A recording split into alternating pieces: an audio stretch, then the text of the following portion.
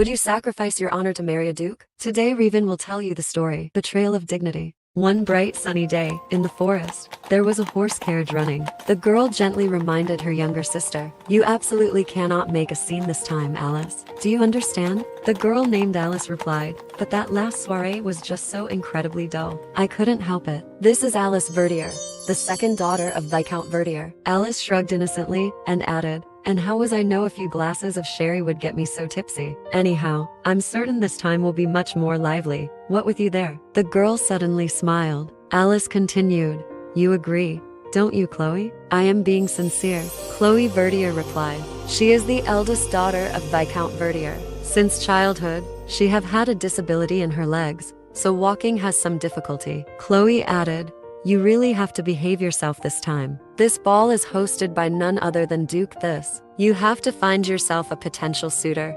Alice interrupted, "I know, I am well aware that my betrothal is the only thing that can save our family from drowning in debt. Still," she hesitantly continued, "I've always hoped to find someone who would sweep me off my feet." Alice sighed. Chloe looked at her sister with sad eyes and guilt. Chloe replied, "I'm sorry, Alice. If only my leg wasn't in such a state."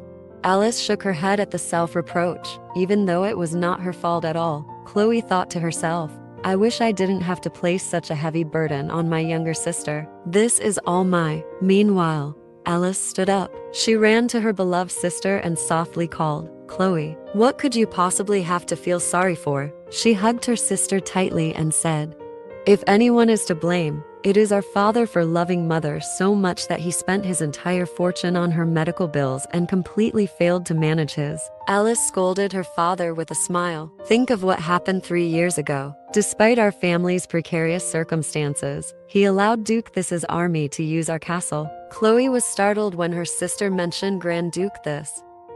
Alice continued, without noticing Chloe's wistfulness, "He may be our father, but I can't tell if he possesses a heart of gold or if he's just a fool. Have you heard the rumors about Duke Thisse? None of them are good," Alice said with an annoyed. "Grand Duke Thisse is a hero who has contributed to his country, a person known for being cold-blooded and cruel."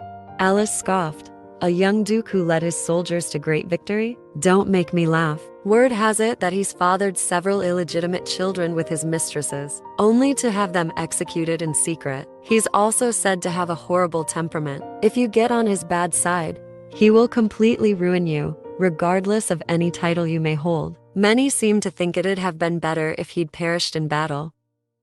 Suddenly, Chloe interrupted Alice. "Alice, considering our family's standing, we're lucky to have even been invited to this event." Alice replied, "Even so, he's not the kind of person we should be associating with. There are ominous rumors floating about, and we have no idea what his intentions are." Alice continues to whine, "I just hope we don't run into him while we're enjoying the lantern. Oh, but I suppose we will have to greet him since he's the host." Hearing this, Chloe was full of thoughts and sorrow.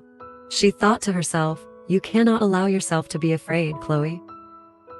Verdier estate 3 years earlier, Viscount Verdier, the lord of a small castle, gladly opened the gates for the imperial army as it retreated from battle. A girl with a cane limps through the snowy winter sky. There was a buzz of discussion around. "So it is true, Viscount Verdier's eldest daughter is a cripple," another replied. "How is she to attend to anyone in such a state?" Someone added, "Won't she just be in the way?" Chloe tried to pretend she didn't hear those rumors. Someone spoke up, "Leave her be. The cripple just wants to help." Chloe gives first aid to injured soldiers. This scene was observed by someone standing far away. The older man spoke up, "I've no complaints. She's a right feast for the eyes, that one." The other person replied, "Yea, her face to be decent at least." Night fell again at Viscount Verdier's castle. In front of Chloe's room, the servant said, "His lordship has requested you leave the wounded in the care of the servants." Chloe replied, "I understand." Sitting absent-mindedly on the bed, Chloe thought, "Did I cause father to worry? Still, I imagine the pain they are experiencing must have them feeling on edge." Outside, although night had fallen, the fire was still red, and the soldiers had not yet gone to sleep. Chloe curiously approached the window and thought to herself, "I was always taught it is the duty of the nobility to come to the aid of the destitute and the infirm." There was a loud voice shouting, "Attention!" Chloe was startled. someone approached and shouted, "Greet your commander." A man with platinum hair is standing solemnly in front of his army.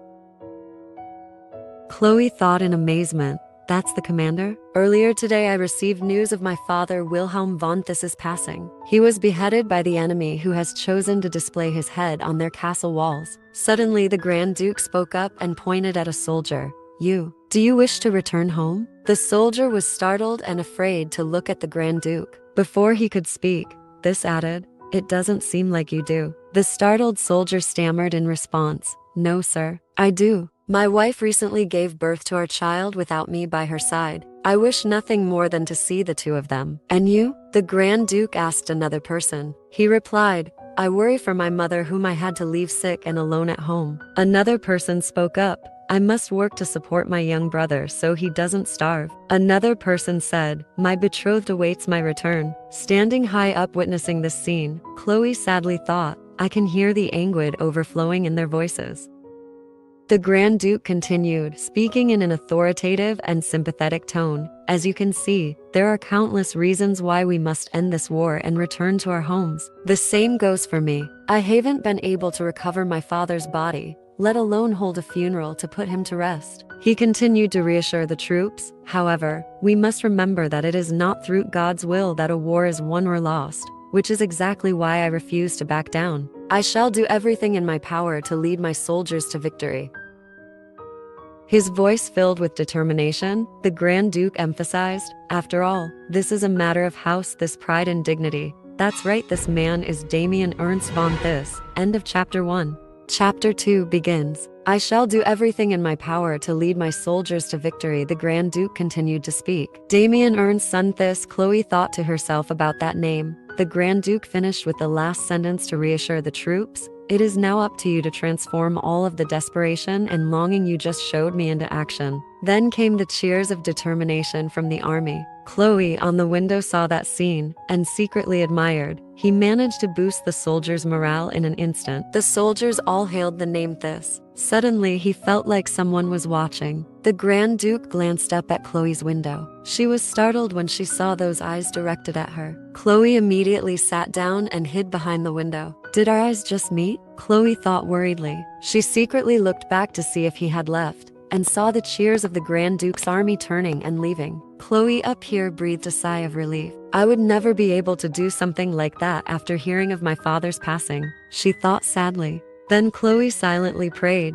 "Please, allow those soldiers to return home, so they may look after their loved ones, that their languish may bear fruit in battle." She didn't know that down here, the previous Grand Duke was still looking up at her room window with many thoughtful thoughts. A beautiful sunny day at Viscount Verdier's castle. Chloe secretly looked around. Is no one out yet? I should hurry and get back before everyone wakes up. Suddenly there was a voice calling, "Lady Chloe?" It turned out to be Chloe's close servant Jill. Startled by the call, Chloe couldn't hold her cane firmly. She cried out and was about to fall. But luckily the other guy quickly caught Chloe. She said with relief, "You saved me." After speaking, Chloe suddenly smiled brightly, making the servant a bit confused. Finally the guy also spoke, "Where are you headed so early in the morning?" "I believe it was only." Before she could finish speaking, Chloe spoke up, "I'm going to gather some medicinal herbs from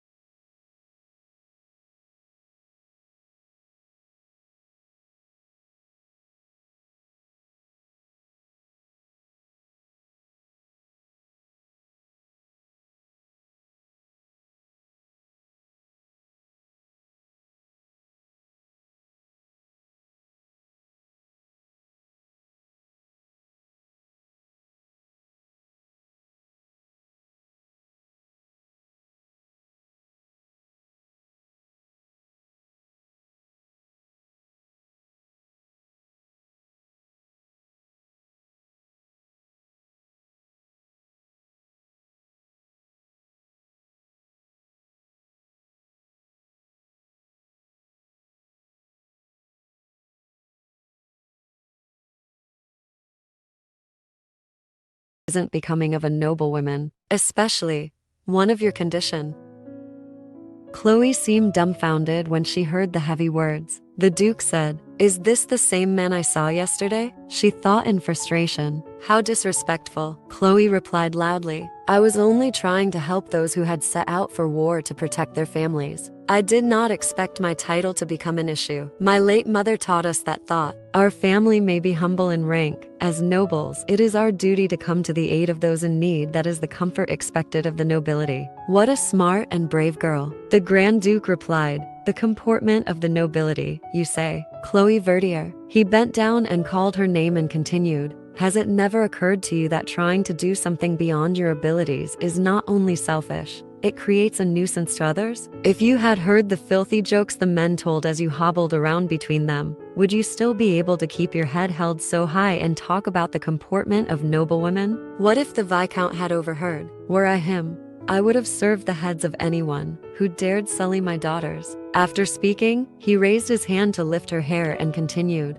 "Those soldiers have seen dozens of their comrades slaughtered in battle. Do you know what that does to a man? What's more, it isn't fully light. Yet here you are wandering around in a forest with that leg of yours. If something were to happen to you, who would be to blame?" With the last sentence, he moved closer to look at Chloe. She opened her eyes wide in panic and looked at the Grand Duke in front of her. Freed from Thisse's hands, she said, "This land has been part of the Verdier estate since long before I was born. No one may enter these grounds without permission. It is safe." Again, that sarcastic smile. "Safe?" Chloe replied loudly, "Yes, it is completely safe." He tried to take Chloe's stick and said, "Would you still babble such nonsense if I were to do this?" Chloe was startled. At that moment, the Grand Duke raised the stick, and Chloe stopped him. "What are you?" Then suddenly heard a noise. The Grand Duke used the stick to stab a snake to death. Pulling out his stick, he said, "There is always danger lurking in the forest." Chloe was still shocked by the scene that had just happened. "You are reckless to think otherwise," the Grand Duke added. "It's damaged, but you should be able to make it back to the castle." After speaking, he returned the stick to Chloe. "No, thank you," Chloe replied. The Grand Duke smiled triumphantly. "I see you have a bit of temper. That's unexpected. Let me examine your leg." After saying that, he lifted Chloe's skirt to check. "Is it hereditary?" He startled Chloe. She shouted embarrassedly, "Why? Why must you insist on being so rude?" He stood up and replied, "You are much too sensitive. I was simply asking you a question, yet you mistook it for an attack. Allowing your emotions to prevail will only lead to defeat, Lady Chloe." Chloe suddenly spoke up. "I am not a soldier, Your Grace. I do not fight wars." The self-righteous Grand Duke said, "Life itself is war, especially for someone like you." Chloe countered, "That may be, but that is still no reason for you to pry into my life. I only wanted to give you advice. Your refusal to thank me tells me I've struck a nerve." "He's like the devil himself," Chloe thought viciously. "I couldn't have been more wrong about him." Gathering all her courage, Chloe continued, "Your Grace, with all due respect, I have two things I'd like to say to you." The Grand Duke nodded. "Be my guest," Chloe continued. "First, as for this cane that you've damaged, I'd like a replacement." This replied in agreement. "I'll have a word with the woodworker as soon as I return to the barracks." "No," Chloe replied. "I want a cane made from the birch trees that grows on the Thisse estate." The Grand Duke frowned and replied, "What?" Chloe continued without answering that question.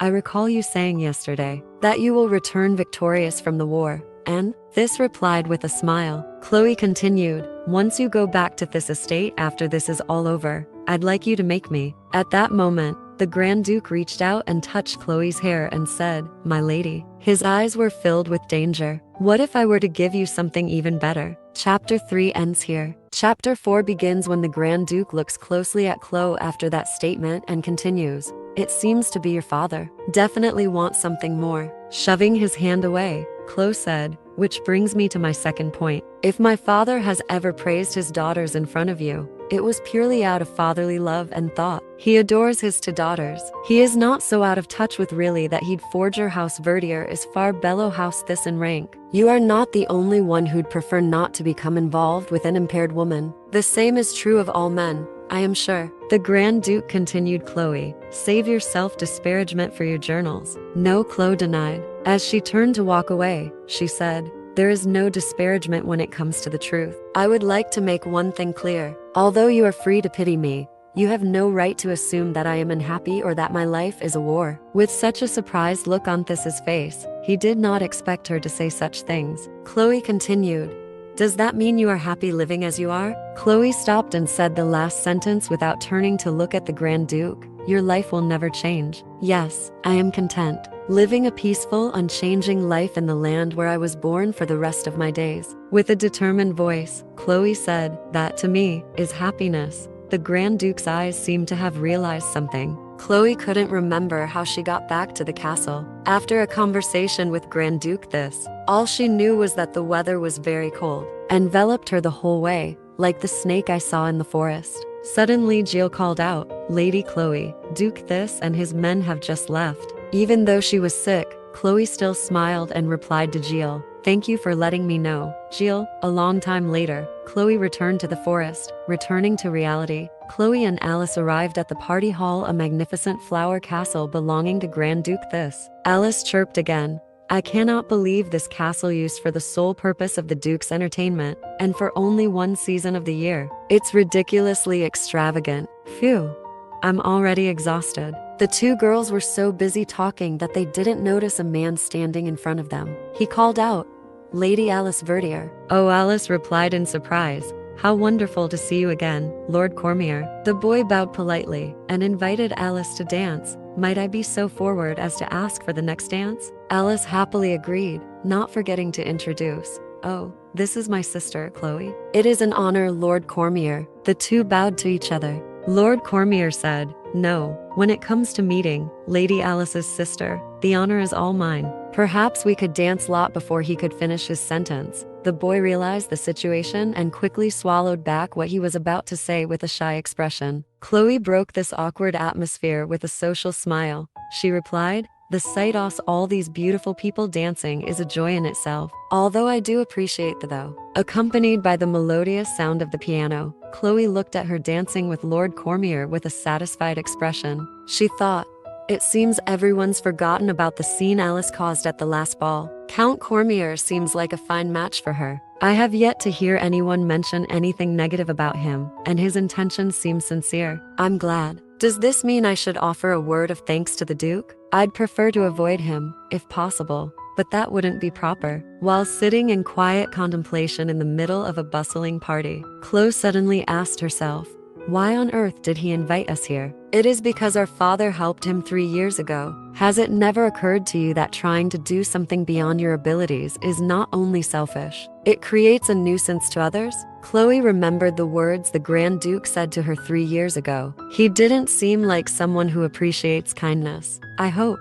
he's completely forgotten who I am. So absorbed in her thoughts, Chloe didn't notice the appearance of the person she least expected to meet on the stairs. Only when someone says loudly, "Oh look, it is the Duke," Chloe was startled. What was even scarier was that the person was moving towards her. The Grand Duke has been standing in front of Chloe ever since. Standing up to show respect, Chloe greeted Grand Duke Thisse. Her expression was now filled with worry. Responding to her worry was a calm voice. "It's been a while, Lady Chloe of House Verdier. I am greatly indebted to your father, the Viscount, for his assistance 3 years ago. I would have liked to thank him in person, but I've been much too busy. Thank you for accepting my invitation." The atmosphere right now is strange. Without looking at the Grand Duke, Chloe replied, "It is an honor to be here, Your Grace." Meanwhile, he glanced at Chloe's cane, then raised her hand in her surprise. This said, "If it's not too much, can I invite you to this dance?" Chloe looked at the man in front of her in surprise. End of chapter 4. Chapter 5. After that question from the Grand Duke, the crowd began to talk. What is going through his Grace's mind? Did he not notice her cane? Unlikely she must have done something to antagonize this house. Poor thing. Chloe looked down at the ground while clutching her dress. She thought to herself, this man hasn't changed a bit. She must have felt this was an invitation filled with contempt. Chloe P. My sincerest apologies, Your Grace. I'm afraid I'm not quite proficient enough to be your dance partner. The Grand Duke added, Are you turning me down because too many others have already asked you, and I might have to wait? As he spoke, he walked forward, startling Chloe. If not, I hope you won't refuse me, as I would very much like to dance with you." The Grand Duke concluded the last sentence. Chloe is full of sadness and awkwardness. Just then a man's voice rang out. "Are you tormenting an innocent young woman again, Damien? The only prince of the Swanton Kingdom," he continued. "Can't you see the poor girl's about to burst into tears? She's already declined your offer. It's not very gentlemanly to keep harassing her." Taking the role of the Grand Duke, the prince continued. "Did you forget your manners after spending so much time on the battlefield?" The Grand Duke replied calmly, "Asking a beautiful woman to dance isn't what I consider a breach of etiquette, and I assure you that she isn't the type to cry easily." As he spoke, he looked at Chloe. The prince looked speechless at this and sighed, then said to Chloe, "I apologize on my cousin's behalf how uncouth of him." Chloe responded, "With all due respect, Your Highness, I believe his grace was only concerning that would end up a wallflower due to my condition. Please rescind your apologies." Oh, the prince immediately had a different view of Chloe. Meanwhile, Chloe Tien introduced herself. "I am Chloe Verdier, the eldest daughter of Viscount Verdier." "Ah, House Verdier," the prince replied, placing his hand on Chloe's shoulder. "I'd like to meet the Viscount. I'm interested by who raised such a beautiful daughter to be so bold." Suddenly, Chloe bowed her head to admit her mistake, to escape that hand. "Apologies, Your Highness. I'm here today with my younger sister, not my father." Speaking of this, Chloe suddenly remembered something. Now that she remembered, Chloe hadn't seen Alice anywhere. "I don't know where she went." Meanwhile, the prince said, Is that so? Then introduce her to me later. I'm rather busy at the moment." "Come, Damien, wipe that surly look off your face." Not paying attention to the crown prince, Chloe began to panic, not knowing what she should do. She was afraid that her younger sister would cuh. Meanwhile, the Grand Duke spoke up. "Where is your sister, Lady Chloe?" Chloe replied, "The ballroom is so large I cannot see her." "I shall go look for her at once, if you will allow me." Chloe Verdier, the Grand Duke, called her name and placed his hand on Chloe's cane handle. "Do you remember our agreement? Our secret little arrangement?" Then he leaned his forehead against Chloe's. "Regarding your cane, unless you are going to hand me a new one, please let go of my hand." "Don't worry, you'll get it soon. So you've gotten yourself a new one," said while looking at the Grand Duke's cane. "This man is insufferable," Chloe exclaimed. "Still the same." The Grand Duke still smiled that dangerous smile. "It seems you're too desperate to find your sister to scowl at me this time." Chloe looked down and satisfied.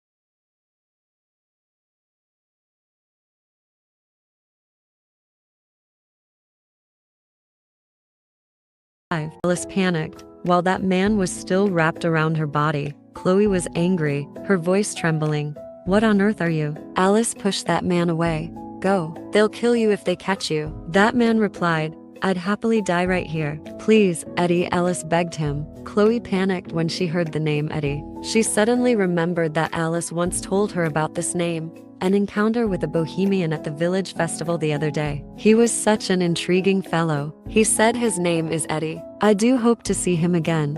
Chloe remembers that day. She was panicked when she realized they had been seeing each other all that time. The Grand Duke placed his hand on Chloe's shoulder to reassure her. "Are you all right?" Chloe embarrassedly apologized to him. After that man left, Alice hurriedly ran in front of Chloe. "Chloe, Eddie happened to appear out of nowhere. I took by surprise." "Stop talking, Alice," Chloe interrupted her sister with a voice full of anger. "But would you excuse me for a moment while I sent my sister away?" Chloe looked up and asked the Grand Duke.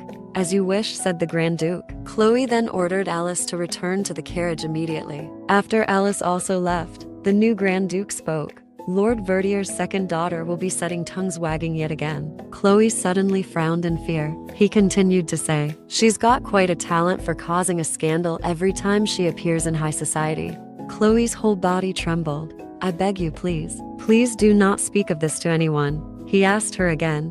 "And why shouldn't I? I am sure you are well aware that no one would find fault with me if I were to punish your family for the crime of bringing an unauthorized person onto my estate." No matter what he said, Chloe trembled. She is really scared. Disaster will fall us if I am unable to convince him to keep quiet. I have to persuade him somehow. Thinking of this, she panicked and quickly knelt down and begged the Grand Duke. "All of this is my fault for failing to keep an eye on my foolish sister. I beseech you, punish me instead. I am on my knees begging you." The Grand Duke bent down. "And if I refuse, what will you do then?" Chloe looked at him confused. Her heart was pounding. "Think, Chloe. There's no time to lose. Think of something, for Father and Alice's sake." Suddenly, Chloe spoke up. "House Thisse is a family that values honor above all else. You are its sole heir, a celebrated commander who led your army to great victory during the war, and the first to ever be conferred an Order of Merit by the royal family." The Grand Duke interrupted her. "Do continue." Chloe continued, "You once said, 'I shall do everything in my power to lead my soldiers to victory. You will bring glory to those who fought alongside you in the war.' It was during that time that the Lord of Remote Castle opened his gates to your soldiers and showed them hospitality. Although he himself did not take up arms, his support must have proven invaluable." Suddenly, the Grand Duke laughed loudly at Chloe's words. "In other words, you want me to repay that debt, for that is the way of the honorable House Thisse?" Chloe replied, "I only ask that you show our humble family a little generosity for our service." The Grand Duke replied, "Have I not already repaid the favor by inviting you and your sister to a gathering of the most prestigious noble families in the kingdom? It is your sister you should be blamed for trampling all over this opportunity. Now, do you have anything left to say?" After speaking, he tried to stand up, but Chloe grabbed his leg and begged, "Your Grace," he replied contemptuously, "what do you think you are doing?" Chloe despaired. "Just this once, if you could forgive us just this once, I will do whatever you wish." With a truly trembling voice, Chloe continued, "I will never forget your kindness." The Grand Duke sighed. "Chloe, why are you doing this?" As he spoke, he lifted her chin. The noble woman who had her head held high. "Where has she gone? Clinging to my feet and wailing that you'll do anything for me doesn't become you." Hearing this, Chloe's heart beat fast and was filled with panic. Fireworks began to bloom in the sky. The Grand Duke's words mixed with the sound of fireworks. "The issue of your sister's marriage must be the reason you are begging me on your knees. Your family's only hope for turning their fortune around is for either you or her to marry into wealth. A marriage of convenience, if you will. Your life, Lady Chloe. Do you not care what comes of it?" Chloe replied, "No, I don't. To me, happiness is seeing the people I love being well cared for." "And are you willing to do anything to achieve that?" The Grand Duke spoke closer to Chloe. Chloe replied, "If it is within my abilities." Immediately, the Grand Duke grimaced angrily. "Interesting. Then I shall have to think about what you might be able to do for me in return." As he spoke, he used his hand to touch her cheek. "Now, go back to the Verdier estate at once." Full of sadness, Chloe replied, "I would like that." The Grand Duke mentioned the Crown Prince, but His Highness requested to be introduced to Alice from this moment on. "If you behave in such a way that attracts the attention of Johannes or any other man in the Empire, I shall kill both of you and your family with my own two hands," he warned Chloe in a dangerous tone. "These are the limits of generosity, and one more thing. I suggest you refrain from entering this or with men you do not trust. This garden is a place requited by lovers. Speaking of which, the distance between the two is really close." Chloe blushed slightly and looked at the Grand Duke. He added, who come to satisfy their unbridled passions. Unless you are hoping rumors will spread about a scandal between the two of us, that is. Chloe was the only one left in the flower garden. In front of her was a scene of blazing fireworks, but her heart was full of chaos. Her hands shook to control her panic. What a despicable man, she thought to herself. In the blink of an eye, 3 months later, Chloe wrote a letter to the Grand Duke, to His Grace Duke Damien Ernst von Thisse. My Lord Duke, I hope this letter finds you well. There is talk of marriage between my sister Alice and the gentleman she met at the ball that day. Our family is overjoyed, for he is a man of the highest moral character. I am well aware that this is the fruit of your generosity. After much disturbing as to how I might repay your kindness, it has come to the point where, writing here, she thought, that seems a bit excessive.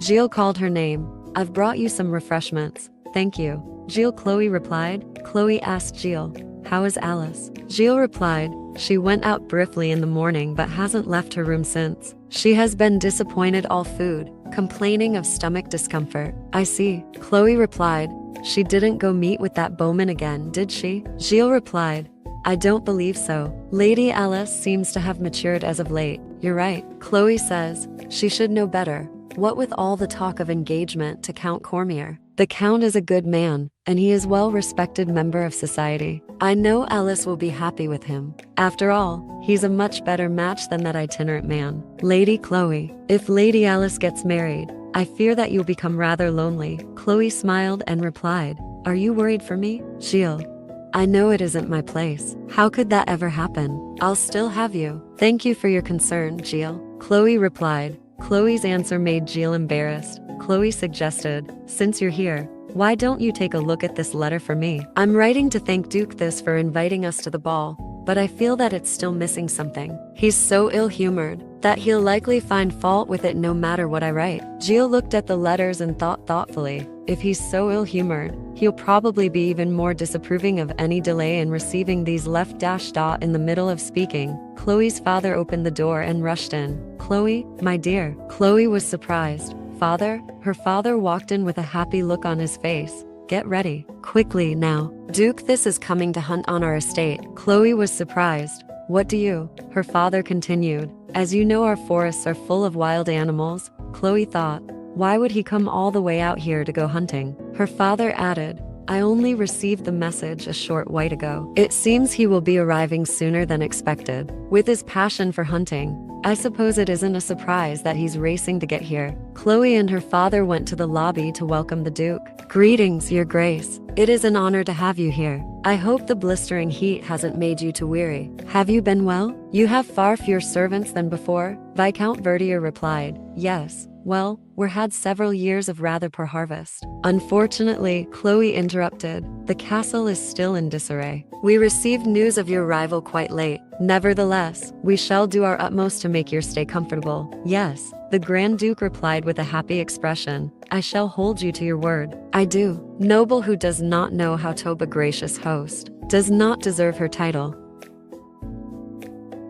At Viscount Verdier's mansion, the Grand Duke and the Viscount's family sat down for a sumptuous meal. The Viscount opened his mouth. I do hope you'll forgive us, Your Grace. It seems my youngest daughter Alice is feeling indisposed. The Grand Duke smiled and replied, I hope it is nothing serious. Thank you for your concern, the Viscount replied, and we are much obliged for this splendid meal you have prepared for us. My apologies. It is us who should be entertaining you. It is my pleasure, the Grand Duke replied. But what a pity. It seems this course is not to Lady Chloe's liking. Chloe was startled when she heard the Grand Duke mention her name. Without looking at him, she replied lightly that she was a bit tired due to the hot weather, which affected her appetite. The Grand Duke replied, it would do you some good to increase your resilience to the outdoors. Viscount Verdier happily broke this awkward atmosphere. It seems being in Your Grace's presence has made my daughter nervous. Her love for the forest is such that it isn't uncommon for her to fall asleep whilst reading beneath the trees.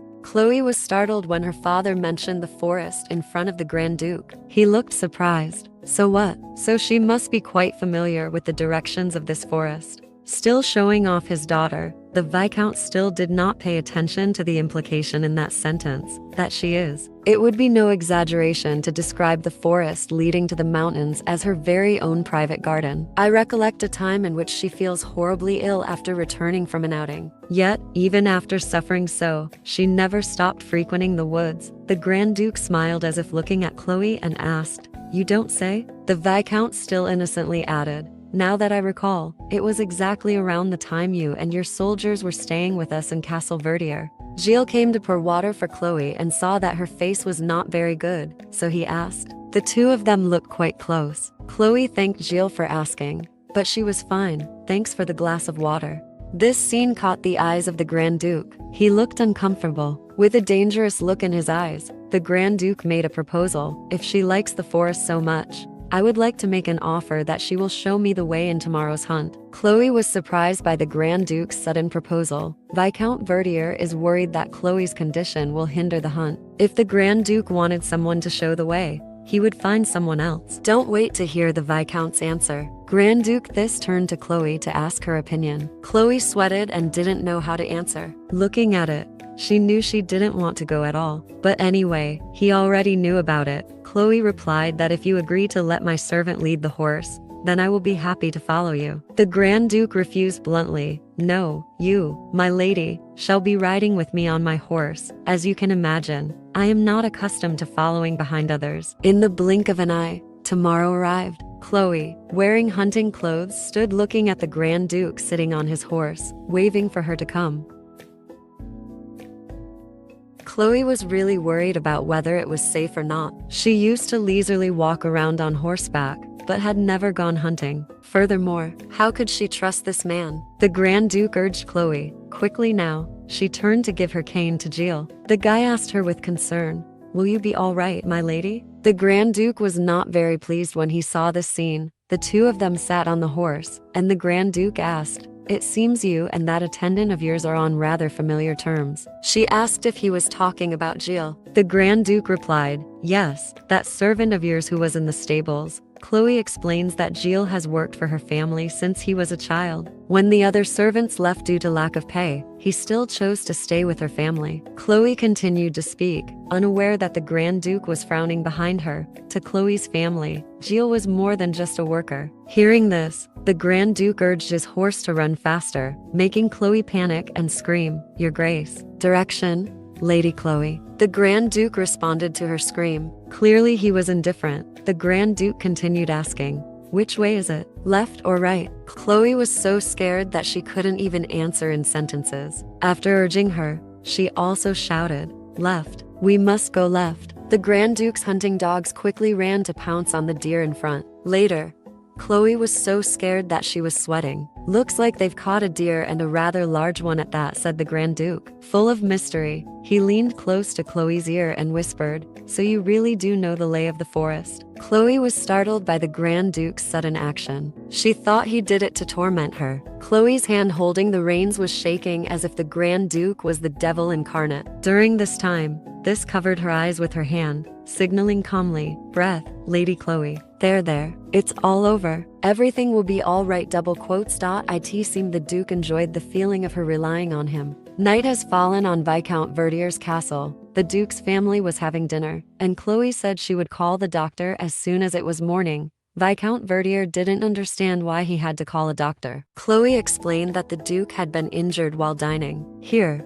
Alice is still quietly enjoying dinner. The Grand Duke was attacked by a wild animal, so his wound needed to be examined. Chloe's father looked worriedly at the Grand Duke and asked if the wound was serious. The Grand Duke replied that he was bitten while walking because hunting on horseback was not thrilling enough. The Viscount offered to let Chloe stitch the Grand Duke's wound as long as the wound was not too deep. Hearing this, Alice slammed her fork into the plate and continued to say to her father, "It's unfortunate, but my house doesn't have anesthetic, so you have to endure the pain." She looked at the Grand Duke and said, Chloe still felt like she should call a doctor for the Grand Duke, but it seemed like Alice wanted the Grand Duke to suffer a bit. She said it was summer, so there were thousands of villagers falling sick from food poisoning every day. But here, and there was only one doctor to take care of all of them. It turns out this is why Chloe studied basic medical care. The Grand Duke wiped his mouth and smiled, and replied, I certainly do not wish to take away a valuable resource from the people of your domain. I am but a guest here.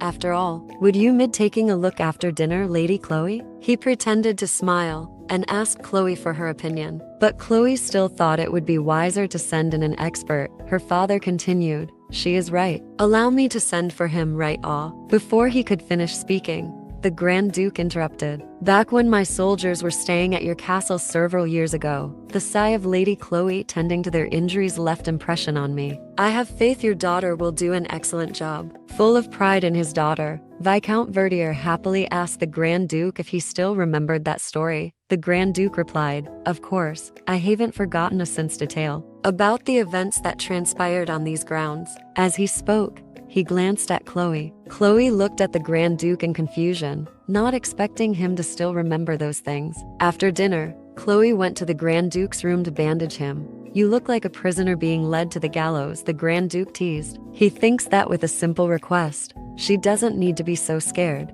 As he spoke, he didn't look at her but was still intently reading the book. Chloe didn't pay attention to those words. Please show me your wound, she said. Why do you look for yourself? He responded to her indifferently. Chloe sat down on the chair with the medicine tray and told him to roll up his sleeve so she could check. The Grand Duke said, I am sure you are capable of that much, Chloe. He wanted her to lift his sleeve herself, but Chloe thinks that's not something an unmarried woman should do. The Grand Duke laughed at Chloe's answer and said, how old-fashioned of you. Well, I suppose you are right, not making it difficult for her anymore. He took off his shirt. When there was no need to do so, Chloe panicked. Seeing her staring at him, he teased, I know it might be hard to resist, but I think it'd be better if you didn't stare so. Chloe's face was as red as a tomato. She never told him to take off his shirt. Why was he so rude? After a while, to regain her composure, she also began to give first aid to the Grand Duke's arm. While cleaning the wound,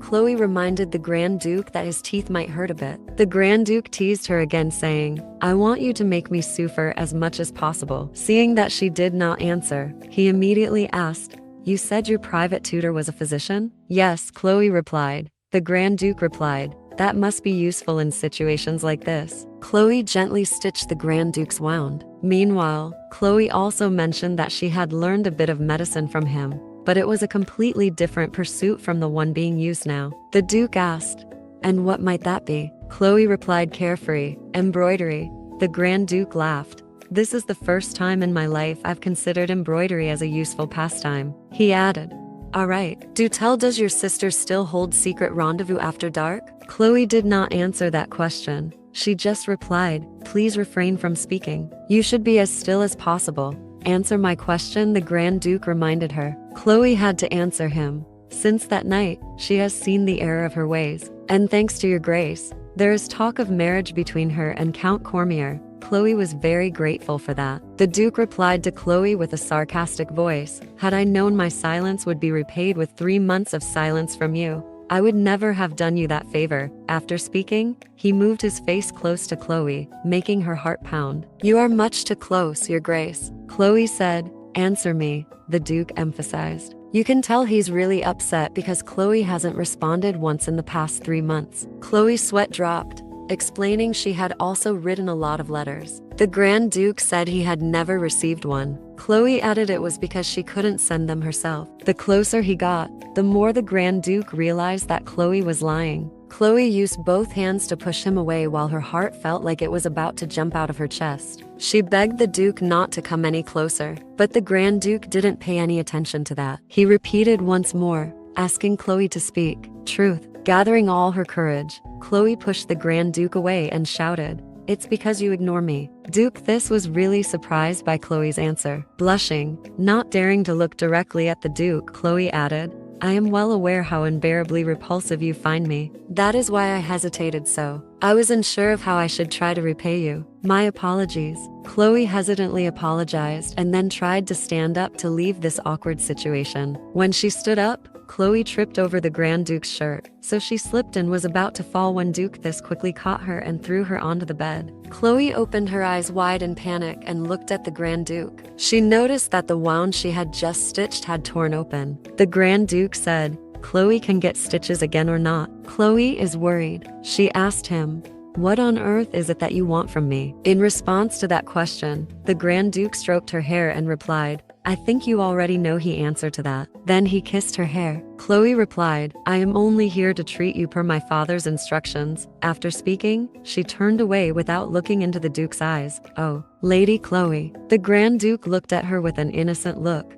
"Do you truly believe that is all he wanted?" Chloe suddenly realized that this conversation was exactly like 3 years ago. He said the same thing. Chloe replied, "I understand why you doubt people's intentions, for you have learned not to trust others while on the battlefield. However, to think every woman in the kingdom is desperate to marry you is a bit of an egotistical delusion, is it not?" Duke Thisse was once again surprised by Chloe's answer, and then he burst out laughing. Chloe didn't understand why he was laughing. Meanwhile, the Duke kept laughing. Chloe thinks he's probably really out of his mind. Duke Thisse finally stopped laughing and replied, "Fine, shall we put your theory to the test?" Lifting her up, the Duke told Chloe she could go because her work was done. Leaving the Duke's room, Chloe felt so relieved. Chloe went back to her room. In front of her dressing table was a pair of gloves. She thought, why would she waste time thinking about how to thank such a terrible man? Chloe thought she was foolish to think of giving the Grand Duke these gloves. Thinking back to what the Grand Duke had just done made her angry because he didn't use a bigger needle. Trying to suppress her dislike for that man, Chloe was still grateful that, thanks to him, Alice was able to meet Count Cormier. Opening the window to cool down and standing by the window, Chloe was still worried about Alice. She thought that once Alice got married and things gradually became stable, everything would be okay. One morning, a shocking incident caused chaos in the Viscount's castle. Alice panicked and asked Chloe if the Grand Duke was injured in the head instead of injuring his hand, right? Viscount Verdier asked the Duke if what he had just heard was true. Duke Thisse still firmly replied that he wanted to propose to the Viscount's daughter, Lady Alice Verdier. The Viscount smiled wryly and said that as the Duke saw, Alice was betrothed to Count Cormier. The Grand Duke calmly sipped his tea and said that fact did not change his desire to marry Alice. Moreover, he added another sentence. "It seems you do not find me adequate, Lord Verdier, as you keep making unnecessary remarks." The atmosphere suddenly became very strange. The Viscount quickly explained that he didn't mean that, but no matter what he did, he had to respect his daughter's wishes. The Grand Duke also agreed with that thought. He offered to give the Viscount 3 days to consider the proposal. During that time, the Grand Duke will stay at his mansion next to the castle. Before leaving, the Grand Duke also emphasized that he hoped the Viscount would consider this matter carefully. After hearing the Duke's proposal, Alice angrily went into the room and shouted that she never wanted to become a duchess, breaking everything and then lying down crying. Even though she clearly knew this was her family's opportunity, she didn't want that. Chloe gently comforted her sister. Chloe also didn't understand why the Duke proposed to Alice, unless she remembered the conversation the night before with the Duke. Patting Alice, Chloe consoled her that she didn't have to go through this if she didn't want to. Chloe said she would talk to her father about this again. Alice looked at her sister with tears in her eyes, then hugged Chloe. Alice worries that what if something goes wrong and she can't get married? What will happen to her family now that the Duke has proposed? This will definitely mark the end of things for Count Cormier. Speaking of this, Alice was really scared. She was afraid that if she refused the Duke, he would do bad things to her family. Chloe comforted her sister. "Don't cry, my sister. Everything will be fine. You will receive new proposals as time passes. Don't worry. Just bear with it a little longer." Suddenly, Alice confessed to her sister, I am in love with Eddie." Chloe looked at her sister worriedly. Alice continued, "I am carrying his child." Chloe was shocked when she heard this. Alice sobbed and asked her sister what to do. Series Betrayal of Dignity. "I'm pregnant with his child" words. Alice's confession still echoed inside Chloe's head until she goes back to her room. "Chloe, what should I do?" The image of her sister in despair made her unable to stop worrying. Chloe thought warily, is this happening because we have placed too much of a burden on her? If this is the price we have to pay for our own selfishness, then we must prevent this marriage at all costs. Price. Chloe clutched the corner of her dress, secretly determined. I must first convince my father. Early the next morning at Verdier Castle, Chloe woke up and went to her father's room to discuss something. What brings you here so early in the morning? Viscount Verdier looked at his daughter curiously. I want to tell you about Alice's marriage. Chloe hesitated a bit. I've been thinking a bit, and the Viscount frankly said, I've been pondering this all night. The possibility of Alice marrying into the Grand Ducal family is both a concern and a great relief. Chloe wondered what her father meant. This is a family that values honor, which means they would never chase Alice away. Instead, they would find fault with her personality or behavior. The Viscount explained. Chloe became shaken when she heard her father's words. Duke, this certainly knows his fate. It's cruel when a person gets divorced in this empire. Chloe looked seriously at the Viscount. Father, there is something I must tell you. Viscount put down his cup of tea and asked, what's going on? Suddenly, servant Gilles opened the door and shouted loudly, Lord Verdier, Lady Chloe, Lady Alice, she has disappeared. Chloe and her father were shocked to hear this shocking news. The Viscount asked eagerly, what do you mean, Gilles? How could she disappear? The servant gave the Viscount a stack of letters and said, I found this in her room. The Viscount quickly grabbed it and exclaimed, show it to me. To my beloved father and dear sister, I grew up witnessing the boundless love father had for mother. I learned from you that true love transcends both illness and death. Because you are living proof of the power of love, I no longer wish to ignore what my heart desires. I also wish to keep my head held high for the sake of the child I carry, and prove to myself that no love should be forbidden. I shall now relinquish the name of Verdier, and simply live as Alice. I apologize, father. Do not forgive me for this selfish deed. Chloe, I am sorry. I hope I will be able to make amends for this one day. When the Viscount read the end of the letter, his whole body shook. Chloe shouted, Father. He fainted on the floor because he was so shocked. Even though I'm a thankless daughter, but please know that I am sincere when I say that I love you with a heavy heart and 1,000 apologies, Alice. Alice's departure more or less made the already gloomy mansion seem more deserted. Chloe had been by her sick father's side all day, when the Viscount finally woke up and whispered, Chloe, my dear, did you know about that? Chloe could only keep silent before her father's question. He continued slowly, I vaguely realized that Alice was interested in a certain man. The fact that you did not mention it to me means that you did not agree with this. And if even you saw if he's obnoxious, he's definitely a scoundrel. Chloe replied, if Alice leaves despite my objections, then I'm sure he must be a worthy man. I trust her. Chloe held her father's hand and comforted him. I believe everything will be fine. Please focus on your recovery. She tried to force a smile on her lips. As for Duke, leave it to me. I shall speak with him. Chloe left the Viscount's room with the Marquis. She raised her voice to question. You looked the other way when she left, did you not? Gilles could only stand still and listen to the owner's explanation.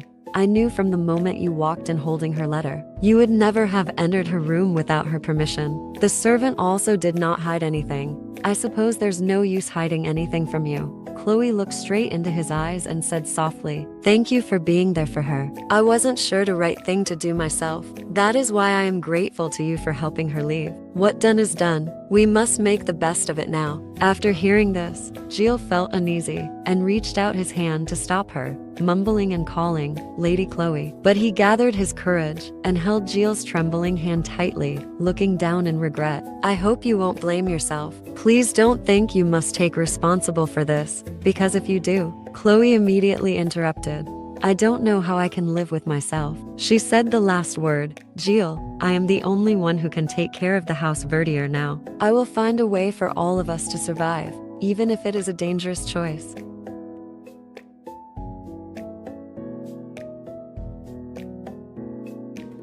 Three days later, at the estate next to the Verdier duchy, the Duke's voice was filled with complacency. How unexpected. Did you find my offer of marriage so pleasing that you decided to personally inform me of its acceptance? Chloe replied that it was not something I could discuss in a letter. The Duke changed the subject. Are you affected with an infectious disease? Chloe hesitated.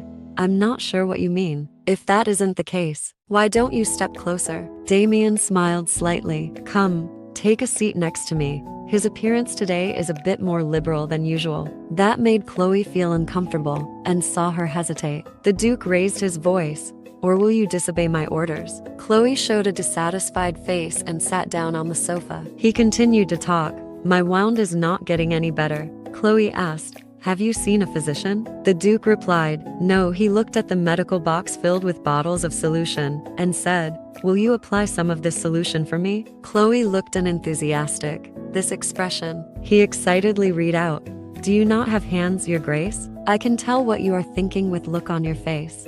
She frowned in discomfort. Well, you are mistaken. On the sofa, Chloe gently applied medicine to the Duke's wound and advised, these days are too hot to promote proper healing. It would be best to remain indoors as much as possible. Spending time outside will only impede the process. Damien replied, we don't have such pleasant summers back home on the Thisse estate. I enjoy the feeling of being scorched from head to toe. Chloe suddenly blushed with embarrassment. You may withdraw your arm now. Why was my proposal rejected? Chloe clutched the corner of her dress, gathering the courage to reveal the truth. Marriage is now physically infeasible for my sister. And the reason? Did she suddenly pass away? Duke Thisse asked. May I ask you a question? Double quotes. As Damien put his shirt back on, he replied, go ahead. Chloe asked bluntly, the reason you want to marry my sister, is it because of me? The sound of the waves mixed with the Duke's mocking tone. I'm curious. Why do you think that, Chloe? I am asking if your intention in interfering with my family is to being about my complete and utter ruin, Chloe replied. The Duke burst into laughter. Do you remember what you said to me the other day? If you think every woman in this kingdom desperate to marry you, then that is a delusion of self-satisfaction, she said, with a sneer. I would say it is you, Lady Chloe, who is self-absorbed to the point of delusion. The Duke continued to mock. Do you really think I would marry the daughter of an undistinguished Latin Viscount just to torment you, her disabled sister? Chloe responded angrily. You're right. I think it unlikely. Damien replied sarcastically. You can be surprisingly amusing sometimes. Did you know that? Chloe replied. No, I did not. Does that mean you love Alice then? Damien sighed. Do I strike you as a romantic who believes marriage should be based on love? Chloe responded, then there can only be one other explanation as to why you proposed to my sister. And what could that be? Damien asked. Chloe offered her hypothesis. There must be some pressing reason why you must marry the daughter of House Verdier, one that you cannot reveal to others. The Duke hesitated. Go on. Chloe boldly continued. If there is some reason behind why you must turn down the most eligible brides in the kingdom for the offspring of a low-ranking family, it likely does not matter who you marry, which means you might even prefer to wed a woman with a flaw so conspicuous that no one would give her a second glance.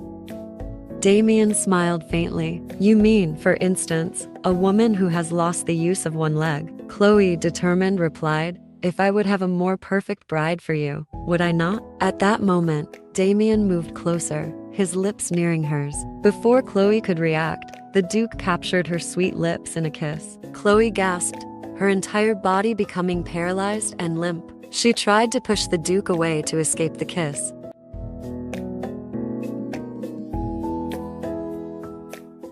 But how could a girl's strength resist a man who had once been to the battlefield? After a while, Damien finally released Chloe. Her breathing became rapid. She struggled to break free from the Duke's possession. What do you think you're doing? Chloe asked angrily. Damien slyly replied, you always say such cutting remarks that I wanted to see just how sharp your tongue could truly be. This seems like the perfect opportunity to ask if you are able to bear me an heir. He bent down to kiss her bare shoulders and inhaled the sweet scent from her body. Slap. One side of Damien's face bore a stinging red mark. In her fury, Chloe had slapped the arrogant Duke straight in the face. She raised her voice, scolding. To act this way when you have yet to respond to my offer is shockingly disrespectful, Your Grace. Damien licked the corner of his mouth. He straightened himself and smirked. Indeed, that is a fitting response. However, I suggest you familiarize yourself with the principles of negotiation again. Now go.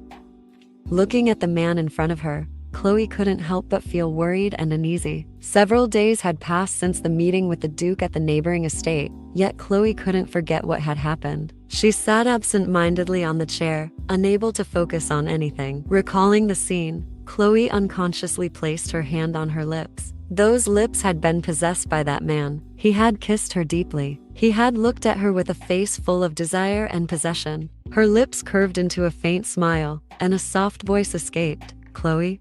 Lady Chloe. She jolted back to reality, realizing that Jules had been very worried, seeing her mistress looking so lost. Are you all right? You are looking quite pale. Chloe exhaled a breath, regaining her composure. I'm fine. Now, where were we? Jules continued reading the letter. Following the congratulatory message regarding the engagement, the royal family has continued to send gifts to Lady Alice. The garden is still full of wagons packed with presents. The servant hesitated slightly, then asked, "If I may ask, my lady, did your conversation with the Duke not go well?" Chloe thought to herself, was my intuition correct? Prince Johannes is the official heir to the royal throne, but there is one person whose power is comparable to that of the royal family and who enjoys the respect of the people. No one else but the Duke Thisse. The royal family must be delighted by the news that the Duke, whose power has grown immensely, is marrying the daughter of a humble viscount instead of a noblewoman from a distinguished family. The Duke himself was aware of this fact. There was a knock on the door, and another servant entered the room. He respectfully leaned toward Chloe and informed her, "A guest has arrived, my lady." "A guest? Who is it?" Chloe asked. "It's Duke Thisse," the servant replied. She started when she heard that name mentioned. "Shall I let the master know?" the servant asked. Chloe grabbed her cane and began to stand up. "No, my father is ill. We shouldn't disturb him. I shall meet the Duke on his behalf. Please ask him to wait in for me in the drawing room. I'll go get ready and then meet him there." In Chloe's private room, the Duke's voice suddenly sounded. "There you are." Both were taken aback to see Damien sitting on the sofa. "I've been waiting for you," the Duke said with a warm smile. "You look surprised to see me here." Chloe, annoyed, responded, "It is highly improper to enter a lady's empty bedchamber uninvited, your grace." Damien stepped toward her. "I couldn't help myself. I missed you too much. This is a private place. I will have you shown the drawing room," Chloe replied. He reached out and touched a strand of her chestnut hair. "Will that really be necessary? Our relationship will soon be such that we will not be needing privacy from one another." Gilles stood nearby, feeling dizzy and disgusted by the Duke's actions. Clearly, his expressions were noticed by Damien. The Duke frowned angrily at the contemptuous servant who was disrupting his good moment. Damien shot him a sharp look and ordered, "Shut the door." Gilles retreated like a discarded puppy, gripping the door handle tightly, his whole body trembling with helplessness. Back in Chloe's private room, Damien handed her a gift. "These jewels have been passed down through the generations of House Thisse. If we were to follow traditions, my mother would be the one giving these to you. But she does not quite approve of this match." Chloe responded coldly, "That's to be expected." "I understand." Seeing her resigned demeanor, Damien felt at a loss for words and accused, "Are you only pretending to remain calm, or do you genuinely feel indifferent?" Chloe glanced at him and honestly replied, "I'm afraid to reacting too hastily, for I don't know what words will come out of your mouth next." He smiled slightly. "Does this mean you accept my offer, your grace?" Chloe gently replied, "Yes." Damien held a finely crafted necklace and spoke gently. "Consider this a proposal, Chloe Verdier. Will you be my wife?" Chloe looked at the man in front of her and bowed sincerely. "I am truly grateful that you decide to accept my offer." Damien was puzzled. "Grateful? Yes, your grace," Chloe replied. He gently put the necklace back in its place. "And how will you prove that?" Chloe replied, "I will do my very best to be of assistance in endeavor you undertake regardless of what it may be." "And what do you think I want?" Chloe hesitated, unsure of how to respond. "Chloe, must I run my tongue across your parched lips again to make you open your mouth?" Blushing, Chloe responded, "I believe it is power that you want, although I am much too short-sighted to know precisely what you are thinking." Damien, slightly annoyed, clicked his tongue and warned, "From this momentum, you are torridden from saying such things in my presence. I know you are not short-sighted." Chloe's face reddened as she hesitantly replied, "I shall do everything in my capacity to assist you and if you should wish to divorce in the future, I shall gladly accept to your request." Damien raised his voice. "You would grant me a divorce?" He smirked and looked at her with amusement. "How insolent, Chloe. Your arrogance infuriates me." Chloe clutched the edge of her dress tightly. "I apologize if that is how it sounded, but I hope you will not misconstruct my intentions." Damien, losing patience, gave her a cold look and asked in a deep, direct voice, "And what exactly is your intention?" "What is? If you hope you'll get from me." Chloe gripped her dress even tighter and, gathering her resolve, directly answered, "I want to be a duchess." Damien stepped toward her, taking the jeweled necklace and silently placing it around Chloe's neck. The Duke's expression was very satisfied. "Saying you want to become the Duchess is exactly what I wanted to hear. It means you are willingly offering yourself to me. How does it feel to wear the jewels of House Thisse around your neck?" Feeling shy, Chloe quickly turned away. "They feel heavy, Your Grace," Duke Thisse said. "This is nothing compared to the weight of responsibility you will carry as the wife of a duke. Do you still wish to be my wife?" Chloe was silent for a moment, but quickly made up her mind and accepted. "I wish for nothing more in the world." Damien gently lifted her face. "I see. And have you given more thought to the principles of this negotiation?" He slyly asked. "What do you think it is I want in this very moment?" Chloe, surprised, grabbed the Duke's collar, her face turning red as she gave him a deep kiss. Damien responded to her boldness by entwining their mouths. Chloe's breathing became rapid, and her cheeks flushed with each advance of his lips. After a while, her hands gradually loosened their grip on his collar. Still shy after the passionate kiss, Chloe felt overwhelmed. The Duke smiled slightly and observed her expression. "Is this too much for you?" The Duke chuckled softly, observing the girl's expression as she replied, "I do not wish to lie." Damien's reminder that she would have to get used to it only made her more resolute. "Things will only get more intense," he continued. After the Duke's proposal to Chloe, they quickly informed Lord Tuke of the news. "Oh, my dear Chloe, I had absolutely no idea," Damien assured, holding her hand warmly. "I expect she will make a fine duchess," Viscount beamed. "Of course, she will guarantee it. My daughter is a wise young lady. I am sure she will win everyone's respect. If you can just make her happy, I shall willingly offer everything I have, including my own life," Viscount said. At that moment, the Duke placed his hand over Chloe's hand. Suddenly, Chloe realized the gloves she had intended to give to the Duke earlier. Somehow, he had found them. Those were the gloves she had embroidered but hadn't been able to give to him yet. If that's the case, Damien's confident voice brought her back to reality. "Will you grant me the forest on the Verdier estate and the moutaine that leads to it?" Viscount surprised. "The forest and moutaine. But the soil is barren, and those trees can't be used for anything," Damien replied. "They are lands cherished by Lady Chloe. They also happen to be where everything began between the two of us," he added, as Chloe officially joined the chessboard of life. "Do you swear to remain by your spouse's side for life and fulfill your duties through all the trials and tribulations you may face?" Damien looked at the radiant bride before him. "I do," she replied firmly. Now the bride and groom could kiss each other as a solemn vow before God. Chloe blushed shyly upon hearing the Archbishop's words, and suddenly Damien leaned in close and kissed her cheek. Curious, the Archbishop asked if she expected something else. Chloe glanced nervously elsewhere, avoiding eye contact. Duke Viscount applauded, praising her splendid appearance, while Gilles, her beloved, looked on in awe at her transcendent beauty in the pure white gown. The Archbishop's voice rang out amidst the presence of our Lord, declaring them husband and wife. Damien glanced at his bride and called her name as Chloe accidentally dropped the bouquet of roses in her hand, amidst the startled exclamations. Damien lifted her up amidst the well wishes of the guests. Chloe, blushing and tiny, begged, "Our sincerest congratulations, Your Grace. Please put me down once again." He kissed her cheek. "Do you intend to drag this out?" The Duke's words only made Chloe blush even more. She wrapped her arms around his neck as he smiled contentedly. "Well done, Chloe von Thisse." 3 months later, at Verdier territory, everyone in the village was abuzz about the marriage between the Lord of the House of Thisse and the eldest daughter of the Viscount. For immediately after the ceremony, the Duke had left without spending even one night with his new bride. People speculated that the Duchess had been abandoned at her parents' home.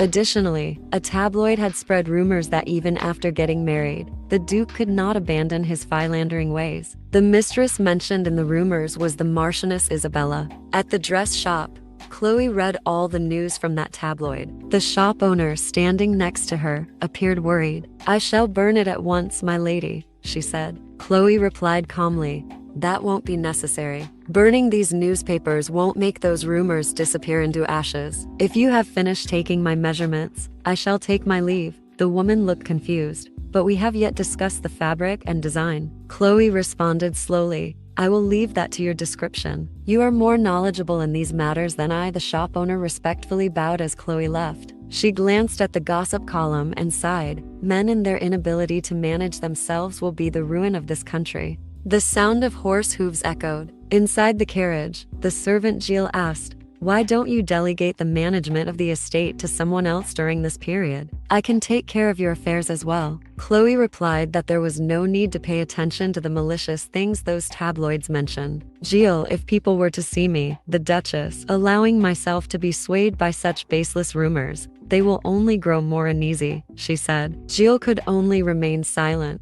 watching his mistress endure with a calm expression, as there was something more pressing on her mind than the outside gossip. Before the Duke left, he had instructed her on her duties. "I shall return to the capital now that the ceremony is over," Damien said, staring intently. "As for you, you may perform your ducal duties from here." Chloe thought to herself that for the past 3 months, he hadn't responded to any of the letters she sent. Recalling the image of her husband entwined with that red-haired woman in the newspaper, she wondered if that was the reason. "To be honest, I don't expect anything from this marriage," she thought, clenching the corner of her dress. "There is no reason for this to affect me." Gilles, understanding her thoughts, spoke up. "Lady Chloe, there is good news waiting for you at the mansion."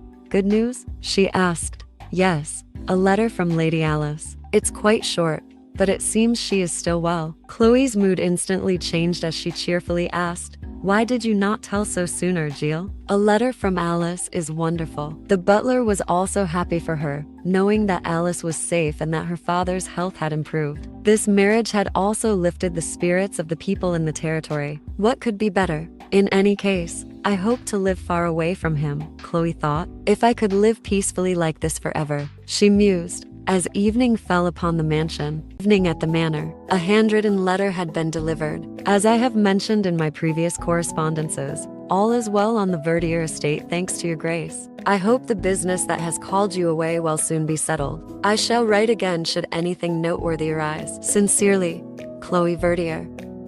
The Duke smiled. Chloe Verdier? He thought.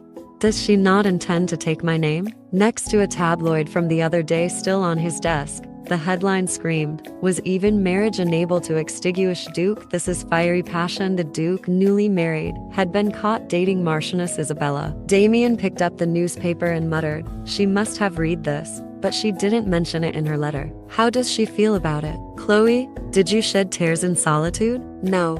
You probably held them back as usual. That's what frustrates me the most."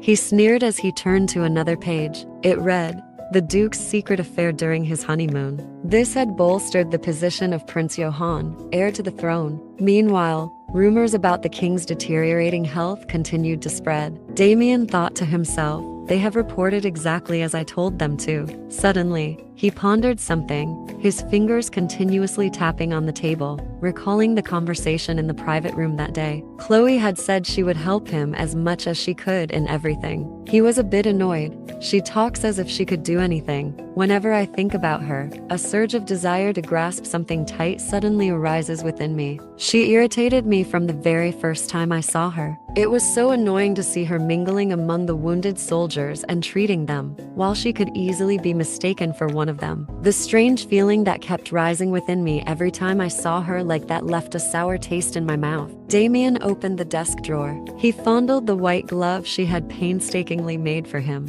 "Perhaps next time, I should lock her in a room and make her sew all day. And when she runs out of clothes to sew," Damien smirked, "I will have her embroider my body at the royal palace." A raspy cough and the weak voice of the king interrupted him. "It won't be long before the Lord takes me. I trust you will serve Johann well even after I'm gone." The old man struggled to breathe. "I am sure you know his mind is not sound. Swear before the Lord that you will be loyal to Johann." Damien shot him a cold look. "I will, if he is a king worthy of my loyalty." The old king shouted. What did you say?" Coughing, he continued to yell in pain, "It is the duty of a subject to serve his king, Damien." Damien, sitting beside the king, replied calmly, "Then it is only to clear what the future holds for this country. It is ruled by someone who has gone mad without anyone noticing." "Ah, I take back that last part. I know of his madness, as do you, and all those who died at his hands. There are a flood of rumors talking about bodies being pulled from his room one after the other. It will not be long before the people find out that such words were never rumors at all. Your Majesty, I risk my life on the battlefield for the sake of this kingdom. I will always be ready to fight for my country. Is it not right for the throne to belong to someone worthy of it? The old king screamed. What do you dare imply before me? Coughing violently, he continued. Since when? Since when have you harbored such selfish ambitions? Damien coldly replied. Since when? Since the day I was born. Back at the Verdier estate, Chloe was sitting in the study, reading a book. However, her mind was not on the words but elsewhere. Duke Thisse and Marquis Isabella. Maybe I should have taken a closer look at that article. She closed the book in frustration, telling herself to forget about it. Chloe, how important is it really to you? Suddenly, the Viscount entered the room with a letter. Chloe hesitated as she took the letter. The Duke hadn't written to her since he left for the capital. She gently opened the envelope and read the words on the paper. To my beloved wife, Chloe von Thisse, please wait for me at the Thisse estate while performing your duties as Duchess there. I hope you have been looking forward to our meeting as impatiently as I have. Your husband in the Verdier Mansion's hall. The Viscount was instructing Jules on escorting Lady Chloe safely to the Thisse castle. As with any parent, no matter how grown their children are, they are always seen as little ones in need of care. The Viscount held Chloe's hand with affection. My dear, you and Alice will always be my little girls. Chloe joked. If I had to guess, you will still be saying that even when I am an old woman. The Viscount replied, you are probably right. I know you are the honorable wife of a duke now and that you should have left my side long ago. But Chloe immediately embraced the Viscount. Father, I will be all right, she whispered. I wish I could stay with you forever. You have seen for yourself how much the Duke cherished me. Though Chloe had no desire to go to this estate, she knew she had important duties there. It will be all right, truly, Chloe reassured herself, forcing a smile. So please, send me off with a smile. Toot toot. The train slowly departed for the estate. In the first-class compartment, the servant Jules appeared hesitant. Lady Chloe, I could have traveled in a cargo car. This compartment is too luxurious for me. Chloe replied gently, we have a long two-day journey ahead. Besides, I will soon spend most of my time alone. Outside the train, fields of wheat were covered by thousands of falling white snowflakes. In the distance were white-capped mountains. It's snowing, Chloe sighed as she watched the snowflakes dance outside the window. After the long journey, the two finally arrived at the family castle. An elderly woman respectfully greeted them. Welcome, my lady. I am Elisa, the head maid and housekeeper of this family. Chloe looked around and thought, this castle is enormous, yet only one person has come out to greet me. That can only mean I am not welcome here. Chloe tapped her cane once as she responded. Thank you for the warm welcome. Would you prepare some food for my attendant to take on his return journey? He is weary from escorting me here. Elisa hesitated. Very well. Gilles was about to stop his mistress. Lady Chloe, Elisa seems unapproachable. I shall call a maidservant find something for your servant. You may follow me. Chloe turned to Gilles. I apologize for not being able to see you off. Thank you and travel safely. She limped along behind Elisa, leaving him behind. In a room, Elisa respectfully announced, Your Grace, Lady Chloe has arrived. A voice of an older woman spoke up. Show her in. Chloe politely greeted. My name is Chloe. It is an honor to finally meet you. Thank you for arranging for the carriage to collect us from the station. It is truly appreciated. The woman's commanding voice responded. Look at me, Chloe. She looked up at the woman, surprised. The woman before her had blonde hair and blue eyes like delphiniums, exuding an air of nobility. You look quite pretty. You look just like the very first deer Damien caught as a boy. Chloe smiled in return. You are too kind. The woman continued, Are you secretly aiming to seize that vast fortune? Or have you learned about the royal family's misdeeds? Chloe gently replied, I don't know much about that, ma'am. The woman touched Chloe's cheek, causing her to feel a bit embarrassed. Then that must mean Damien chose you as his bride for reasons other than practical ones. It is true that you are beautiful, but hunting a deer with an injured leg for sport is rather unusual for my son. She waved her hand. I can't believe he asked for family jewelry to propose out of curiosity, perhaps. He loves the thrill. Chloe responded. I'm sure he wouldn't decide to marry based on momentary interest. I don't know why he chose me, but I will serve him to the best of my ability, despite my shortcomings, to ensure the prosperity of the family. The woman commented, "Oh, you're smarter than I thought. I like you. With your beautiful face, my jewelry will suit you well. And since you're quite clever, you can help manage this castle. You see, I have high expectations for my son. Nothing in this world is more important than his family. Now that you're here," she became excited. "Let me tell you about Damien's childhood." Chloe smiled awkwardly, feeling something was off. The conversation dragged on until late at night. She collapsed on her bed, lamenting. She spent hours bragging about her son. It seemed Damien had been strictly raised. "My son is number one." Chloe recalled being overwhelmed by the woman showing her pictures of Damien as a boy. She thought, but he was adorable as a child. She turned over exhausted and noticed something on the bedside table. It was a portrait of the Duke, looking dashing. One morning at the Thisse estate, the Duke's mother was sipping tea, commenting, "I was rather surprised to see you shut yourself in the study for 3 days, even though you just arrived here. It seems you're like Damien in this regard. Once he focuses on something, he loses track of time." She set her teacup down. "So, what do you want to discuss?" Chloe softly asked Elisa. "Could you give us some privacy?" The Duchess mother interrupted. "Oh, Chloe, Elisa has served our family since Damien was born. She's practically part of the family, so there's no need for her to leave." Chloe ignored those words, more concerned about the letter from Damien. It read, "To my dear Duchess of House von Thisse, how are you finding life at Britch Castle? I trust you are performing your duties as a duchess within a satisfactory manner. I hope you will not disappoint me. Missing you very much, Damien." Chloe sighed, feeling the letter was more of a warning than a love note. Reflecting on her duties as a duchess, she looked at the two women across from her and said, "After reviewing the ledger for the past 3 days, I discovered discrepancies in the castle's finances. It's clear money is being siphoned off through some loophole." The Duke's mother couldn't help but be surprised. "My dear, controlling such a large estate is no easy feat." Elisa, who was standing behind, seemed nervous. She became restless and secretly glanced at her mistress as Chloe continued, "Yes, and that's another reason we need to manage this place as tightly as possible. The records do not clearly state the reason for the expenditures, and the total taxes everyone has to pay are not recorded either. Additionally, there is a discrepancy between the actual quantity of wine in the cellar and the amount recorded. This is not something that has happened just once or twice, but as repeated many times." Chloe stared intently at the head maid standing on the other side. "It seems that this irregularity began around the time Mrs. Elisa replaced Stuart in the position." The head maid gaped in horror at Chloe's revelations. The entire room fell silent except for her sobbing. Tears fell to the floor, causing the Duchess's mother to sigh. "Elisa, please leave us alone for a moment."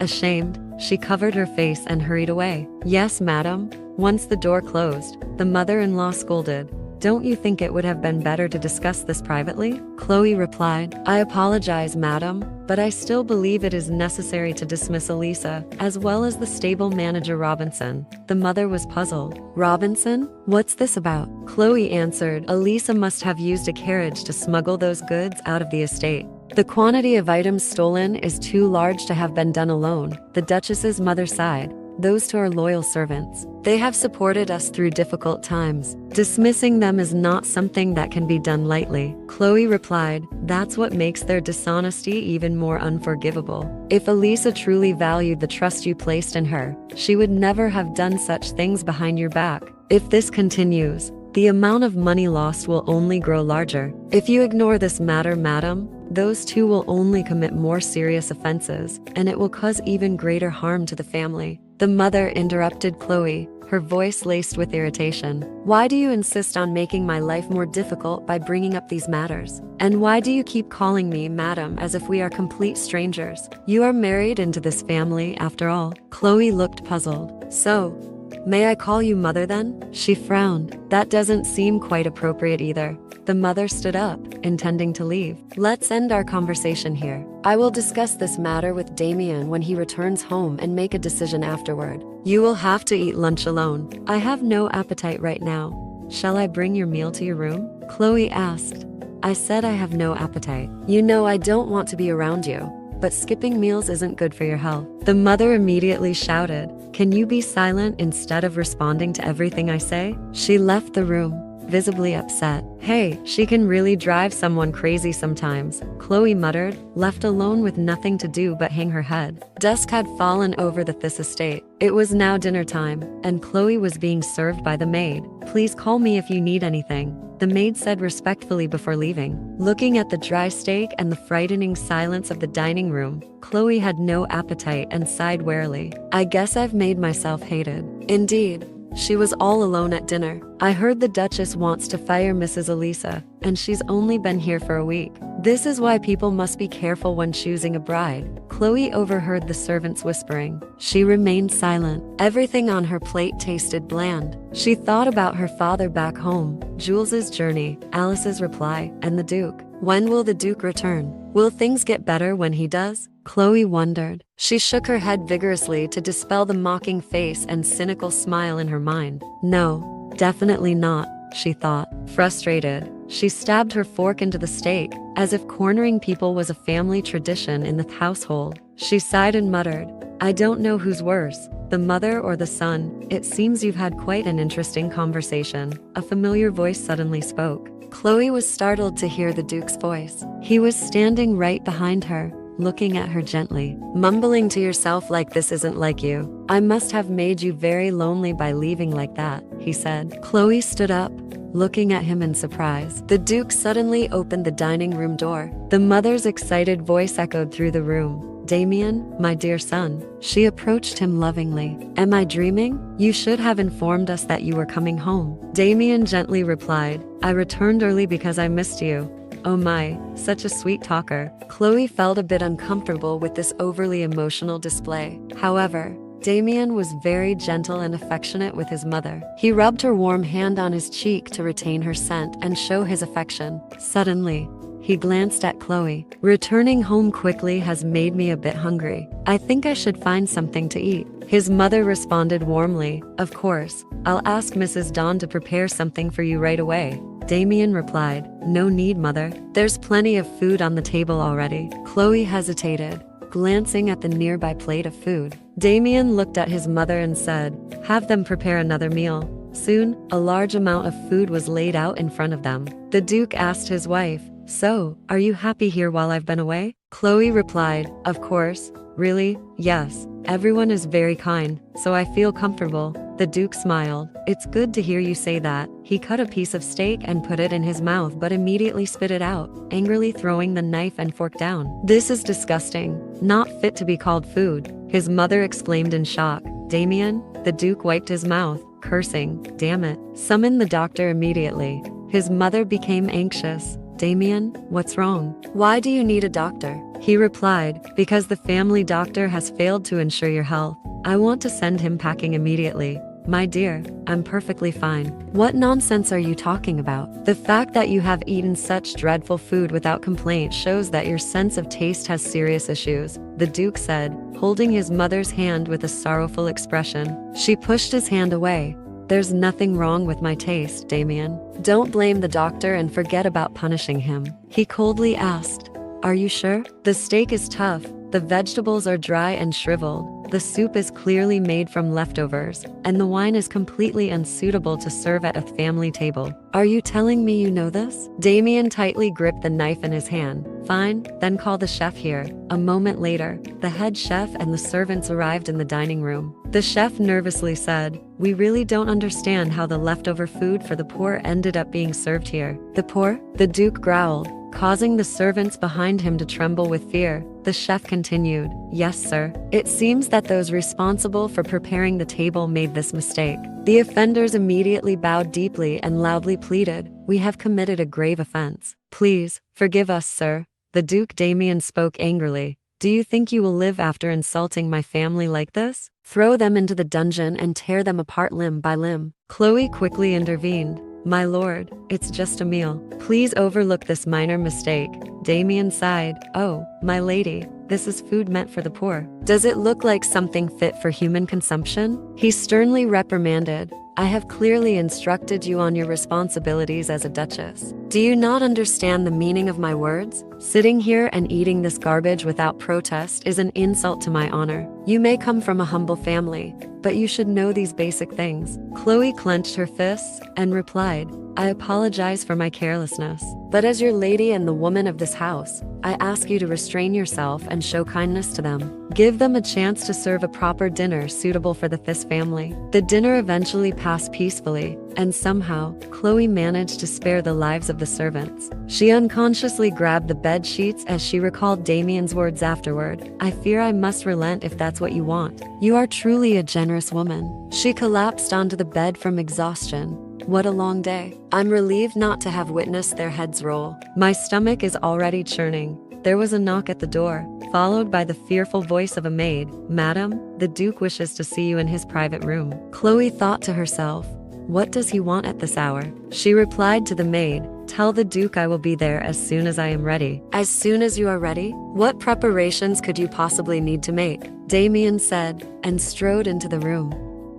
Neither elegant dresses nor formal attire are necessary at this hour, he declared, his voice cutting through the air. Chloe hurriedly tried to cover herself. I'll meet you in your room as soon as I change, so please give me a moment, she pleaded. The Duke leaned against the bedpost, crossing his arms with a sly smile. I told you, there's no need for elegance. Just come to me as you are. Chloe frowned in exasperation. I can't stand this man, she thought, grabbing her cane and quietly stepping off the bed to retrieve her shawl. She couldn't move without her cane. It wasn't easy at all. Without it, I'll fall flat on the floor, she said irritably. Is that what you want to see? Damien chuckled. I imagine that would be quite a charming sight, he teased, before stepping off the bed himself and extending his hand to her. Now, shall we go to my room, my dear wife? In the Duke's chamber, Chloe sat on the sofa, her curiosity piqued. It's very late. Do you have an urgent matter that requires my assistance?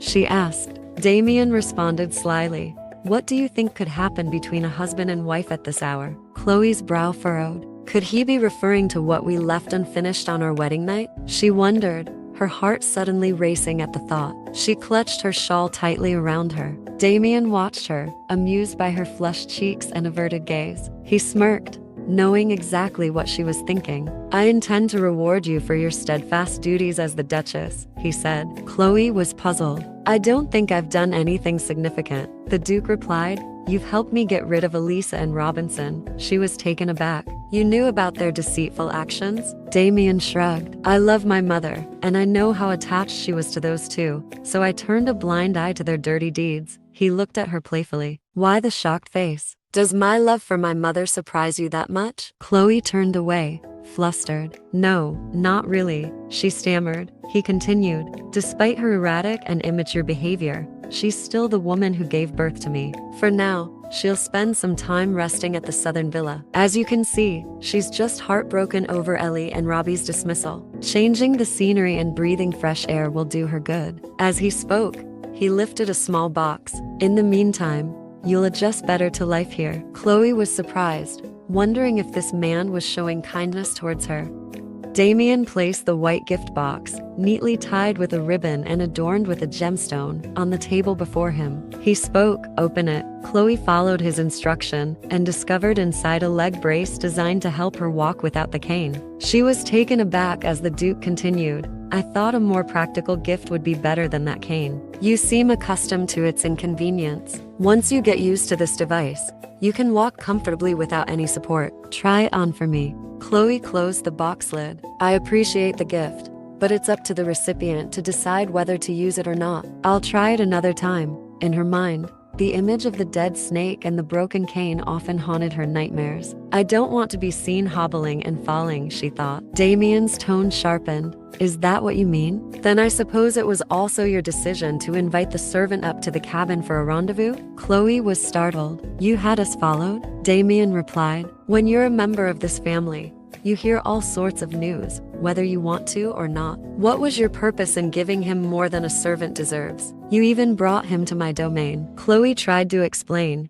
Gilles is a loyal servant who has worked for my family since he was a child. That's all, Damien retorted. Elisa cared for me since I was born, yet she still betrayed our trust. The atmosphere between them became tense and cold. Despite her frustration, Chloe humbled herself. "I wish you would stop insulting me," she said quietly. The Duke responded, "I'm not insulting you, just giving you advice. Your loyal servant still hasn't left the estate. If someone discovers him lingering here, what do you think people will whisper behind your back?" Chloe became flustered. "Jules hasn't returned to the estate? Why?" Damien suddenly stood next to her, grabbing her hand. "I can't believe you would abandon your duties as a duchess and disgrace me like this, Chloe. So put on the brace immediately." Feeling powerless, Chloe looked at the device in front of her and reluctantly obeyed. In the Duke's chamber, Chloe fell to the floor with a cry of pain. Damien, seemingly indifferent, knelt down and coldly asked,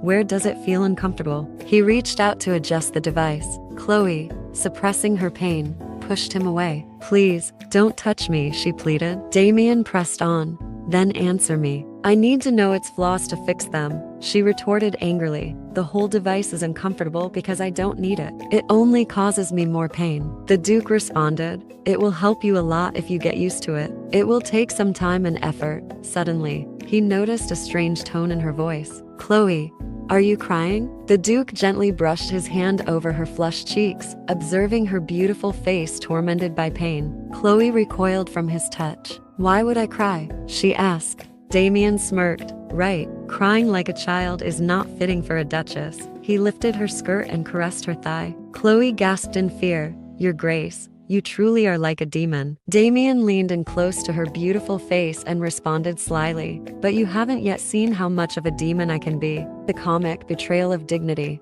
Volume 3. What do you feel now? I feel resentment. I don't believe you. I am deeply upset. Let me ask you once more time. How do you feel? Thump, thump, thump. Chloe's heart pounded as if it would leap out of her chest. She clenched her hands, trying to suppress it. My heart is beating painfully so fast." Damien slowly loosened the device on her leg. "Is your whole body growing hot as if there are embers burning within you? Is your blood flowing so rapidly that you are unable to control your breathing, and your heart feels as if it might burst from your chest?" Chloe blushed and answered, "Yes, and that is precisely why I feel such resentment." Amid Chloe's erratic heartbeat, Damien gave her warm kisses. It seemed he could no longer escape this girl. "Tell me, Chloe, how does it feel to kiss the man you compared to a devil?" Damien asked. Chloe moaned, "Please allow me to return to my room." He became sad. "I suppose I must oblige if that is what you wish."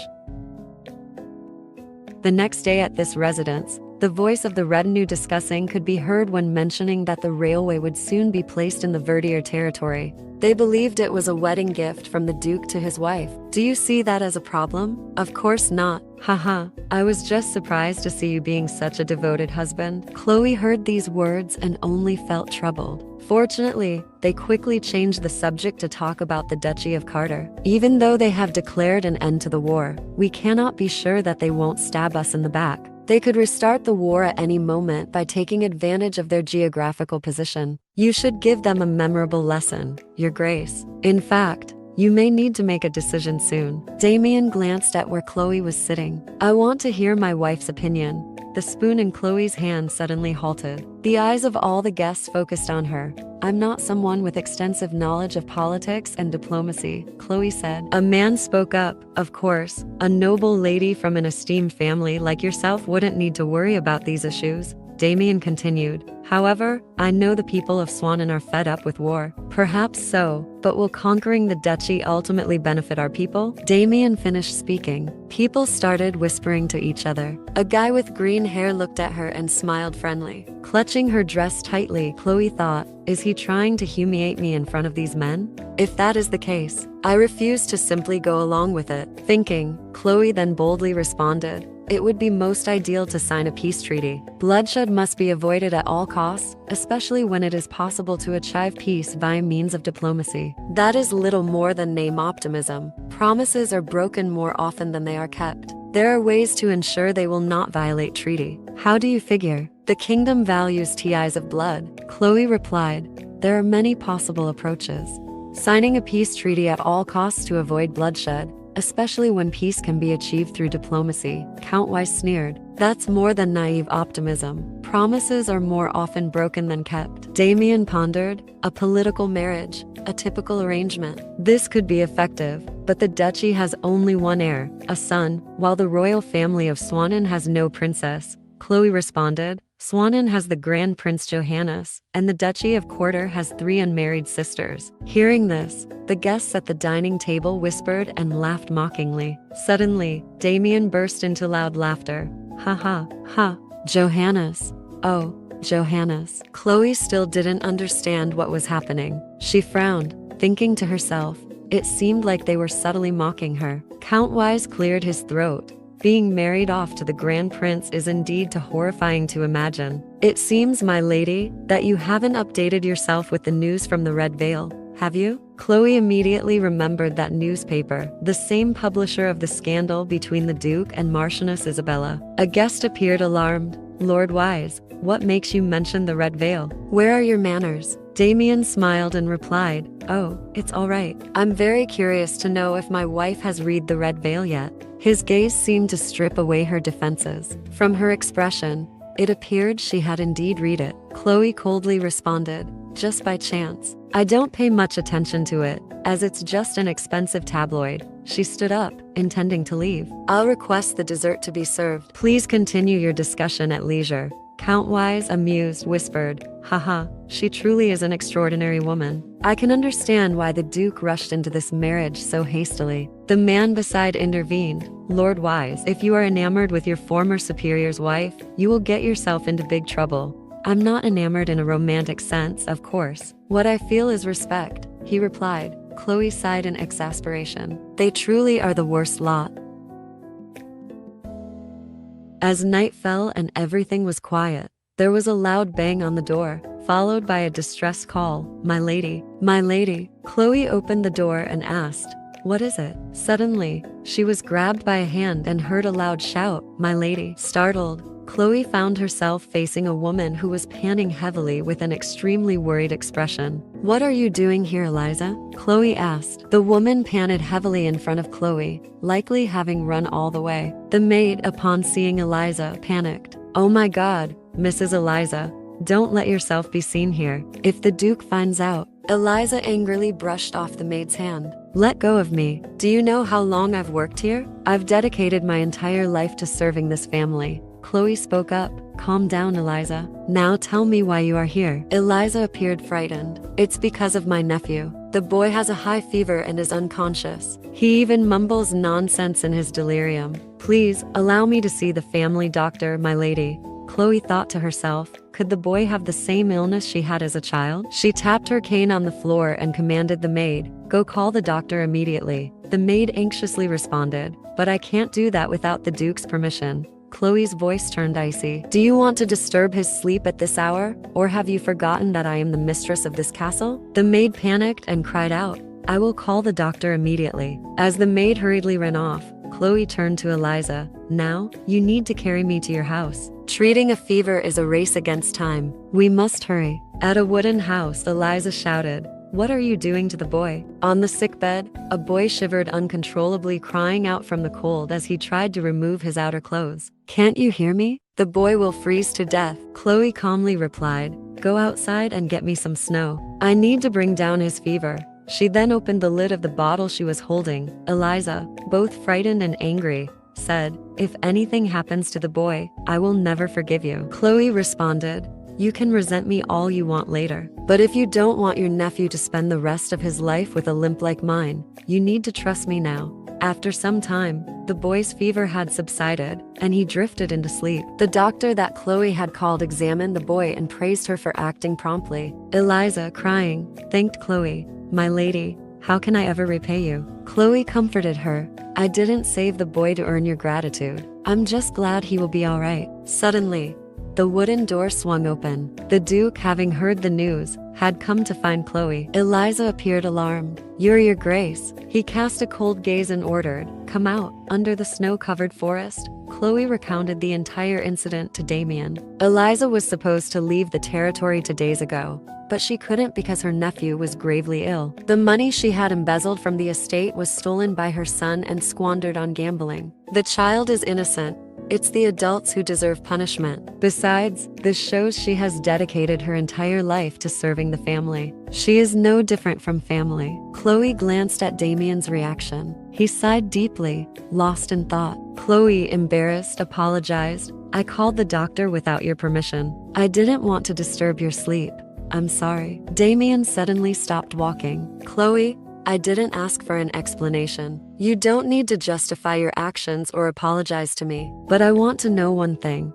Why did you decide to help her? I heard you even wrote a recommendation letter for her." Chloe hesitated, and then replied, "She seemed to need help. After dedicating her life to working at the castle, it would be difficult for her to receive a positive reference from anywhere else." Damien coldly asked, "Isn't it because you wanted to absolve yourself of guilt for having dismissed her?" "No, it's not that," Chloe replied. "Then is it out of pity? Because her son gambled away all the money?" Damien continued, "That's not the reason either," she responded. "So, is it because you always have compassion for your servants?" Chloe, growing frustrated, snapped, "Your Grace, can you give a clear reason for everything you've done?" Damien, with a smug look, replied, "Of course, almost always." He tilted his head and insisted, "Then tell me, what would you do instead of questioning to get close to someone?" Blushing, she turned away. "I just want to get to know them naturally. When you quietly observe someone, you learn things about them without interrogation." Damien noticed Chloe's fingers had turned red from the cold. He took off his cloak and draped it over her. "I'm thinking of giving you another gift." Chloe looked at him, surprised. "What is it?" "I'm considering hiring Gilles Watt for the vacant stable master position. He's currently doing manual labor at the train station instead of returning to the Verdier estate, so this would be a welcome offer." Damien hesitated for a moment, then inquired, "Do you want to keep him by your side then?" "No," Chloe replied cheerfully. "He is a trustworthy person. I assure you of that with my life." The Duke remained silent as she continued. "There has never been anything between us that shouldn't have happened." He chuckled softly and stepped closer to her. "If that's true, Chloe, then kiss me to prove to me that your relationship with that servant is as pure as these snowflakes. In that case, I am willing to hire him," Damien added straightforwardly. Chloe declined firmly. "I have no desire to kiss you, Duke Damien," as he continued teasing her. "It's a shame that poor boy will soon be leaving on the train. But let Gilles choose where he wants to settle." The Duke turned serious. "I am a devoted husband, Chloe. The less trust you have in me, the less choice that boy will have in where he is welcomed in this realm." Chloe gripped her fur coat tightly, lamenting, "What a misfortune this kingdom is." She pleaded, "Please, Your Grace, reconsider." Damien chuckled, but complied with her request nonetheless. Suddenly, he pulled her forcefully towards him. Chloe blushed uncontrollably as she involuntarily kissed the man. The Duke was both surprised and amused by her bold action, embracing the girl closely. He stopped her from attempting to flee, then continued to give Chloe a kiss more passionate than ever before. Chloe's disabled leg began to tremble as they released each other. She still blushed with embarrassment. "Well done, Chloe," Damien said. "The truth is, the most passionate kiss you gave me was for someone else's benefit. It made me both deeply satisfied and profoundly offended." The next morning, Chloe sat writing a letter to her father in her private room at the castle. "To my beloved father, Lord Verdier, please forgive me for not writing earlier. I have been quite preoccupied as of late. It is cold enough here that the river has frozen over, though I have hardly had the time to notice. The employees of Birch Castle have been nothing but polite and welcoming. Is my guardian, and the master of the castle has done his best to help me adjust life here."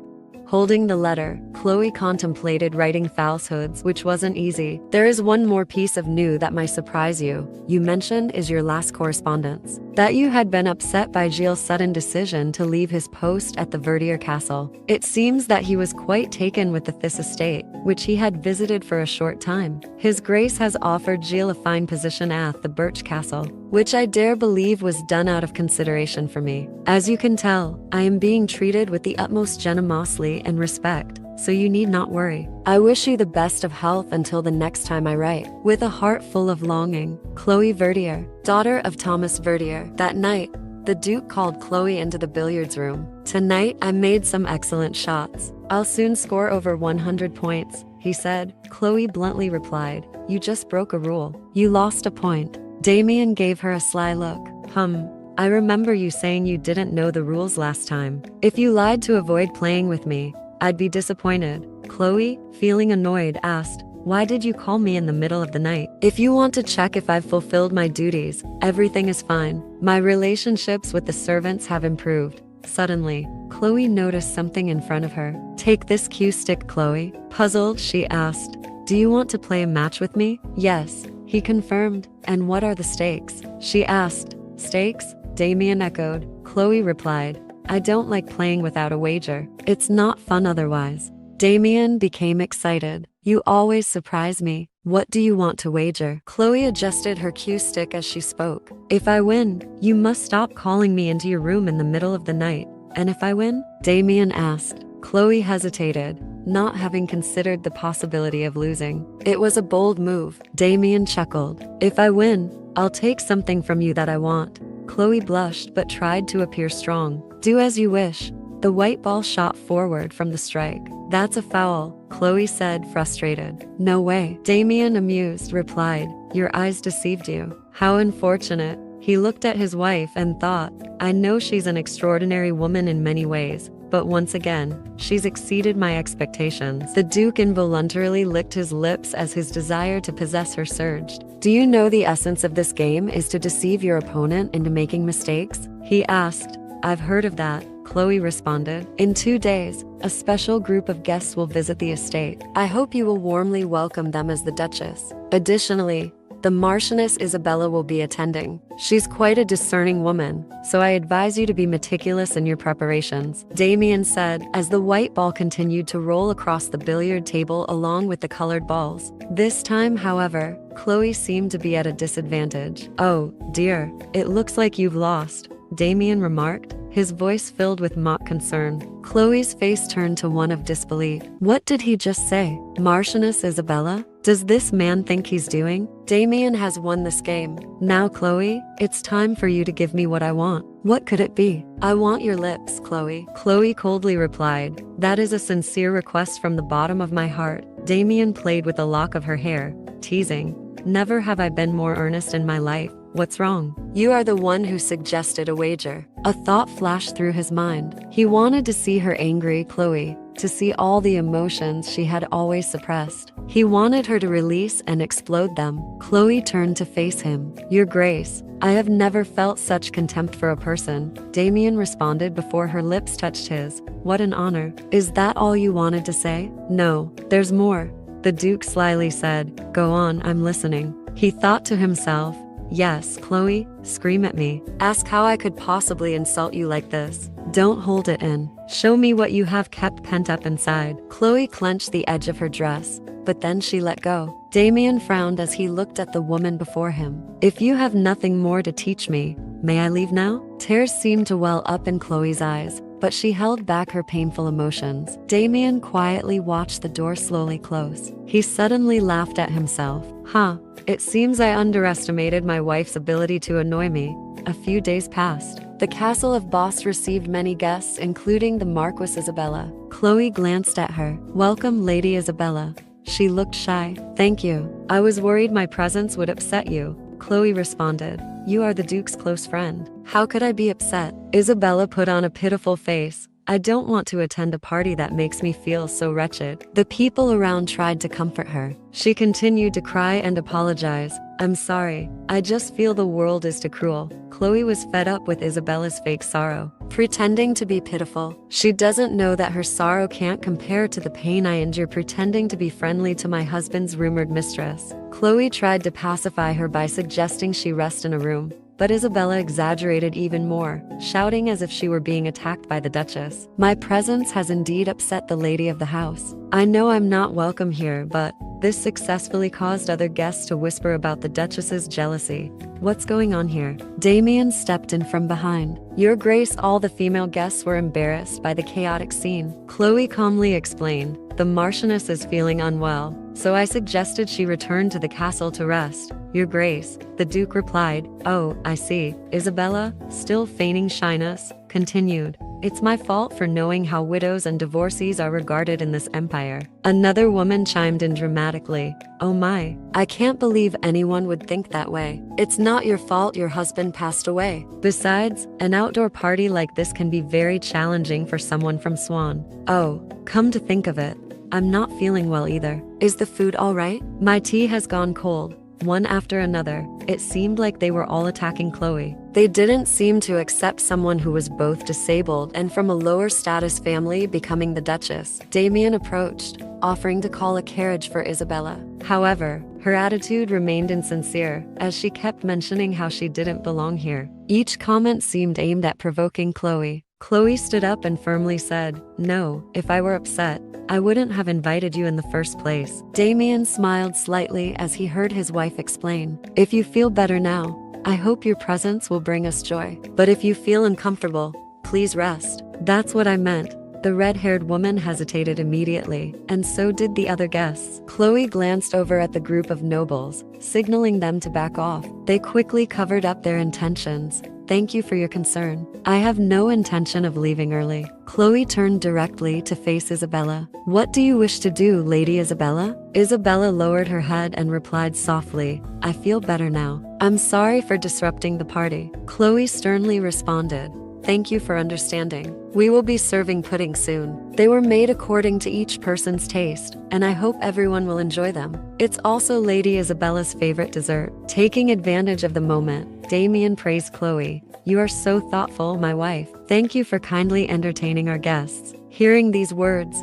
Chloe was infuriated. She turned and sarcastically said, you are the most welcomed one, Duke. The Duke looked bewildered as he watched his wife quietly leave. Behind her, Isabella continued to cover her face, pretending to cry. But beneath the facade was a completely different person, silently bearing a grudge. Meanwhile, at the ice rink, some gossiping women started talking about Chloe and Isabella. They believed the Marchioness had every right to feel her things were taken away because she met the Duke before Chloe. If it weren't for their family's business, they wouldn't have come to skate at the castle. Isabella cast a sharp look at the ice rink below, where the Duke was pushing Chloe's sled. She smirked, thinking about how she supposedly had her rightful place taken. Huh, what a baseless assumption. I have no intention of losing anything, she thought. On the ice rink, the Duke commented as he pushed the sled. The weather here is wonderful, isn't it? Yes, it is, Chloe replied. Do you feel any interest in the growing hostility among the ladies? He asked. Chloe replied candidly,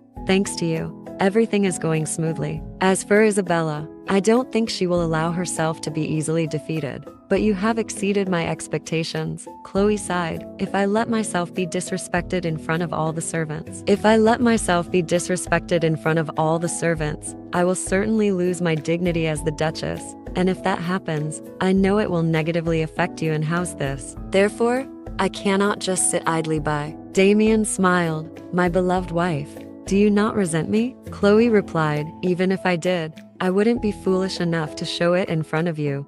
Oh, why is that? Because my life is in your hands. I don't want to be left on a frozen lake for defying you. Damien chuckled at her words. No one has ever made me feel more intrigued than you. Chloe blushed slightly at the Duke's expression and quickly turned away. She seemed to sense a hint of sincerity behind that smile. Below the mansion's pillars, Damien felt annoyed as a man begged him for some private time to discuss an issue. The man rambled on, apologizing if his wife had been disrespectful during the tea party. Damien, indifferent to his sincerity, looked away, focusing instead on Chloe, who was waiting for him on the ice rink. This made him a bit impatient. You came to see me just to say this? I sincerely apologize, Your Grace. Damien unconsciously tapped his finger as he thought deeply. What is Chloe thinking right now? If I could know her thoughts, would it ease this intense longing? I want to understand her perspective on the world. I want to analyze every cell in her body and understand how her mind works. I want to be the only one in the world who truly sees her. What is this desire I am feeling? Am I longing for Chloe Veer to love me? He cleared his throat, mumbling,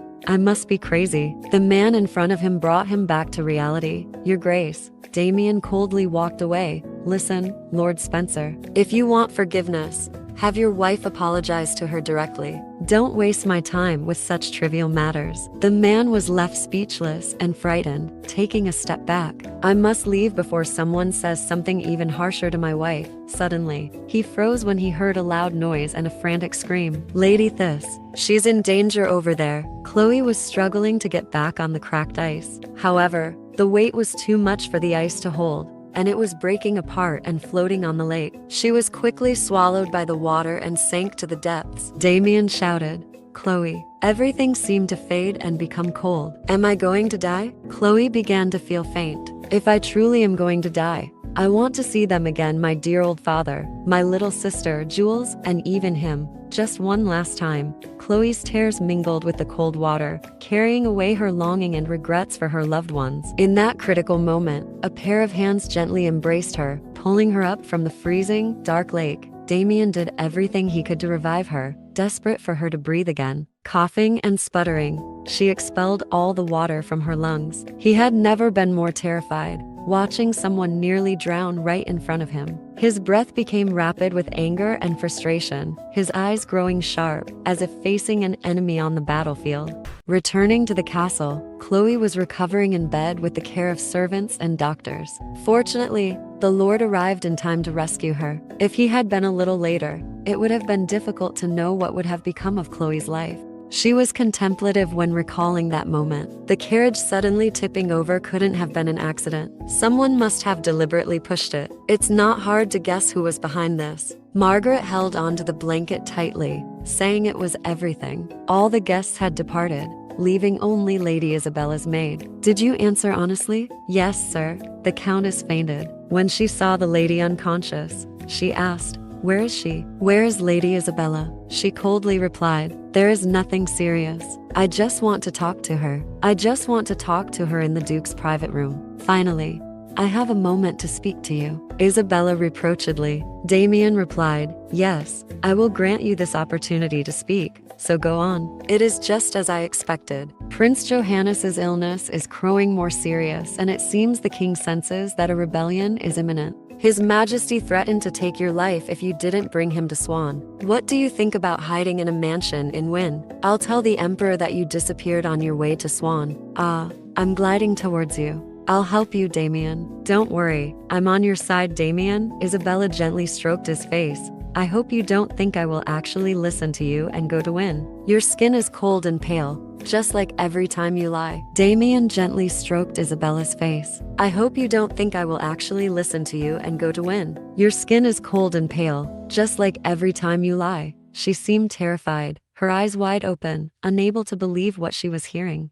It seems like there will be a group of assassins waiting for me in Wynne. If I fell into that trap, I must be insane, Damien said. Damien, whatever you mean, don't pretend. You're just lowering yourself. Do you think I have forgotten your betrayal and your cooperation with the Emperor? The green tea bitch trembled in fear at the Duke's revelation. There will be no negotiations between us. You have nowhere else to go now, Isabella. If you can't take me to Wynne, the Emperor will eliminate you. This is entirely your fault. The green tea bitch shouted. If you hadn't abandoned me after our marriage, I wouldn't have had any reason to betray you. Damien was completely out of patience with her. He cast a disdainful look at her and sarcastically remarked, isn't it strange how I could have abandoned you if I never considered you as mine in the first place? Abandoning you? That sounds ridiculous. You only had to pretend to be my lover while investigating the royal family's affairs. That would have been impossible if you weren't the late queen's maid. Besides, I have compensated you for the work you did. So, what kind of relationship do we have now? Isabella knelt down, trembling and begging, If I go back to the king, he will kill me. Please, Damien, don't abandon me. He coldly replied, as if pouring cold water over her. Oh, poor Isabella. You instigated the person who killed my wife, and now you hope to live? You think I don't know? She recoiled in horror, No, it wasn't me. I wasn't near the Duchess when it happened. Isabella, don't make me angrier with those foolish words. Her face twisted like an abandoned dog. Cornered and desperate, she clung to the last straw to survive. She hugged the Duke from behind and shouted, I love you, Damien. Help me. Save me, Damien. Don't leave me. Everything I did was out of love for you, Isabella pleaded, trembling. He coldly sighed. It's too late, Isabella. Now, get out of my sight. Outside the room, Chloe accidentally overheard Isabella's desperate cries. Please, Damien. I love you. I love you. Chloe immediately left, saying, Margaret, let's go back to my room. Damien heard the noise outside the door and rushed out, calling, Chloe, are you awake? The doctor said you needed rest. Why are you here? Chloe tried to appear cheerful. I just wanted to meet the Duchess and apologize for causing that commotion. Damien sighed. She's not in a state to see company at present. You will have to see her some other. Chloe interrupted. Since you're here, there's something I want to say. He frowned slightly. What is it? Clutching her cane tightly, Chloe firmly said, Please allow me to return to the Verdier estate. Damien was utterly stunned. Why should I do that? Chloe calmly replied, This accident makes me long to see my father again. It won't take long. I'm afraid I can't agree. Why not? Damien mocked. Now you are the wife of Damien Vitis, not the daughter of Thomas Verdier. A dutiful duchess would never think of letting her husband fend for himself. Chloe clenched her hand around the cane. Dutiful to my obligations? You expect me to fulfill my duties while you have an affair with your lover? The Duke paused for a second. Chloe, he said with a gleeful expression, don't tell me you're jealous. Chloe, annoyed, replied, Of course not. Her expression today greatly pleased Damien. The Duke cheerfully instructed, It's late. Go rest. We'll discuss your return at another time. Maybe we'll find a way not to be separated. Now, I have some urgent matters to attend to. The door to the Duke's private room slowly closed in front of Chloe. He called out with a mocking tone, Good night, my dear wife. On the icy snow, Chloe limped through the dry, gray forest. Why do I have to suffer? I entered this marriage knowing what he was like. I promised myself I wouldn't care about his private life. So what was I expecting from him? Chloe collapsed and panted. Her tears fell onto the cold snow. It seemed that only when she was alone did she dare to show her true emotions. I want to run away. I want to go home. I can't stay here for another moment. The crackling of wood in the fireplace filled the air. Chloe had run straight to Gilles' cabin for comfort. Her servant was very worried about his mistress, not knowing what had happened. It's okay, Gilles. Chloe forced a smile. I just feel homesick, and seeing you feels like coming home. She took a sip of tea and was surprised at how good it was. Gilles, embarrassed, said, How could it compare to the first cup of tea you served me, my lady? Recalling that memory, it had been more than 10 years since Chloe and her servant first met. Back then, Gilles was still a small boy, like a little puppy. You're Jules? Aren't you? His cheeks turned pink when he saw the young lady in front of him. Welcome here, Chloe said. In his eyes, she looked like a fresh and beautiful angel. The tea you gave me that day was the warmest and sweetest thing I had ever tasted. I will never forget that moment. That's it, Chloe replied. Thank you for saying that, Gilles. I feel better knowing that my goodwill means something to someone. The servant's heart skipped a beat. My lady. Huh? Is something wrong? He became hesitant and restless, his hands unconsciously fidgeting with the cup. The boiling water on the fireplace brought him back to reality. Jules used the excuse of needing to pour more tea to avoid the awkward situation. I wish you didn't have to suffer so much, my lady. Early the next morning, Chloe hurriedly ran back to the mansion. I can't believe I fell asleep at Jules' place. Thankfully, no one noticed. Otherwise, I would have caused a terrible misunderstanding. If the Duke finds out, Jules will face serious consequences. Suddenly, from behind, a terrified scream echoed through the mansion's hall. Chloe turned around in shock. The servant cried out in horror.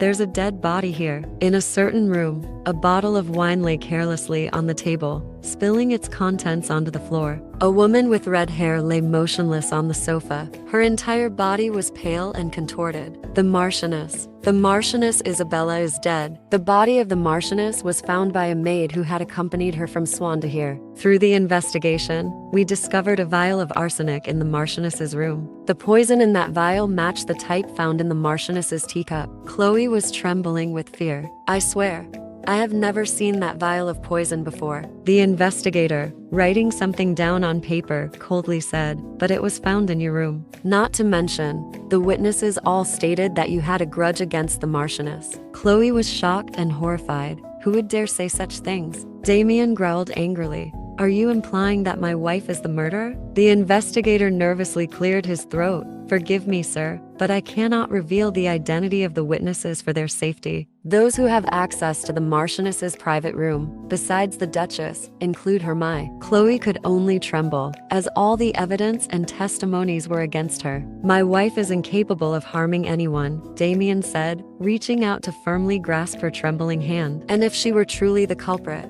she would have poisoned the tea right that night. But we were very busy during that time, weren't we, Chloe? Those words made her feel guilty as she recalled spending the night at Jules's cabin. The investigator pressed. Can you tell me where you were last night, Duchess? Chloe clutched the corner of her dress and hesitated. Well, Damien replied. I can answer for her. He kissed the back of her hand and gently spoke. My wife has been by my side all night. The investigator blushed and cleared his throat. Is that not correct, Chloe? In a small room, Chloe was under house arrest until the first trial. It's been 3 days already. Did I really wish for the Marchioness's death? I admit my feelings for her were not positive, but I never wished for her to face such a fate. My anger was not directly aimed at her. I heard you skipped your meals, Damien said, causing Chloe to quickly rise upon hearing his voice. You will starve to death if you keep this up. Chloe quietly responded. That would make it easier for the executioner to hang me. She spoke as if she wanted to give up, then turned her face away to avoid Damien. Listen. They seem to think my testimony is unreliable. They find it strange that a couple spent the whole night together, but were not together in the morning. Chloe sprang up. I didn't kill the Marchioness. Someone must have placed the arsenic in my room to frame me.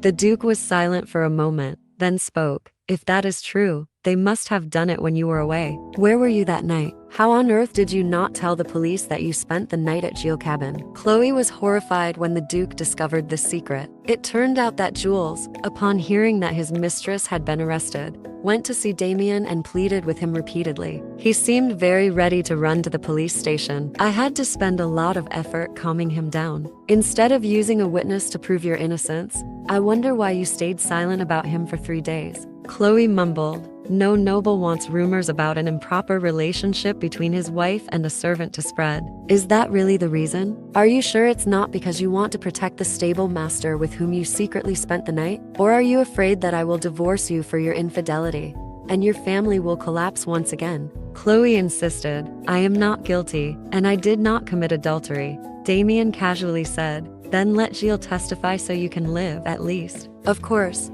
You won't avoid divorce or the collapse of your family. Looking at the woman breaking down before him, Damien thought to himself, I know she has no choice. Chloe Verdier, you would never sacrifice your loved ones just to save your own life. Default text squinted and suggested, beg me, Chloe. Even if the court rejects my testimony, I can still ensure your survival. The Duke smirked to himself, thinking, do it, Chloe. Beg me for help. I am the only one who can save you. Chloe touched the firm hand holding her cheek. If you have that power, then please ensure that the execution is carried out in secret. Damien was utterly stunned by her decision and for the first time, saw her begging with tears in her eyes. That is my final request as your wife. At the trial, Damien stood before the judges to testify for his wife. He stated that on the night of the murder, he was with his wife from midnight until 6 o'clock a.m. Are you certain of your testimony? The judge asked. Damien glanced at his wife, Chloe, who seemed to have given up, awaiting the worst outcome. Remembering her tearful plea from the previous day, Damien frowned and answered, yes, that's right. The chief judge, however, did not believe his testimony. He continued questioning. How do you explain being in your study the next morning? What does that have to do with my testimony? I am saying that no one can vouch for you being with the Duchess. Are you implying that I'm lying? Damien asked angrily. That's a baseless assumption. Without witnesses, your testimony lacks credibility. Damien slammed the table and retorted fiercely.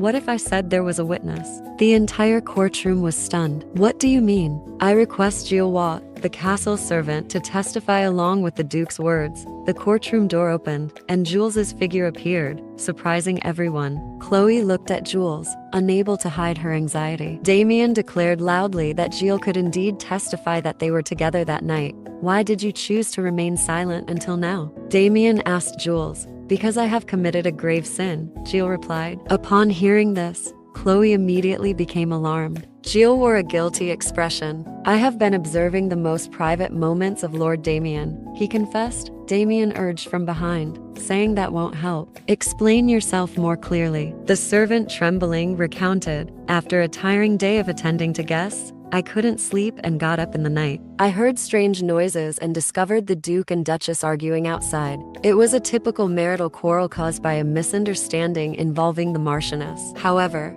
they soon reconciled and ended their disagreement. After that, they went into the barn. Unable to contain my curiosity, I committed a grave sin by witnessing their most intimate moments. The judge interrogated. You mean to tell me that you kept silent all this time just to hide a minor sin? Damien stepped up and argued. For a servant like him, even a small fault can have consequences affecting his livelihood and future. Chloe looked at the servant with unease. They must have colluded on their testimonies. Gilles lying like this will cause him serious trouble. The judge, rubbing his aching head, concluded that it was impossible to judge the case based on a servant's testimony alone, and postponed the trial for 10 days. Damien, infuriated, exclaimed, 10 days? Do you intend to throw my wife into a cold prison until then? The harsh winter has frozen your reasoning abilities, Judge. The judge, equally angered, shouted back, Duke Thisse, do not forget that I am an emissary personally appointed by His Majesty. Damien pulled something out of his coat. I had intended to deal civilly with the king's envoy, but my patience has limits. The doctor found this in the mouth of the late Marchioness. This is a button that only appears on the attire of royal servants. I asked the doctor to keep silent for the sake of the royal family. However, if the accusations against my wife continue, there will be nothing left for me to consider. Chloe was utterly astonished as the situation suddenly turned in her favor. Damien shouted, What are you all waiting for? The royal maid is the suspect. Arrest her immediately. The following day, the case concerning Isabella's death was resolved satisfactorily. That night, Gilles tossed and turned, unable to sleep, thinking about the rumors whispered among the maids. They said the king had used the Marchioness Isabella to murder Duke, but since the mission failed, he killed her to silence her. They had not yet dared to accuse Duchess of being the murderer. Oh, my, they whispered. They say Prince Jan's mental state is unstable. Perhaps that's why the royal family fears the Duke. He must know that this incident will cause conflict with the royal family, yet he did not hesitate to save the Duchess. Oh my God, isn't it so romantic? Outside, the snow falls heavily, making the night sky even colder. There was a knock on the Duke's room. Chloe entered to have a private meeting with him. Damien coldly said, I did not call you today. Chloe replied, You look very tired. My fatigue is nothing compared to yours. Don't just stand there. Come here and sit, Damien said. Chloe hesitated and suggested, It's late. Let me make you some tea to help you sleep. Damien indifferently replied, Tonight I want to drink wine, not tea. The atmosphere between the two became awkward. Only the sound of crackling wood in the fireplace echoed. Damien turned the pages of the book, but his mind was still focused on the girl in front of him. What are you thinking about so deeply? Chloe sneaked a glance at him. There is something I must tell you tonight. Damien closed the book and sighed. Is it another request to return to Verdier? I'm tired. Come back tomorrow. Chloe interrupted. Your Grace, I want to express my sincere gratitude for your help. Damien's hand holding the book suddenly paused. What do you want from me? Are you trying to flatter me to get a visit? No, Your Grace, Chloe gently replied. I simply want to thank you for protecting me, even knowing that you would offend the royal family. You did everything in your power to help me, even if it meant lying. But no one suffered, not even Jess. When you came to see me in the cell, my pride clouded my judgment. Instead of trusting you like a husband and seeking your help, I want to sincerely apologize to you. Damien softly asked, Aren't you angry that I revealed the identity of the culprit, causing you to suffer consequences? I understand that you need to maintain relationships with the royal family. I could have remained silent and pushed you to the brink, but you didn't. Instead, You created hostility with the royal family without any convincing reason, and that means a lot to me. What do you really want to say? Chloe replied, just as you are dedicated as a husband, I am more than willing to fulfill my duties as a wife and the Duchess. Damien mocked. You mean you were only partially dedicated before? Chloe huffed. Damien. Her call made the Duke freeze because she had never called him by his first name. Can I ask why you haven't consummated this marriage with sex? The Duke sarcastically said. What a strange question to ask while expressing gratitude. Chloe remained serious. I don't think so. After all, it is the duty of a duchess to ensure the husband's lineage continues. Damien frowned.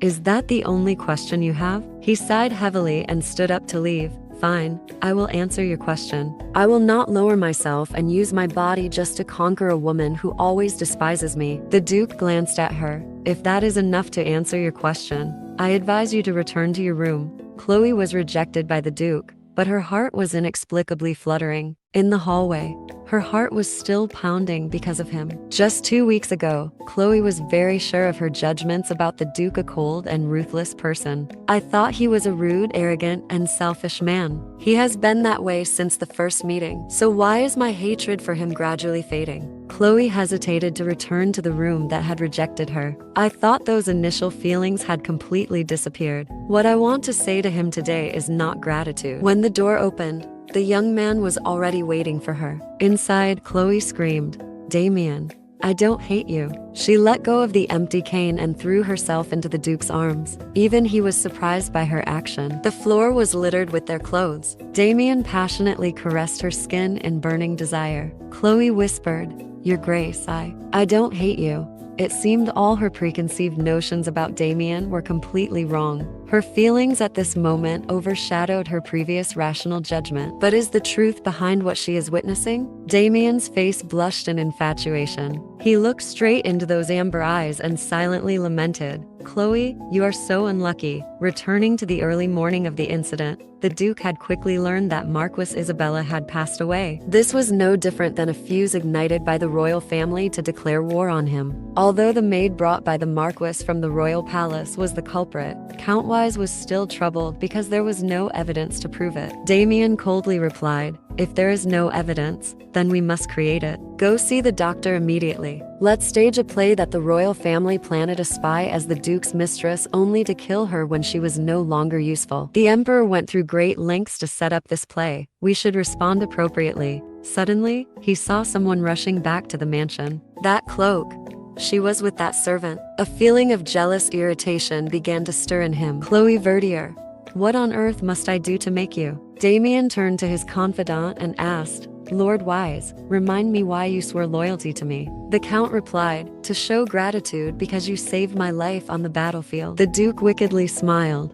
I saved your life. Do you think a woman would feel indebted for the same reason? It's time to change the plan. Go to the Duchess's room and place this poison vial in her bag. Season 1 ends here. Stay tuned for Season 2 with more exciting developments of Betrayal of Dignity. Remember to like and subscribe to follow the next part this Saturday. Welcome everyone to the second part of the series, Betrayal of Dignity. At the end of the previous part, Duke Damien von Thisse staged a grand play to retaliate against the Emperor's assassination attempt, while also making Chloe Verdier feel grateful and affectionate towards him. How will their relationship develop? Will Chloe discover Damien's intention of exploiting the death of Marchioness Isabella to win her over? Please enjoy this latest episode. The castle is experiencing the peaceful days of a fresh spring. The gentle sunlight, along with the lush green of trees and wildlife, truly makes this the perfect weather for couples and their budding love. In the garden, a group of servants are gossiping about the Duchess.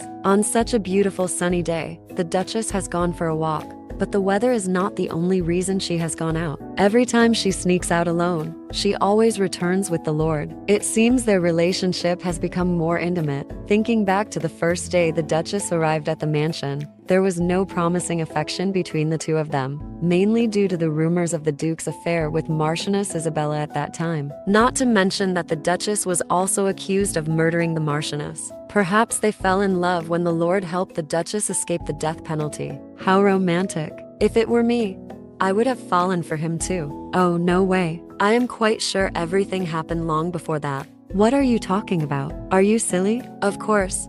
I am talking about them being in love. I firmly believe they loved each other even before the incident happened. Under the birch tree, Chloe sulked.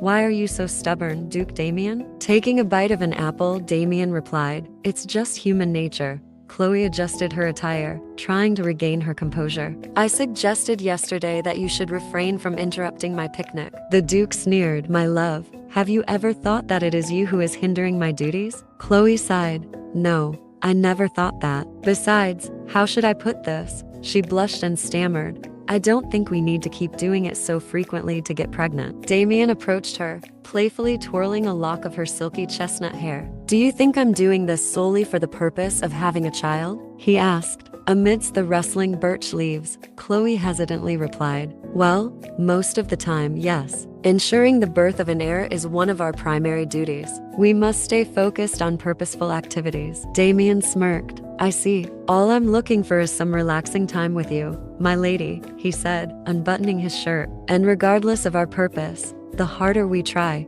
the better. With a flurry of wings, birds took flight, disturbed by the joyful murmurs of the couple. Unbeknownst to them, a figure was secretly watching from the bushes. The sudden rustle made Chloe startle, but when she looked, she saw no one. Duke, I think there's someone over there, she said. Damien, still caressing her skin, replied, it doesn't matter. Don't pay attention to anything else, Chloe. When you are with me, and even when you are not, I want your undivided attention. That's the duty of a duchess. Chloe received his passionate kiss and gently responded, yes, my lord. If anyone asked Chloe what she valued most in her husband, she would hesitate a moment before answering, maybe his excellent planning skills. He always informs me of his whereabouts and promptly alerts me if any issues arise. The maid, exasperated, said, my lady, surely that can't be his greatest strength. Besides, your example doesn't relate at all. Chloe smiled sheepishly. Well, I can't think of anything else right now. She thought to herself, if you asked about his flaws, I could easily list the top 10 terrible ones. The maid became excited. My lady, don't your heart melt when you look into his eyes full of passionate devotion? Chloe took a sip of tea indifferently. Usually, those eyes remind me of frozen lakes. The maid continued to flatter, but he returned to the estate just 5 days after departing for the royal palace. His eagerness to reunite with the Duchess made him hastily ride home. Chloe continued to deny. Well, perhaps his meeting at the palace ended earlier than expected. The maid cried, can't you understand, my lady? How can you think that while the Duke can't bear to be away from you anymore? They call it love. It seems you are the only one who hasn't realized it.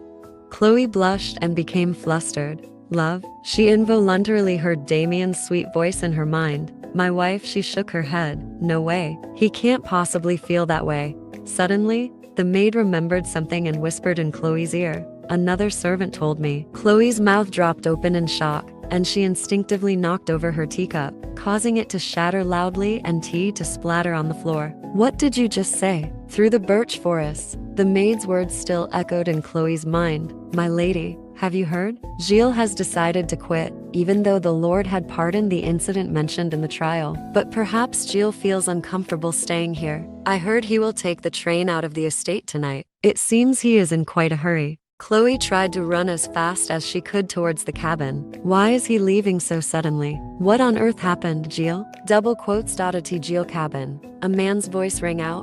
Why are you still here? The Duke crossed his arms, looking displeased. Didn't I make it clear that you should leave when the trial ended? Gilles replied, there's something I need to be sure of. I need to be sure that you won't harm Miss Chloe.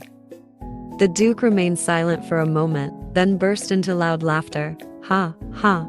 Gilles stood dumbfounded at his expressions. How insolent, truly.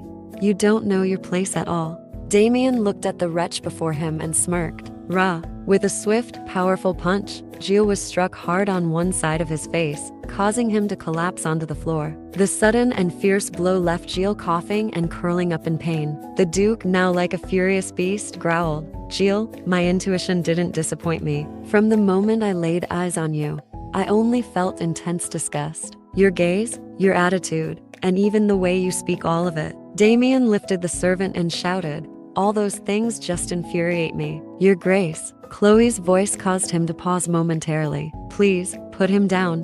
Damien glanced at the panting Chloe, then tightened his grip on Gilles' collar. Is this what you want? The Duchess's sympathy? Or perhaps you wish for a final date here? Chloe abandoned her cane and pleaded, please stop. Move aside before you get hurt, Chloe. But Chloe stubbornly yelled, Your Grace. Damien's arm halted. He turned to his wife and enunciated each word sharply. Chloe von Thisse, do not test my patience. Move aside.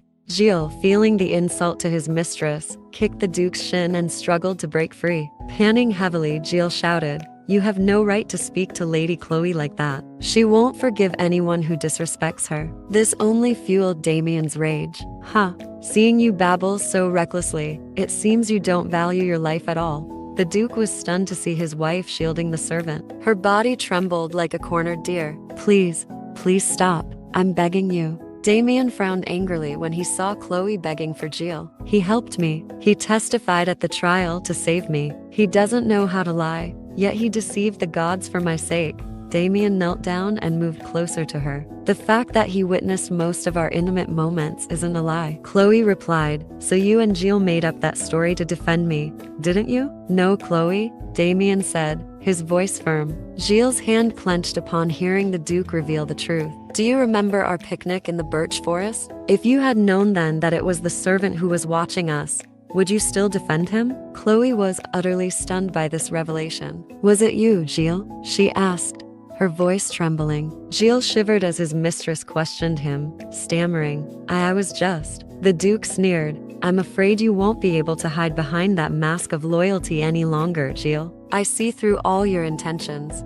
People like you always seek to worship and serve others, constantly chasing a love that brings you nothing but pain. But do you realize the folly of your desires? You are fantasizing about a love that will never come to fruition because Chloe Vitis is already mine. Let's go, Chloe. Chloe, still in shock, hesitated before nodding and following Damien. Gilles sat dejectedly in a corner, watching the two leave his humble cabin. He looked at the cane Chloe had accidentally left behind and sobbed. He's evil to the core. He's the embodiment of the devil. In their private room, Damien gently placed Chloe on the bed. She whispered to her husband, I swear I will always be faithful as long as I'm your wife. He was just a friend who treated me well, even though his actions were wrong, dismissing him. Damien interrupted, Do not mention another man's name in front of me. Chloe tried to reason. He was a capable servant. Thanks to his efforts, we were able to survive the harsh winter. Don't speak as if you value him so much, Damien replied coldly. Chloe, angered, retorted,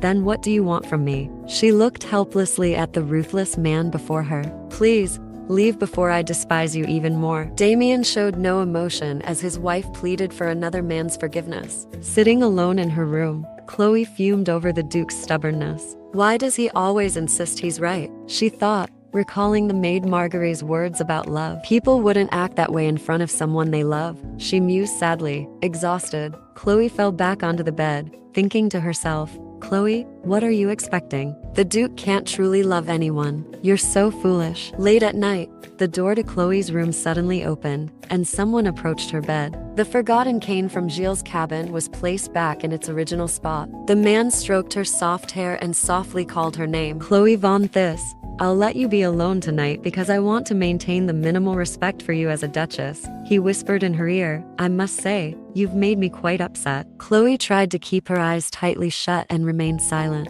I advise you to be more restrained in siding with other men, if you know what's good for you. This has put me in a terrible mood. Now, good night, my wife. As the door closed, the room fell so silent that Chloe could hear her heart pounding wildly in her chest. Every word he spoke seemed to carry the jealousy of a husband. That sweet and gentle kiss left her heart racing. Chloe blushed and screamed internally. What on earth was that about?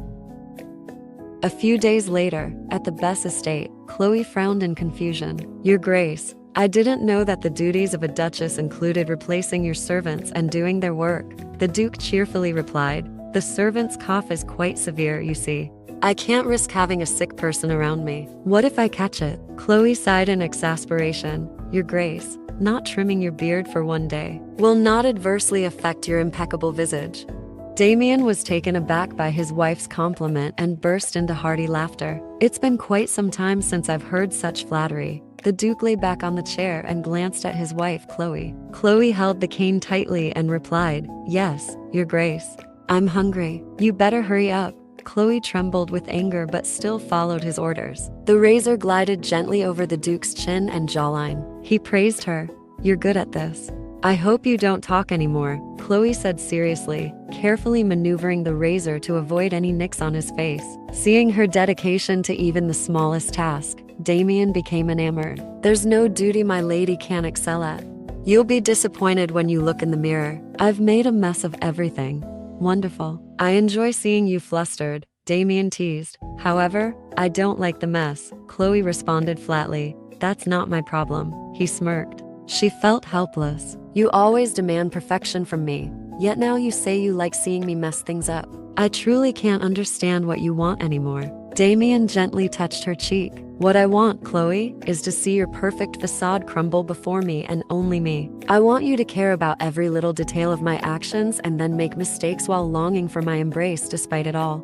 Chloe remained silent as the Duke uttered those words. "May I ask you one thing, Your Grace?" She finally spoke. "Go ahead," he said, gathering all her courage. She asked directly, "Do you love me? Please, answer me. Do you love me, Damien?" Damien was taken aback by her question. He chuckled softly and mockingly replied, "Isn't that what you want? For me to whisper in your ear that I love you?" Chloe responded, "If your malicious actions stem from the love you have for me, then I will try to forgive you."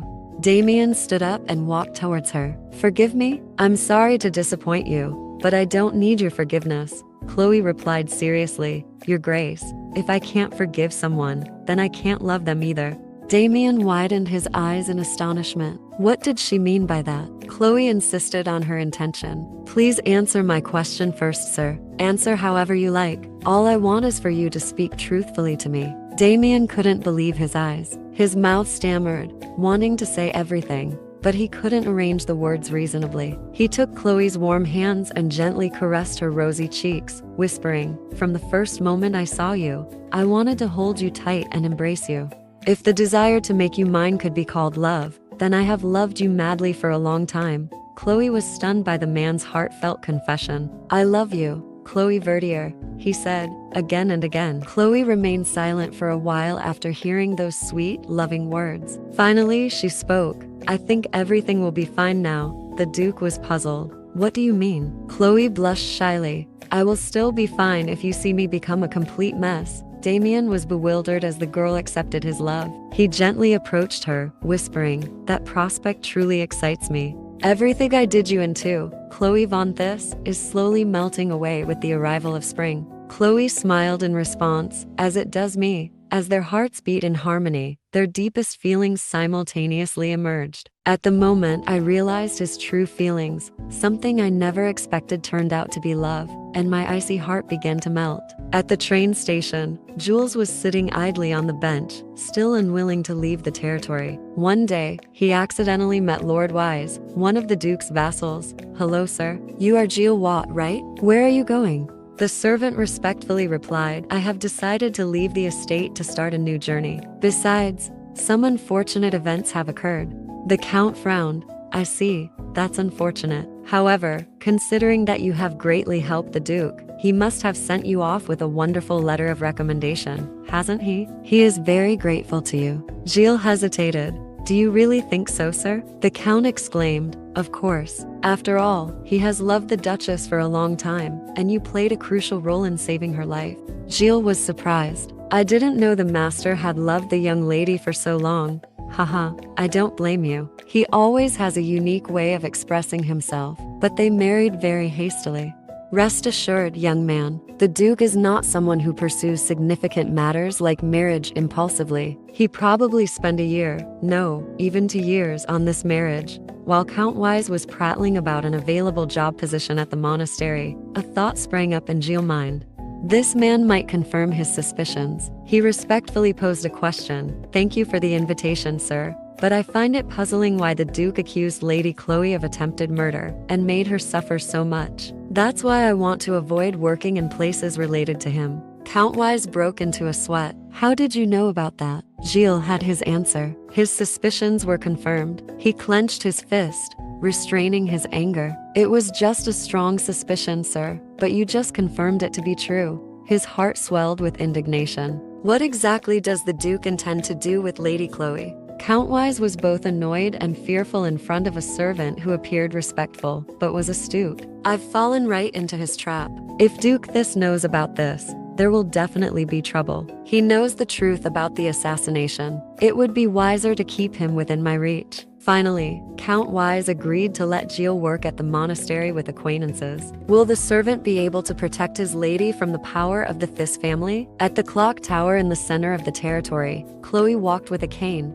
holding a parcel. It had been a long time since she last wrote a letter to her father. She also tried to respond to the letters from her sister, Alice, even though she didn't know the exact address. A spring breeze arose, carrying the scent of flowers and the warm sunshine of this land, gently brushing her skin. Perhaps the territory wasn't such a bad place after all. It had its own undeniable beauty. When she first arrived here, the bone-chilling cold of the harsh winter made her think she could never develop a fondness for this place. But the gentleness of spring made her feel comfortable, just like her hometown, Verdier.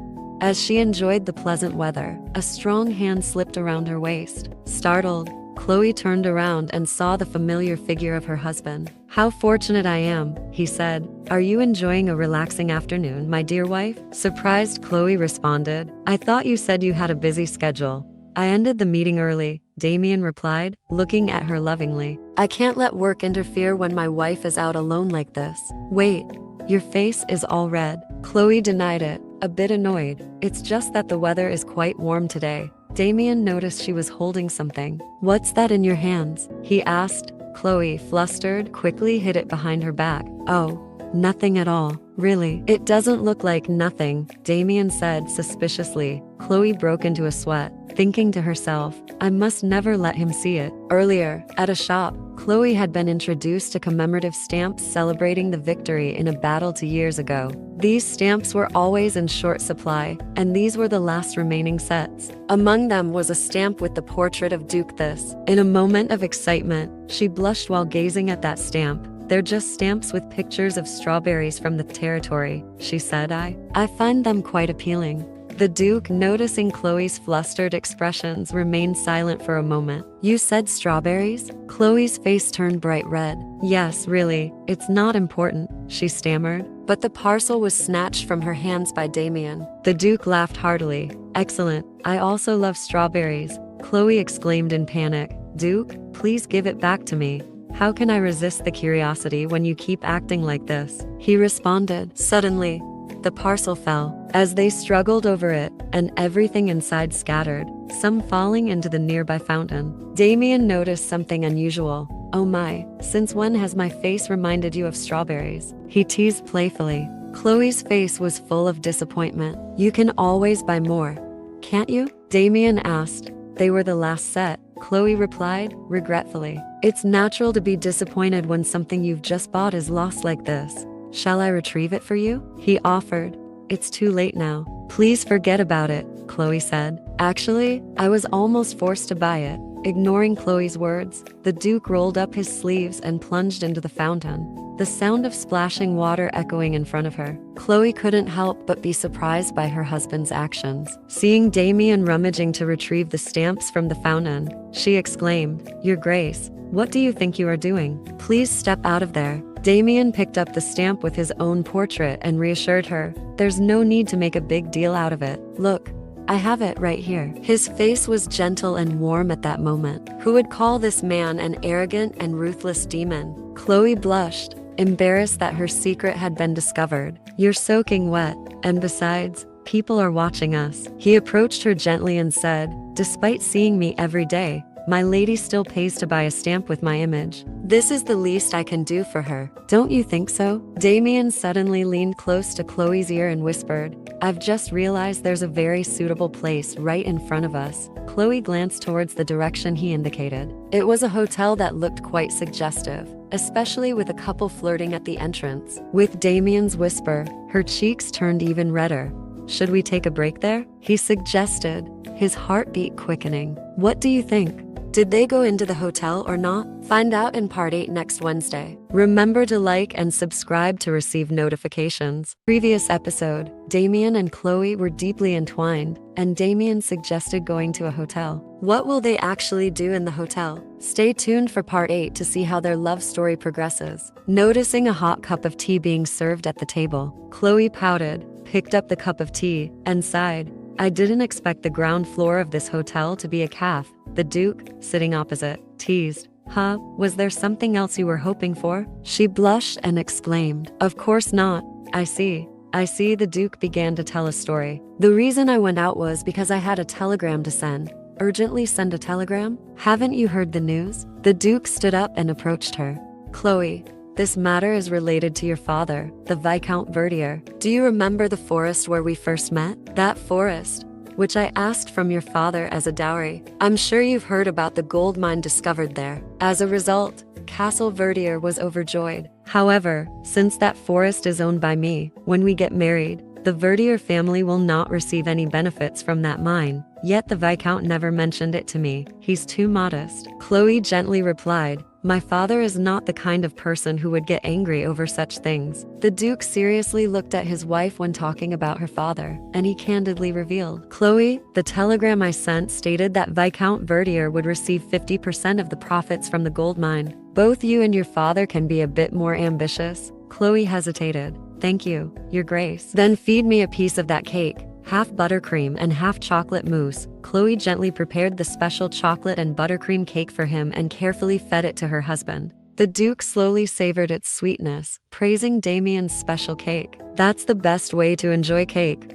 although my mother doesn't quite agree with this method. Suddenly, something wet fell onto the cup of tea. Chloe, why on earth are you crying? She wiped away her tears in confusion. Oh, I'm not sure. It's just that do you know how silly you look right now? Come here. Let me see your face. I refuse. You're just trying to tease me, she said. The Duke took Chloe's hands in his. I would like to see you. Tell me, my love, why are you crying? Chloe embraced his hands and brightly replied, these are tears of happiness. Damien, staring in awe at the girl in front of him, gently kissed the back of her hand and teased softly. I thought such words were only reserved for when we were alone in the bedroom. Now I'm very curious to see how you would react if I handed over the entire mine to your father. Pardon? That is not what I mean, though I am very grateful. I don't know how I shall ever repay you, Chloe stammered. Damien teased. Are you really that fond of me? She blushed furiously. Your Grace. As the sun set on the Thisse bridge, the silhouettes of the two walking side by side appeared. Would you like to have more of Damien's special dessert? I don't need it anymore. Why not? Well, I've found something I like much more, your sweet compliments. Chloe smiled demurely as she looked at the man in front of her. Your Grace. Have you heard? They say that those who are in love, if they exchange a kiss on Thisse Bridge, will never be separated. A few days later, at a theater in Swan, musicians were playing accompaniments for Julian W.'s performance. This event was sponsored by the Duke, simply because he loved music. Count Wise inquired, do you enjoy music as well, madam? Chloe cheerfully replied, oh, I love music. I used to play the piano quite often when I was in the Verdier family. Oh, my. Now I'm curious. That's enough, Wise. Stop bothering my wife. Bothering? I was just trying to relax her, he said. From behind, someone approached. It's been quite a while, hasn't it, my dear cousin? Your Highness, I trust you have been in good health? Johann ignored everyone around him, staring intently in one direction. The Duke remained seated, neither standing nor saluting the prince, not even glancing in his direction. My belated congratulations on your marriage, Duchess, he said. Chloe bowed respectfully. I was deeply humbled to receive the royal's family congratulatory message. Damien suddenly took her hand. If you're done greeting him, then sit down. Your legs must be tired, Your Grace. I'm not, Johann, surprised by Damien's demeanor, cast a cunning glance at his relative. I almost didn't recognize you, Damien. It seems marriage has completely changed you. I never thought you'd become such a devoted husband. The atmosphere seemed to freeze. As I recall, you've never behaved this way when you were with Marchioness Isabella, the prince remarked. Damien smirked and responded coolly. Marriage has its own way of bringing about many changes. It might be difficult for someone who isn't married, like yourself, to fully understand. The prince became excited. Oh, you make me jealous. Do visit the palace more often and enlighten me about the wonders of married life. Though the conversation seemed ordinary, both Count Wise and Chloe could sense the suffocating and intense atmosphere. The Duke stood up in irritation as the cunning prince mentioned his wife. Why don't you send the Duchess to the palace? We're about to select a new lady-in-waiting, the prince suggested. Noticing Damien's growing anger, he quickly dismissed his comment. It was but a jest, Damien. Do you really think I would do that to you and your wife? He deliberately placed a hand on Damien's shoulder and reminded him, after all, you are still my dearest cousin and most loyal subordinate. Damien exuded a menacing aura. What the devil are you talking about, Johannes? He growled. The prince shouted back. What did you just? Damien spat out each word. I suggest you shut that mouth of yours before I wring your neck, Johannes, infuriated, yelled.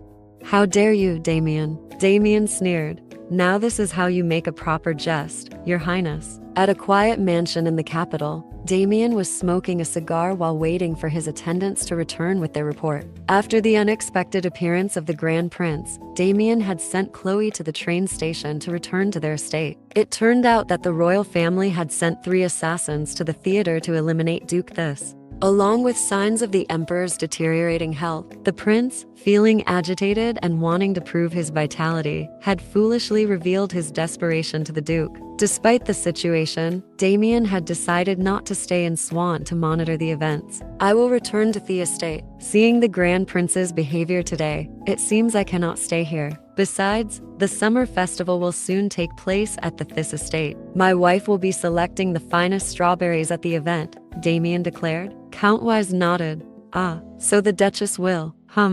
The Count widened his eyes, realizing something was amiss. Did you just say strawberries? Damien remained indifferent to his attendant's bewildered reaction. It was nearly 9 p.m. at Swan train station, and Chloe was still sitting on the long bench, reluctant to leave. She recalled the Duke's words. Go ahead and wait for me at the train station. I have some matters to attend to here. If I don't arrive on time, return to the Thisse estate without me. Clenching her hands, she thought to herself, today has been quite tense. His relationship with the royal family has always been strained due to the incident with Marchioness Isabella. Perhaps I should have stayed with him. A station attendant approached and asked, Duchess, hasn't the Duke arrived yet? Chloe replied, I'm sorry. He promised me he would be on time. Tick-tock, tick-tock. The minute hand was approaching midnight. Suddenly, there were hurried footsteps. What are you doing here? Chloe snapped out of her reverie at the sound of the man's voice. The Duke, breathless and disheveled from running, was both astonished and worried. Why haven't you left yet? He asked. I was waiting for you. The train has already departed. I couldn't inconvenience other passengers just for your sake,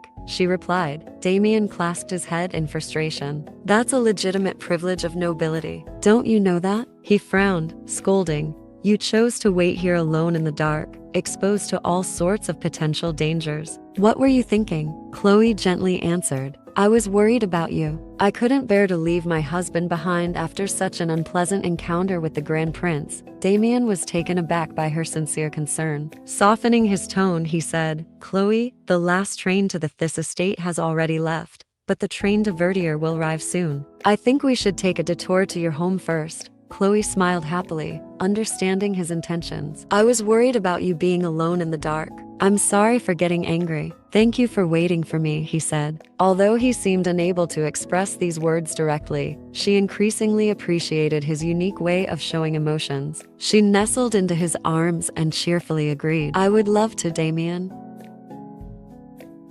On the night train heading to the Verdier estate, the couple shared a passionate kiss in the first-class cabin. Damien smiled warmly at the girl before him, thinking, just as my ambitions are within reach, I board the train to win your heart. The Duke, like a child, whispered in his wife's ear, Chloe, you must know how much I love you. She blushed and praised him. Sometimes you are surprisingly gentle, Damien. My mother was right, he said. The Duke gazed lovingly at his wife, secretly thinking, but she doesn't need to know the dirty details of this matter. At the Verdier estate, Chloe's father was writing a letter to her. He couldn't hold back his tears as he saw his daughter depart with her husband. The old father was very happy to see his eldest daughter marry such a good man. Not only that, his second daughter, Alice, also brought him joy by safely giving birth to his grandchild at the Thisse mansion. Chloe was trying to push her husband away. "Your Grace, your mother could arrive any minute. We should stop now," she urged. Damien persisted, "But I know for a fact that you enjoy it when I go mad for you." Blushing and flustered, she replied, "We really don't have time for this. Please, Your Grace, wait." Suddenly, the door burst open, and the Duke's mother sighed, having waited too long. "Chloe, what on earth is taking you so long?" She was stunned by the scene before her. "Good morning, mother. I need some encouragement from my wife for the upcoming race," Damien said. Both mother and son laughed heartily. "I'm sure Chloe's efforts this morning will be rewarded," his mother said. Chloe blushed, silently cursing, "Like mother, like son. They have no shame." In the warm summer sunshine, Chloe and her mother-in-law strolled through the festival grounds. She confided in her mother-in-law about her anxiety when selecting the ripest strawberries in front of everyone. Despite her nerves, she had done her job well. The Duke's mother suddenly exclaimed, "There he is." Chloe followed her gaze and blushed when she saw her husband. The Duke looked stunning with his muscular physique and radiant smile. Her mother-in-law teased, "Surprised, aren't you?" Blushing, Chloe retorted, "I didn't expect him to dress so revealingly for the race." Cheers and shouts echoed throughout the stadium as the racers dashed forward. Suddenly, the Duke's mother spoke up. "Chloe, Damien is quite a difficult man, isn't he? He's been ambitious ever since he was a child." Chloe replied, "Our father always said that a bit of ambition is the key to success." The mother, looking distant, sighed. "In Damien's case, perhaps he has too much ambition. I've tried to be an ideal role model for him since he was young, to instill loyalty to the royal family. However, children rarely grow up the way their parents intend. If the emperor passes away and the grand prince's reputation continues to falter, there will be a profound change for Damien. In fact, the entire world around him will transform completely." Chloe stepped closer and gently asked, "Madam, is there something you want to tell me?" The Duke's mother looked at Chloe and thought to herself, "Perhaps she is different. No one has ever been able to change Damien except for her." The bell rang, signaling the end of the race. "Hooray! The Duke has won." The mother hesitated for a moment before speaking honestly, leaning close to Chloe and whispering, "I only have one request. Please don't become Damien's greatest weakness." In the late afternoon, Chloe and Damien strolled through the garden, chatting. "Did you enjoy the festival?" he asked. "Yes, it was wonderful," she replied. "How did your conversation with my mother go?" Chloe hesitated slightly before responding. "I can tell she loves you very much." Damien sighed. "That's why she sometimes makes mistakes out of fear. So, even if she behaves rudely towards you, I hope you can understand." Chloe suddenly asked, "Your Grace, have you ever experienced moments of fear?" He responded, "I would never admit to being afraid, even if a bullet were just seconds away from hitting my head." "Of course not." Damien gently stroked her long hair. "I prefer to die with a smile on my face rather than be remembered as a coward trembling in fear. That way, you will never forget me." A golden flower was picked up as the steps of young girls grew more lively. They danced and laughed, couples joining in, moving to the rhythm under the sunset. Chloe watched them affectionately and felt a bit of longing. She grasped her crutch and said to her husband, "Your Grace, I've been diligently practicing walking with the brace you gave me." A couple shared a passionate kiss after an energetic dance. Witnessing this sweet moment, Chloe promised her husband, "One day, I will give you flowers like the women over there." Embarrassed by her own words, she quickly added, "I heard it's a tradition of this festival for women to pick flowers, tie them together, and give them as gifts. Is that so?" Damien helped her sit down on a bench. "I look forward to it. No woman has ever given me flowers." Chloe replied, "Maybe it's not that they didn't want to, but that they couldn't." "Why?" he asked. Covering her mouth, she answered, "Their lives could be ruined if they touched an aspect of you they shouldn't." Damien, dissatisfied, asked, "Why do you think I would ruin a woman's life just because she expressed her feelings for me? How ridiculous. What kind of man do you think I am?" Chloe's cheeks flushed slightly as she looked at her husband's angry face. "Who is this man I married? When we first met, I was sure I had met the most arrogant man in the world. Our first kiss was like a wave crashing against the rocks, and the proposal was more of a threat than a promise. Do you know how many times my world has been turned upside down since meeting you? I fear what else might happen to me if I stay by your side. Yet, even so, I still... Damien looked at the sky as raindrops began to fall. "Oh, it's raining," he murmured. Chloe gently called out, "Your Grace, I want to become your weapon." "Your mother told me that I shouldn't become your weakness," Damien teased. "You want to become my weakness? Why not?" The rain began to pour harder. "A weapon? Are you planning to go to the battlefield with me?" he asked. Chloe replied straightforwardly as he shielded her from the rain. "Life itself is already a battlefield, isn't it? Especially for someone like me." Damien was stunned. That was the same thing he had said when they first met at the Verdier estate. The atmosphere between them grew silent. "I know you will always fight for me, so I will do my best to support you and ensure that I won't become your weakness," she continued. Before she could say more, Damien gently touched her cheek, tucking her hair behind her ear, and gave her a sudden kiss. "Chloe, let me tell you this. You have never been my weakness, not for a single moment. It has always been that way, and will always be."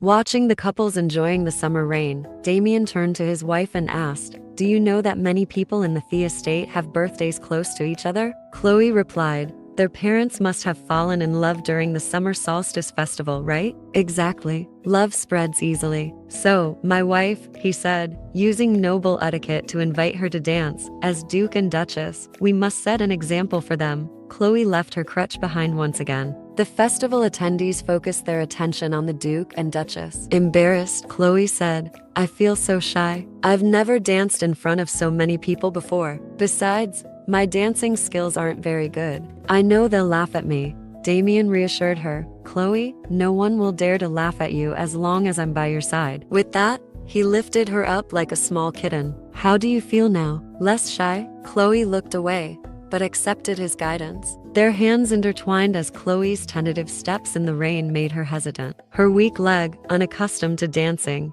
gave way, and she fell. Damien caught her and asked, "Are you all right?" Determined not to let her limitations defeat her, Chloe removed her shoe to feel the wet grass beneath her. Damien was surprised by her action. She balanced on her tiptoes to move more easily and smiled as she held onto his shoulders. "Yes, I'm fine," she replied. Damien adored her even more for her cute gestures. With his guidance, Chloe regained her confidence to dance with him. It had been a long time since she experienced the feeling of a young girl dancing with someone. Overwhelmed with excitement, she exclaimed, Damien, thank you." "For what?" he asked. "Thank you for inviting me to dance. And I'm sorry for refusing your invitation to dance at the Rose Castle." Out of breath, Chloe embraced him closer. "Damien, the rain is getting heavier," she noted. Just then, a servant called out urgently, "Sir, the carriage is ready." Chloe held onto him. "Damien, I want to keep dancing. I want to keep dancing with you." Damien blushed slightly,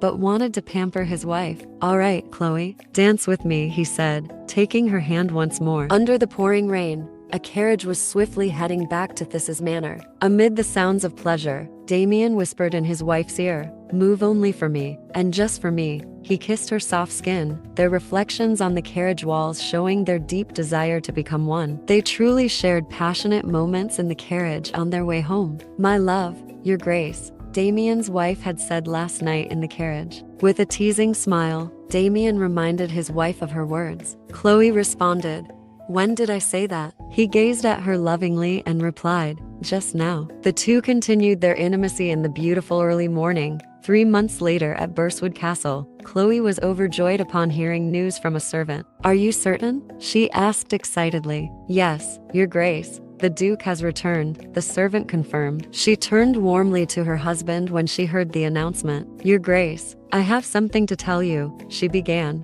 but Damien interrupted with a cold tone. "Chloe, the Emperor has passed away. This information is still secret, but will soon be officially announced. Now, what do you want to tell me?" The servant respectfully bowed and said, "Your grace, The lady is with child. Damien's eyes widened in surprise, but then he merely glanced at Chloe indifferently and acknowledged the information with a slight nod. Chloe's grip on her cane tightened, filled with apprehension. Part 8 ends here. How will Damien react when he finds out he has a child? How will the couple face the challenges ahead? Like and subscribe to follow Part 9 of Betraying Dignity. In the previous section, Damien just heard the news that his wife is pregnant, and our Duke seems quite astonished. Will they be able to happily welcome the baby into the world? Stay tuned to find out. At a certain shrine, two men are talking to each other. One man exclaimed, "I cannot believe His Majesty remained steadfast in keeping Jonans as his heir until his final breath. Indeed, but it is Duke Thisse that I find truly perplexing.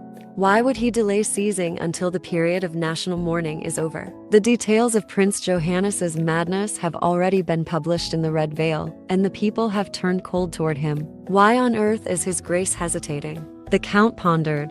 The Duchess is with child. Not far away, Gilles is unintentionally overhearing their conversation. The Count continued, if the Duke were to act hastily and make a mistake, he would not be the only one put in danger. If it is Her Grace's safety he is concerned about, we could provide more thorough protection for her. The other man asked back, "Don't you think I've already mentioned that to him?" "Well, what did he say?" Quoting Duke Thisse verbatim, "Those inexperienced in marriage should keep their opinions to themselves," the Count sighed, was his response. "But think about it," Weiss the other man continued, "that marriage was one of the many plans he devised for the ultimate goal of seizing the throne." The Count agreed. He even gave orders to approach Lady Alice, the Duchess's younger sister, to have her swept up in scandalous rumors, though by a stroke of luck, she ran off instead. The other men also replied, "That is what I thought at first too." That the Duke chose the inconsequential House Verdier to avoid drawing the royal family's attention and to secure control over the mines, a shocking truth was revealed. He used Lady Isabella to cultivate an image of himself as a womanizer, and took the disabled Duchess as his wife, all to evade royal scrutiny. And did His Grace not mention that he had discovered the gold mines in Verdier during the war? Gilles heard all these heartbreaking truths. The thing is, at this point, the two men heard a sound. "Did you hear that just now?" The Count only thought it was the sound of a cat. As they left, still talking. "Regardless, we have no choice but to follow his instructions for now. Still, I cannot help but be concerned." Ba-bump, ba-bump. Gilles' heart pounded with the amount of information he had just heard. Surprise, anger, rage, all these emotions were engulfing Gilles at this moment. Click-clack, click-clack. A pair of baby socks had taken shape. Maid Margaret exclaimed, "Oh, so cute. And the color is lovely too." Chloe replied, "I chose a neutral color because we still don't know if the baby is a boy or a girl. I assure you, regardless of the baby's gender, the Duke will be pleased. After all, this is his first child." Chloe said sadly, "Do you think so? Remember what the Duke said the other day. He insisted on having only one child." Chloe worried, "If it's a girl, the House of Thisse will not have an heir." Damien coldly said, "I don't like to repeat myself, Chloe." She knitted silently, thinking, he only wants one child. Does he know for sure that this baby is a boy? She hadn't had the chance to ask her husband more thoroughly, because since that day, Damien had left this territory and had been in Swan for a month. Outside, there was a knock on the door. The servant respectfully announced, "My lady, there is a guest here to see you." "It is Mr. Chelsea, the family's lawyer." After discussing with the guest for a while, Chloe exclaimed in surprise, "Are you sure? Did the Duke say these words himself?" Chelsea calmly replied, "Yes, I have recorded exactly what the Duke ordered, not missing a single word. He intends to bestow the name Thisse and the title of Duke on his firstborn, whether the child is a boy or a girl." Chloe questioned, "But this is not permitted under the current kingdom laws." The lawyer responded, "The Duke has always opposed Swannon's inheritance laws, and as you know, he is always considered a man of his word." Chloe tightly grasped the paper in her hand. "I know he is the kind of person willing to go as far as breaking the law to ensure that the child born with the name Thisse will not have to give up anything." Chelsea presented her with other items, saying, "He also asked me to deliver this letter and necklace to you, madam." Chloe took the two items and slowly opened them. The necklace she received had a picture of Damien and herself. The letter read, "To my dear Duchess Chloe von Thisse, I would like you to begin making preparations to come to Swain. I had planned to wait until our child's birth next spring, but my yearning for you surpasses my patience. Hoping to see you soon as possible, Damien. Since receiving the Duke's letter, Chloe had become more radiant and at ease. Even when sitting and enjoying tea, she thought about him. I was worried that he didn't want the baby, but it turns out I was just being paranoid. Maid Margaret was eager to follow her mistress to the Rose Castle in Swan. Her dream was to become an actress, but due to life's twists and turns, she had only stayed around the Thisse territory. Going to Swan meant she had the chance to watch performances at the theater. Mentioning the capital reminded Margaret of something. She recounted that the kitchen maid named Lily had visited relatives in Swan during the holiday and coincidentally met Gilles at a shop. Although he was dressed in monk's attire, she was certain it was Gilles. He told Lily that he was working at a monastery managed by Count Weiss's mother. Chloe recalled the name Weiss. Count Weiss? He is Damien's closest confidant. Damien couldn't be the one arranging work for Gilles. He wouldn't volunteer to work in a place within this territory. What is going on? Her mind was full of doubts upon hearing this information. Margaret innocently said, "Anyway, when we get to Swan, we'll see Gilles, which will be delightful." Chloe was lost in thought about her small autumn-haired friend. I never had the chance to apologize or express my gratitude. If I meet him in Swan, I will surely tell him, she thought wistfully. Chloe was pulled back to reality by her maid Margaret, who wanted to take the documents that the butler had requested to the Duke's study and clean the place. "I will take them to the study for you," Chloe offered. The maid was surprised. "My lady, you shouldn't exert yourself while pregnant." Chloe responded brightly, "It's all right. This is the least I can do to help my husband." In the Duke's study, Chloe was still daydreaming about Gilles. Maybe Damien helped Gilles find a job. He was an invaluable supporter to me, and Damien is the type of person who repays such favors, she thought, looking at her husband's portrait. Chloe silently mused. Being by his side is surprisingly comforting. Slowly, she approached the picture. She had been making a great effort to walk, using her leg braces instead of a cane. "Damien, I miss you so much." Suddenly, Chloe noticed something beside the portrait. She took it and pulled it down, revealing a secret cabinet. Inside, there was no money or treasure, but many carefully stored documents. Chloe was utterly surprised. "I didn't think he was the type to hide anything," she thought, glancing around and deciding she should take a look at them. All the documents were related to his business affairs. What made him hide these in a secret cabinet? She wondered. As Chloe flipped through the papers, she suddenly paused upon discovering something. Why is there a map of Verdier in there? In the accompanying letter, it was clearly stated that the mineral sample the Duke sent was identified as gold. It was highly likely that it was a gold mine in Verdier territory. The Viscount was on the verge of bankruptcy, and if his second daughter couldn't find a suitable marriage match, Verdier Castle would be seized due to debt. Chloe was shocked to learn this letter was written 3 years ago. What on earth is this? Additionally, there was information about the Viscount's eldest daughter as requested. She was knowledgeable in medicine and had excellent management skills for servants. She had long given up on marriage due to her physical condition. As she read further,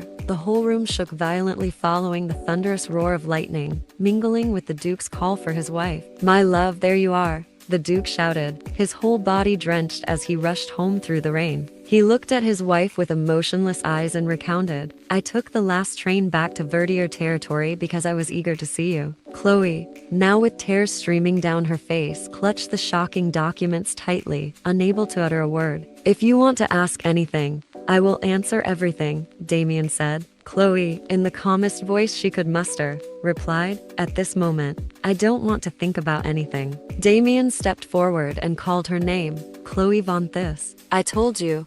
Ask me questions. Ask me what those documents mean and why I did it." She bit her lip, suppressing her anger. "Since you insist, I will ask you this. Was the murder of Marchioness Isabella also part of your scheme?" Damien remained silent for a while before honestly replying. "I was not the one who killed her," Chloe continued. "Then were you the one who framed as the culprit?" Following Chloe's question, a deafening thunderclap echoed. Damien coldly answered, "Yes. I only did it because I love you. I desired your heart, so I stole it. Resent me if you wish, scream and strike me if you must. I will bear it all. He pressed his hand to her cheek. We are a married couple. Disagreements are a natural part of matrimony. Do not let your emotions obscure the fundamental truth. Chloe interrupted. And what might that be? That on the day we first met, it was the glint of the gold that caught your eyes, rather than me. That you intended to use my father, who always bowed in gratitude to you, right? Or was it the man who claimed to believe in my innocence while letting me stand trial in that cold courtroom? That man was none other than my husband. You should never have done those things. Damien denied. No, Chloe. Those things don't matter. The fundamental truth I want to convey is that I truly love you. Chloe laughed bitterly, while tears continued to flow. Did you also assassinate the king? Yes, Damien admitted. I killed that old man because I was tired of him shielding his mad son. I couldn't accept such a person as a ruler. For the sake of this country, if I had a son as crazy as that, I would personally behead him to ensure an honorable death, rather than live in disgrace and be mocked forever. Chloe screamed in anger. Enough. Damien felt hesitant. Chloe? She panted heavily, feeling everything spinning. Drops of blood dripped onto the stone floor, forming a small puddle. Damien cried out in panic. Chloe? Her body trembled and collapsed to the floor. Chloe. A servant reported, the baby is fine, but madam needs to rest and recuperate during this time. As she respectfully left, the room was left with only Damien and Chloe. She coldly requested, Your Grace, surely you still have many important events to attend. Perhaps you should return to Swan. Damien sighed and replied, Nothing is so important that I must leave my sick wife behind. Chloe, with a sad voice, said, I want to be alone. Please go if you don't want this bed to be stained with blood once again. The Duke continued, Since I knew that the pregnancy would adversely affect your health, I realized that life without you would be meaningless. Chloe gripped the blanket tightly and raised her voice. Damien, please leave right now. Damien complied with his wife's wishes. If that is what you want, rest well. As the door closed, Chloe's stifled sobs could no longer be contained. Everything had gone according to his plan. He was a meticulous man. He was well aware of the future he would face for the sake of his loved ones, and he knew that he could harness extraordinary strength for their benefit. Damien stood quietly outside the door, listening to her cry in despair. I'm sorry, my love. I am so sorry. I will keep you safe, my precious child. The next morning, in the Duke's study, Count Thisse was discussing the concerning spread of disease from the south with Damien. As for Crown Prince Johann, despite the rampant disease, he still decided to hold his coronation as soon as possible. However, after witnessing a servant die from the disease right before his eyes, he hurriedly fled to his secret villa on the outskirts of the capital. There are rumors that the Crown Prince is allied with the Duchy of Carter. If he tries to legitimize his claim to the throne with their support, the situation will become increasingly complicated. Damien remained focused on writing something on paper without issuing any directives, which made Count Thisse anxious. Your Grace, are you still hesitant to act because of the Duchess? The Duke's pen suddenly stopped. At that moment, the only reason for Damien's hesitation was that Chloe placed her family above all else, and he didn't want her to see him as a villain who would kill his own kin. However, that concern is no longer an issue. Perhaps it's the best way to show her my true nature, so she has to admit that she loves a man like me. Damien stood up and declared resolutely, Prepare to free ourselves from Johann. Are you sure, Your Grace? If you don't want to act directly, I can. Damien interrupted. No, I will be the one to end him. This is the final courtesy I will extend to my cousin. Later that evening at the Verdier estate, the Duke and Duchess were hosting guests for dinner. I am greatly honored that the Duke stayed with us like this, one guest said. Chloe responded with a hint of self-mockery. The honor is mine. Every time he leaves, he's gone for a while. As the Duchess, it is my duty to be by his side when he is still here. Count Thisse cheerfully replied. Ha, ha, I can clearly see the Duke's love for you. I am sure he will quickly finish his work in Swan and return without any hesitation. Don't worry too much, and take care of your health.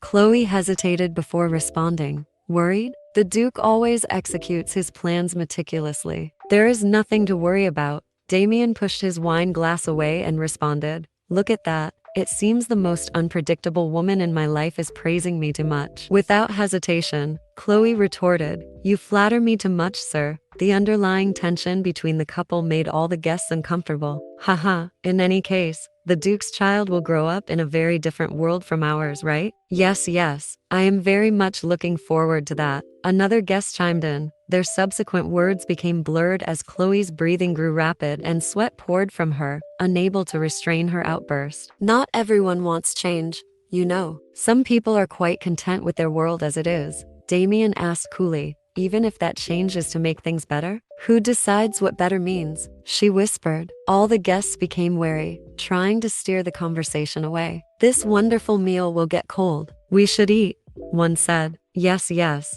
Madam should eat more, another added. Chloe, barely audible and dizzy, muttered, You're right.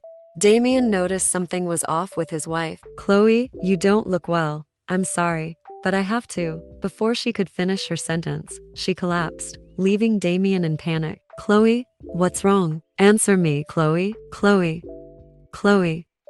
In their private quarters, the Duke felt helpless as the doctor explained. This disease currently has no definitive cure. All we can do is hope she fights through it, Damien asked coldly. There are no documents that suggest the symptoms could be alleviated with certain medications, the doctor recounted. During the brief moments she was conscious, the Duchess insisted I do nothing that could harm the child. If we use medication to counter this disease during pregnancy, the risk of miscarriage is very high. The Duchess is well versed in medicine and understands this fully. Damien's stepmother urgently advised, Chloe values the child's life more than her own. Don't you understand that yet? The Duke coldly replied, I have no intention of losing my wife over something so trivial, and I know my child will not be weak. He angrily ordered the doctor, Bring me the medicine immediately. It was unclear how much time had passed before Chloe gradually regained consciousness. Damien had been by her bedside the whole time. Chloe weakly called out to her husband, Damien. The Duke, looking exhausted from worry, gently asked, How are you feeling? Chloe looked at him and recounted in a strained voice, I dreamt about my mother. Until now, I had only heard her voice, but this time, I saw her face. I felt so happy. She gave me a bouquet of forget-me-nots, just like she used to pick from the riverbank when I was a child. Those flowers were as blue as your eyes. Chloe touched her belly and continued in a faint voice, I wonder if our child's eyes will be like yours or mine. Maybe my mother is trying to tell me.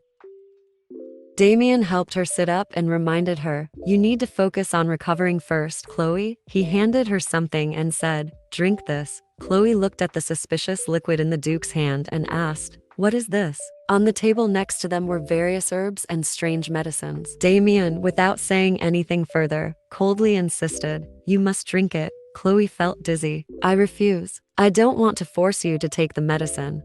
But if you refuse again, I won't have any other choice. She gripped the blanket tightly and flatly refused. I will not take any medicine that could harm our child. If you don't drink it, you will die, Damien stated. I can't drink that, she insisted. You must drink it, Damien urged. Chloe screamed. How dare you? How dare you try to make me swallow that poison? It could kill our child. Damien replied, You will die if you don't drink it. He held her shoulders firmly and gently urged, Listen to me, Chloe. There isn't enough research to be sure that the medicine will kill the child. There have been women who didn't miscarry after taking it. You need to take the medicine and live so that our child has a chance to be born. You have to trust me. A child bearing the name of this will not die so easily. Tears welled up in Damien's eyes as he continued. I have never known failure, and this time will be no different. I will endure your suffering and ensure you feel happiness and forget all the pain. So, Chloe, please, you need to live. Winter and Thisse seemed harsher and longer than ever since Chloe regained consciousness. She immersed herself in embroidery, avoiding everything around her. It was perhaps her way of distracting herself, though her calm demeanor baffled everyone. The Duke's mother replied sadly, Her composed exterior is just a facade. How can she forget the pain of losing a child? All I can do is pray that God grants Chloe and Damien another chance. In her room, Chloe stared at the dreary snowy sky when a hand reached out to embrace her. Damien appeared behind her and whispered gently, Chloe, once you recover, we will go to Swan together. Chloe silently gazed at the snowy sky and said, The first time I came here, winter was at its harshest, and it seems the same this year. When I leave this land, I will always remember the coldness of this. Damien felt uneasy, You have experienced all 4 seasons here, but it seems winter has left the deepest impression on you. Chloe forced a smile. Yes, it feels like it never ends. Fortunately, winter in Swan doesn't last long. The warm climate can improve your spirits, Damien said. Chloe hesitated before making a significant decision. When we get to Swan, I plan to file for divorce. Damien's eyes widened in shock, and his arm hesitated. What? Chloe continued. I am asking for a divorce, Your Grace. What will Damien do after receiving Chloe's divorce proposal? How will their love life turn out? Let's watch part 10 of the series Betrayal of Dignity next week. Don't forget to like and subscribe to follow Good Man with series. In the previous episode, Chloe had proposed divorce to Damien because she had discovered the truth behind their marriage and was shocked by the loss of their first child. Will Chloe forgive Damien? Let's find out in episode 10 of Betrayal of Dignity. What gives you the right to bring up divorce? Damien demanded. Chloe responded, I distinctly remember you telling me that we were only allowed to have 1 child and no more because you have no heir. I assumed you would want a divorce. Witnessing her determination, Damien felt bewildered. Chloe von Thisse, Chloe trembling, shouted, Don't call me by that name. You deceived me and cornered me. You put our child's life in mortal danger. I should never have taken that medicine. Chloe, distraught, covered her face and wept silently.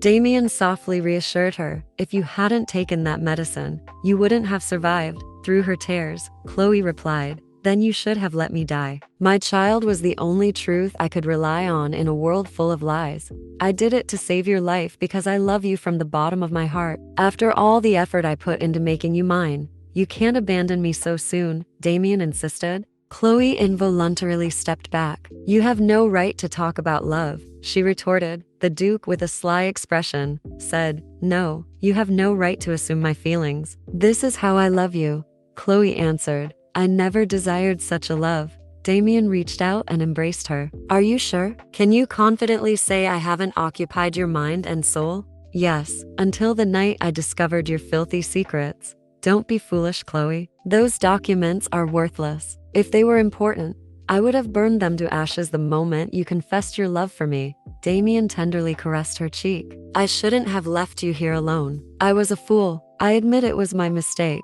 Chloe, I love you. Divorce will never happen in my life, nor in yours. I know you love me, Chloe tearfully said. Yes, all of this happened because I loved you, and I regret it from the bottom of my heart.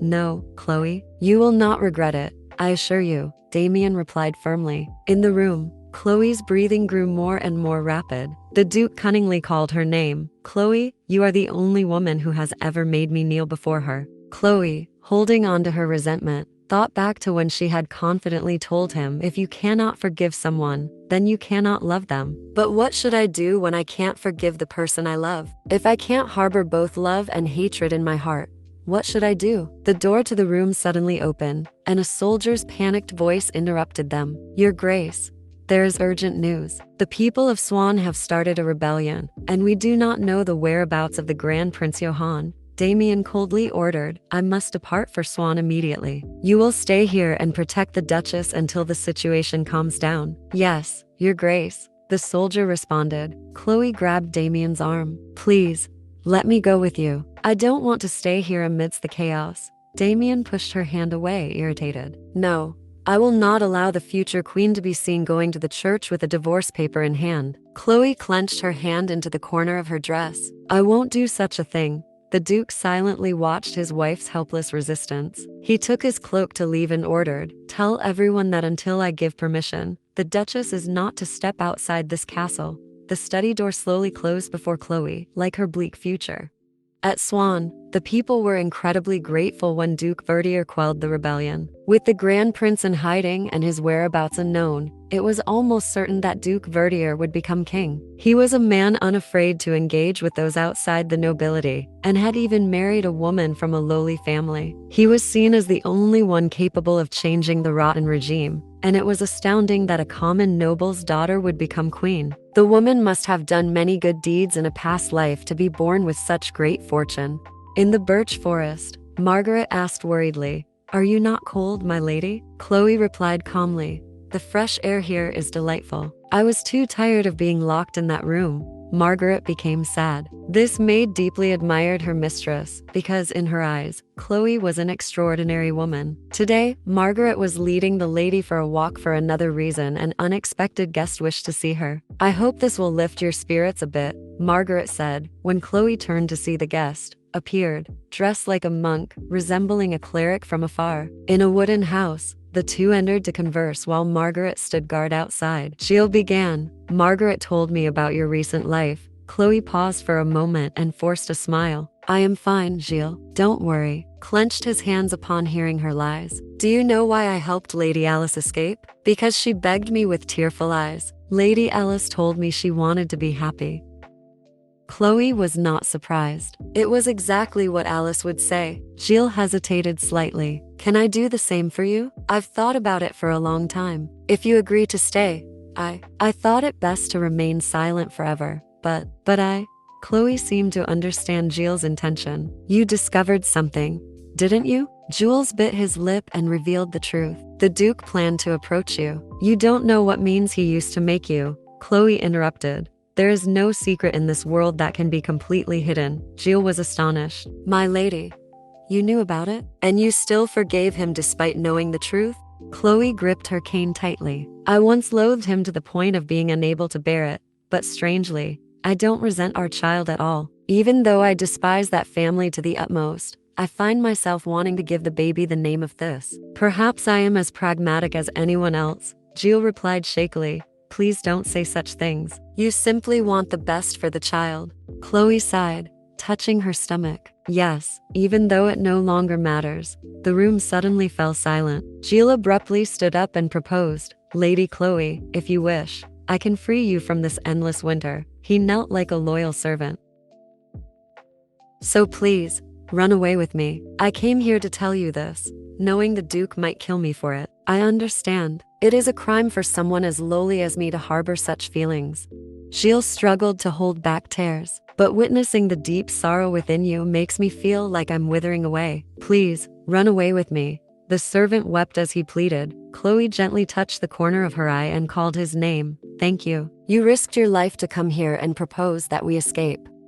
Your romantic gesture, coming to me and expressing your feelings despite everything, I will never forget as long as I live." With a cold expression, she added, "Let me make you some tea." Gilles reached out to grab Chloe, startling her. I will never be worthy of you," he stammered, his whole body trembling. Chloe knelt down and sincerely replied, "Listen to me, Jules. If I depend on your kindness now, I will live the rest of my life in torment, feeling guilty. And you, Jules, you will never find true happiness, because you are not the kind of man who keeps others by force." Chloe let go of his hand and offered him her final sincerity. "You are someone who protects someone's world instead of destroying it." Gilles forced a painful smile. "In the end, you still don't choose me, despite the suffering. Please promise me one thing, my lady. Please promise me that you will be happy." Chloe silently stood up and agreed. "Gilles, remember this. Whatever decision I make, it is my choice." Gilles blushed and looked at his mistress. "I will remember that." After the conversation in the wooden house, Gilles quickly left, but not without glancing back at his mistress one last time. "I will find happiness," he said. In the wooden house, Chloe remained, contemplating her final actions. That very night, she spent her time writing a letter, a true end to everything. "Dear Your Grace, I have had enough time to reflect while you were away. I realize I have stubbornly and childishly placed my sorrow above yours, even though I know my concerns are unfounded. But I feel compelled to write because of the fear that my actions might harm your goals. I hope you successfully resolve all issues and allow me to accompany you soon. You are the only one who can recognize my worth. I love you deeply. I pray that I am not the source of your weakness, and earnestly await the world you will create. Chloe." Damien strode forward. "Very well, Chloe. Whether you are being sincere or these are mere lies, you will always be the only woman for me, the empress of this empire, and I will be the only man for you. Now we can be happy and carefree. That's enough. So, Chloe, we can start over again." In a corner of the birch forest, the servants hurriedly called out to each other. "Put out the fire quickly, everyone. We must hurry." When Damien arrived at the scene, everything was in chaos. What is happening? The Duke's voice from behind made the maid tremble. Your Grace. The house is on fire, and the Duchess. She is still inside. Damien looked at the fierce flames in horror. Chloe. Before the terrifying fire that seemed to consume everything, the servants surrounded Damien, shouting warnings. Your Grace. You can't go in there. Chloe. The Duke, like a madman, wanted to plunge into the blazing fire to find her. He screamed, "Let me go." The servants, unable to restrain him, were pushed to the ground. Your Grace. It's too dangerous. Ignoring their warnings, Damien rushed into the flames without hesitation. Chloe, the wooden beams of the ceiling had collapsed, catching fire. He groped through the house, searching for his wife's figure. Chloe, what are you doing? The Duke fell to his knees when he saw a body in front of him. It's time to rise, my love. Aren't you going to welcome me with open arms? Isn't that your duty as my wife? We still have so much to discuss. As the Duke whispered to the corpse, a sudden rain began to pour down, extinguishing the fire quickly. The sky was dark, filled with the smell of smoke and rain. Inside the wooden house, the Duke's groans for his wife continued. Chloe, do you think you can just abandon me like this? No. You must stay with me forever. Your heart is mine. You gave it to me. The mother, shocked to see her son in such deep sorrow, noticed the family heirloom necklace that Chloe had worn when she married into the family. The mother collapsed in shock.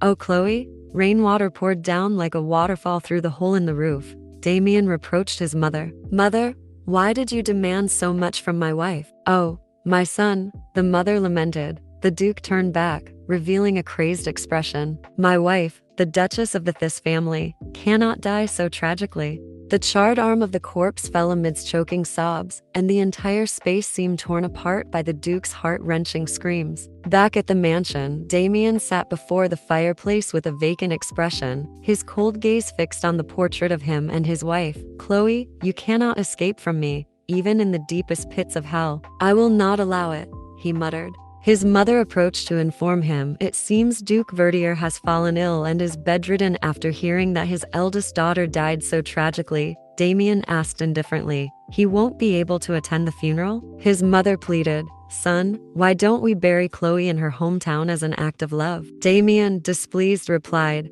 what do you mean, mother? She is the Empress. She must be buried in the royal mausoleum. The Empress's funeral will take place 2 weeks after the coronation. I must return to Swan. Once you finish the arrangements here, you can join me at the royal palace. As the door closed behind her, his mother's heartfelt lament echoed. Chloe, didn't you feel the pain when Damien held you so tightly? Yes, mother. Chloe's voice seemed to respond from beyond. That is why I let him go. This station, the day of fire, Winsbury. The train from Thisse to Winsbury is about to depart. Stop pushing. You nearly bowed over an old woman. Eliza asked Chloe with concern. Are you all right? It is far too crowded here. Chloe replied, I am fine. Thank you for your help, Eliza. It is nothing compared to the kindness you have shown me, my lady. Eliza replied gratefully. I do not know how much help I can be, but if you ever find yourself in need of assistance, please write to me. The train announcement sounded hurriedly once again. Winsbury. Last call for the train to Winsbury. You must board now. Chloe thought about Damien. You lost. I hope you like my gift. In the perfect world you are constructing, my absence, as imperfect as I am, will not matter. The tumultuous spring passed, and summer arrived. Damien Verdier swore an oath to the gods that he would devote his life to the prosperity of Swanton. Meanwhile, a substantial reward was offered for the capture of Prince Johann, who had fled Swanton. Thus, the reign of the Thisse dynasty began. In the palace, Count Wise was discussing Johann with the new king. It seems he is hiding in the Duchy of Quarter, Count Wise reported. They say the new king of Cater is a madman. He shot his subordinate for insulting his lover. If such a lunatic teams up with Johann, the Duke interjected, if he is a madman, let's hope he is a fool so that alliance never happens. However, if he is a cunning madman, then we will face war. Count Wise broke into a cold sweat. How can he speak of such matters so carelessly? He thought. Hesitating slightly, he asked, when do you plan to hold the Queen's funeral, Your Majesty? The pen in Damien's hand froze unconsciously. It had been 2 months already. You know there are many nosy people in the royal court, he said indifferently. Your Highness, I simply cannot serve a mad king. Count Wise expressed his concern. Damien chuckled softly. If you don't want to witness true madness, I advise you to leave me. Count Wise tried to reason with him. Damien, you know better than anyone that your current state is far from normal. Please, return to being yourself as a member of the Thisse family. Damien turned silently, gazing at his concerned attendant. With a commanding tone, he ordered, the funeral will be held in 10 days. 10 days later, at the Rose Mansion in the capital of Swanton, a gravestone had been erected at the entrance to the maze garden.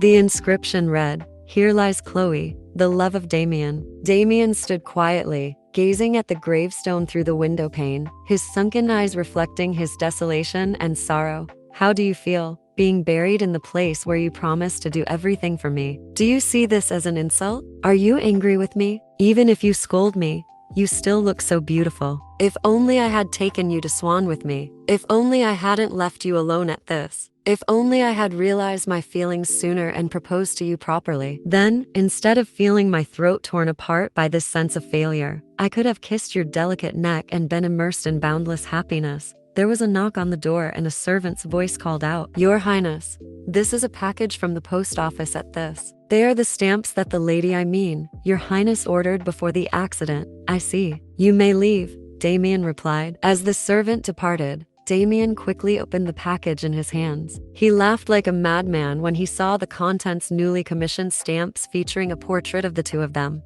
"Duke, please return it to me. What do you think you are doing? Oh, you are all wet." Chloe's voice seemed to resonate. The wine glass in Damien's hand shattered into pieces, blood dripping onto the floor along with his heavy breathing. Holding a shard of glass to his neck, he muttered, "Chloe, if I die, can I be reunited with you?" Chloe appeared, gently removing the glass shard from his hand. "This joke isn't funny, Damien," he grumbled, his voice strained. "This isn't a joke." Chloe's voice remained soothing and enchanting. "You know, Damien, the river of death leads to two paths, heaven and hell. Surely, we won't be taken to the same place. Do you disagree?" The illusions had all vanished, leaving him alone in the stench of blood and tears. As Chloe had wished, Damien was truly tormented by the death she caused. Will our Duke realize this truth? Don't forget to like and subscribe to catch episode 10 of the series Betrayal of Dignity.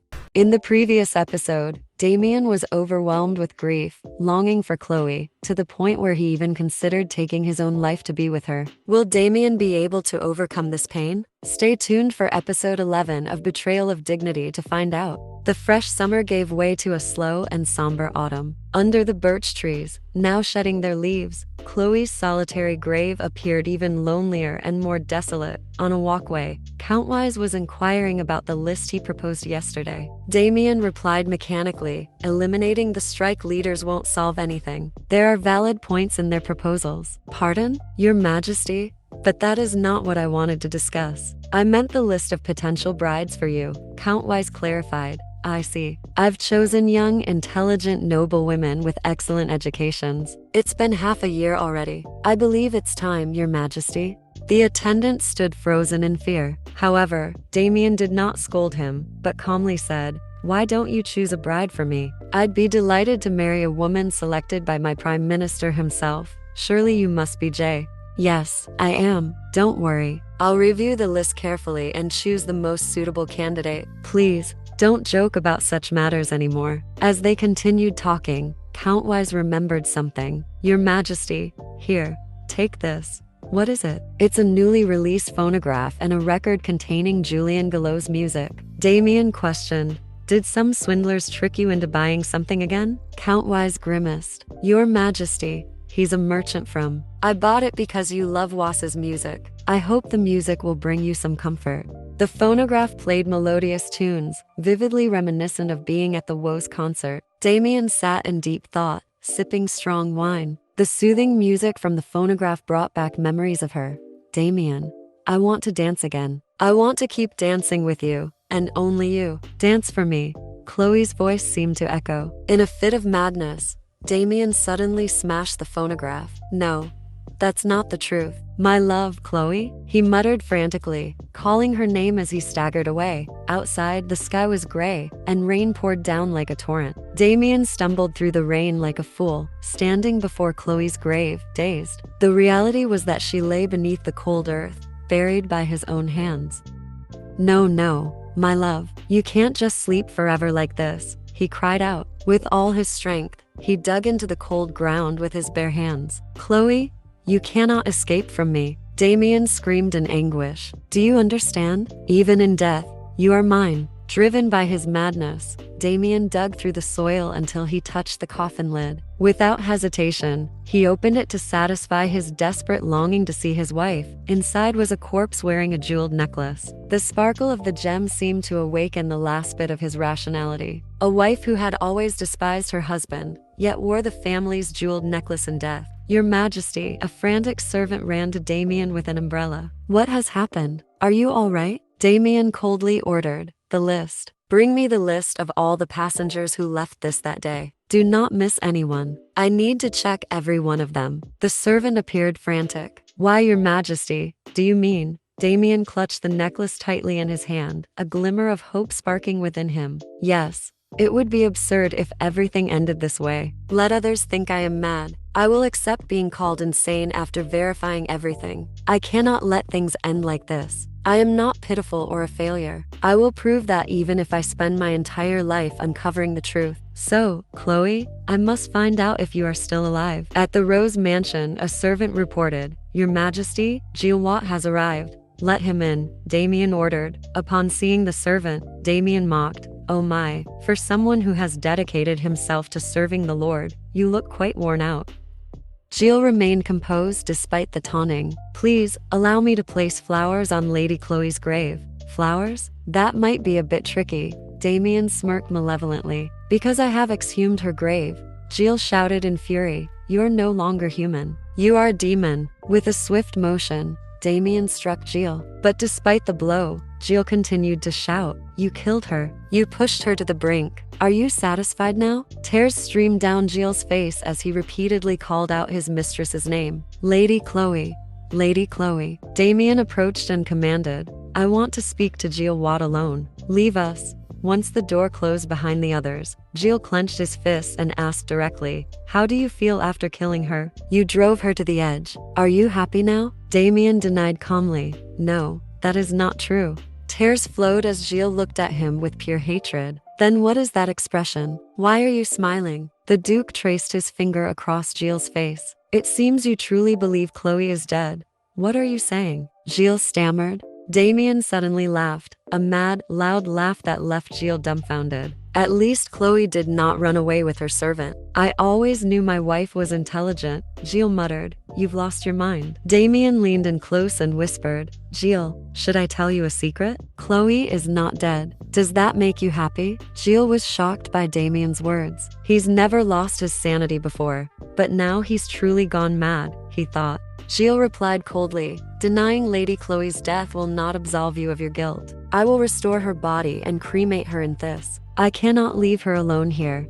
Damien laughed dismissively. Do whatever you want. I will bring Chloe back to life.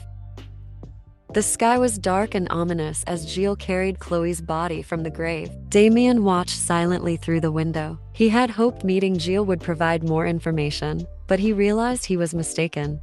Damien's eyes darkened as he thought, perhaps she anticipated everything. She knew I might doubt her death and seek out Gilles. What? That's why she didn't collaborate with him. She wanted to protect her loyal servant at all costs. With a cold gaze, Damien muttered, You succeeded in breaking my heart, Chloe, and made me feel utterly defeated. Chloe, if this is judgment you're passing on me, I will bear it with grace. And if you wish to test my faith, then I willingly submit. But once I have weathered this storm and found you again. A few days later, at the Burt mansion in the territory of Verdier, the study of the Duke was so quiet that only the sound of pen on paper could be heard. The servants stood in neat rows, not daring to breathe heavily. Their faces were filled with worry and anxiety. After a long while, Damien finally put down his pen and raised his voice. So you are the one who sent Chloe's letters as instructed, aren't you? The maid Margaret, trembling, replied, Why yes, because the lady was not allowed to leave the mansion, sir.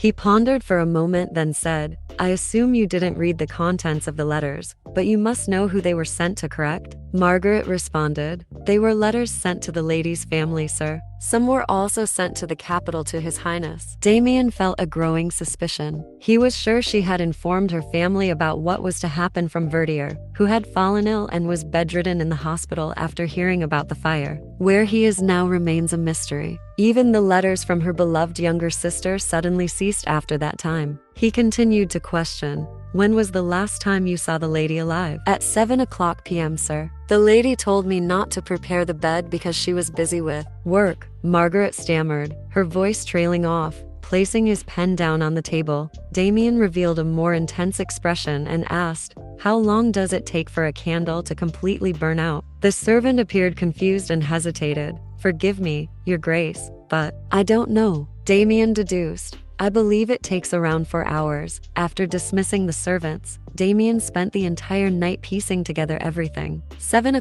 p.m. was when Chloe was last seen by the maid. Around 9 p.m., she had gone to the storage yard of the cottage to personally check the goods distributed to the poor. The servants weren't there because she had sent them away to do other tasks. After being left alone, she must have prepared everything inside the cottage, and the person who helped her must have been. Damien's eyes grew cold as he looked at the figure before him. "It's been a long time, hasn't it, Elisa?" "Greetings, Your Majesty," Eliza replied. Damien said, "I wish to ask question of you, not as the King of Swanton, but as the Duke's her whose umbilical cord you severed at birth. Please proceed, Your Majesty." "Where's my wife?" Damien asked in a harsh tone. "I don't know," Eliza replied. Damien sneered. "Are you being honest, Eliza?" "I would bet my life on it, sir. I'm not foolish enough to misunderstand the character of the person I've raised since they were a child." Damien then laid out his theory. "After being expelled from the Burt mansion, the Duchess wrote you a letter of recommendation for a job at a clinic.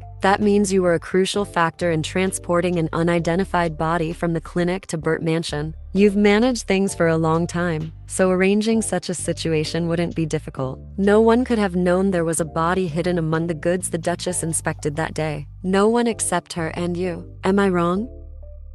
Eliza fell silent, facing the man with such remarkable deductive abilities and an intimidating presence. She knew that admitting the truth was her only option. "You are correct, sir," she finally said. Damien clenched the piece of paper in his hand, his eyes cold as he spoke through gritted teeth. "I'll give you one more chance. Answer my question. Where is Chloe?" She calmly replied, "I truly do not know. The lady did not tell me, sir." Damien was utterly furious at the calm expression on the old woman's face. "Of course," he said, "I'm sure she never intended to harm anyone, which means no one knew about her plan. But that day, I saw you at the train station. You knew exactly what she was planning." Eliza's expression didn't change at all. She took a deep breath and continued her story. "I went to the train station for my own reasons. I had transported the body to the mansion at the lady's request, and I had my own suspicions, just like you." Eliza recalled the moment she accidentally ran into Chloe at the station. Chloe's eyes were filled with panic when she was recognized by someone familiar. "The lady tried to flee the moment she saw me, but I stopped her." Eliza had shared her final words with her benefactor, her heart filled with pity and empathy for Chloe's fate. "I gave the lady my cloak and hid her face with the hood. Then, I helped her board the train, hoping she would have a safe journey." When Damien finished listening to the story, he sighed deeply. "You must have known that she would never come back." Eliza hesitated before replying, "Yes, Your Majesty. And you must have known that I would never forgive you if I discovered the truth. So why did you help her?" Eliza's eyes reflected a hint of sadness. "Why, you ask? Do you understand this, my lord? If I were to say it was because I am simply human." Damien stood frozen, stunned in the Duke's study. He stood before the secret cabinet where Chloe had once discovered the full truth about his vile deeds. Pulling the cord beside the cabinet, the door slowly opened, revealing a strange object that someone had placed inside. The sight of it took him completely by surprise. "Ha!" Damien stepped back, covering his face as he burst into maniacal laughter, his laughter growing louder as he continued to stare at the object. Chloe Verdier had left the leg brace he had once gifted her inside this cabinet. It was as if she wanted to discard everything related to the Thisse family after escaping the house arrest he had imposed on her. She had shattered his mistaken belief that her crippled leg would prevent her from fleeing. She had known, hadn't she? Chloe had anticipated that he would eventually uncover the truth and find his way here. As he recalled the first day they met, he remembered asking her how one could understand others without asking them directly. Chloe had responded by saying that one only needed to understand them naturally. Damien stood there, staring at the leg brace like a man who had been defeated. I thought that was the most nonsensical answer in the world, he mused, yet she understood me better than I understand myself. He reached out, grasping the broken brace and bringing it closer to him, thinking to himself, she placed this broken brace in the secret cabinet.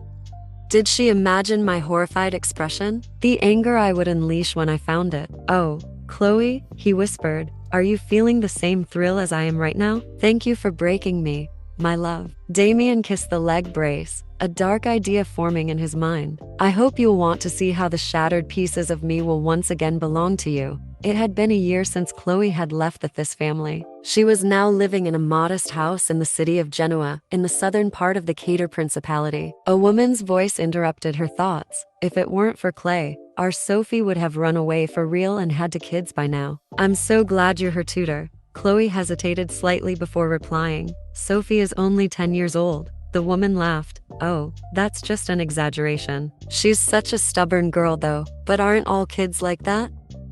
Chloe glanced out the window where a lively and mischievous young girl was playing with her dog. A wave of sorrow washed over her as she confessed, I'm really envious of you, having such a healthy child. The 2 women continued their conversation, not noticing the clouds gathering outside. Suddenly, the woman exclaimed, oh no, it's raining. Sophie, come inside right now. The rain is getting heavier. She called out to her daughter while muttering about how the girl never listened, oblivious to the pained expression on Chloe's face. As the sound of rain intensified outside, Chloe's ears echoed with the familiar, loving voice of Damien. Chloe, my love. She clenched her fists, her thoughts racing. It's been a year, yet I still feel. She paused, caught in a whirlwind of emotions, before reflecting, perhaps our separation was inevitable. On that stormy night, when I discovered your secret, instead of betraying you, I held on to the belief that everything would be okay as long as I could bear a child. That was why I endured it all, even though it brought me immense pain. But when I lost our child, my last shred of hope was gone. If you had any respect for me, you should have apologized and begged for forgiveness.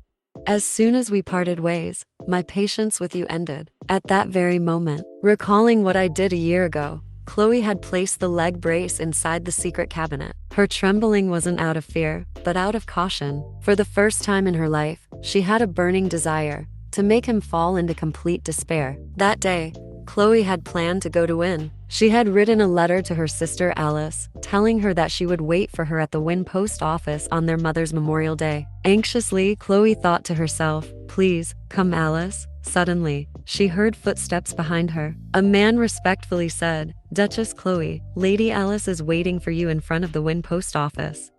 A young woman approached and gently spoke. It's been a long time, Chloe. How was your journey? Chloe turned around, facing the source of the voice. It was Alice, holding a child in her arms. Alice now looked much more mature and composed. Shall we catch up on everything that's happened? Alice said, and they went into a room. The child quietly played by herself, while the 2 sisters, who hadn't seen each other in a long time, had much to talk about. Alice revealed, that man named Eddie isn't a bohemian, but the hidden heir to the Quarter Principality. His real name is Anal Quarter, and he's now the king of this principality.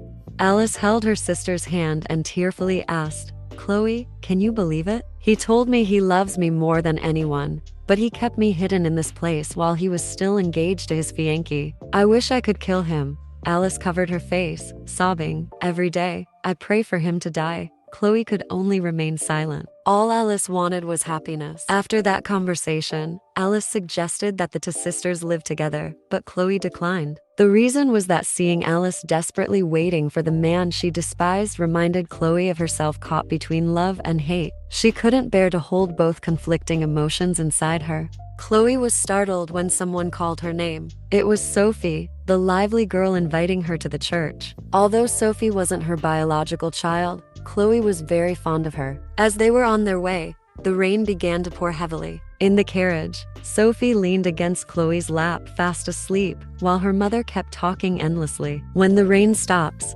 it's going to be scorching hot, just like last summer. You had to endure that heat as well, didn't you? Chloe replied, I don't mind. I prefer summer over winter.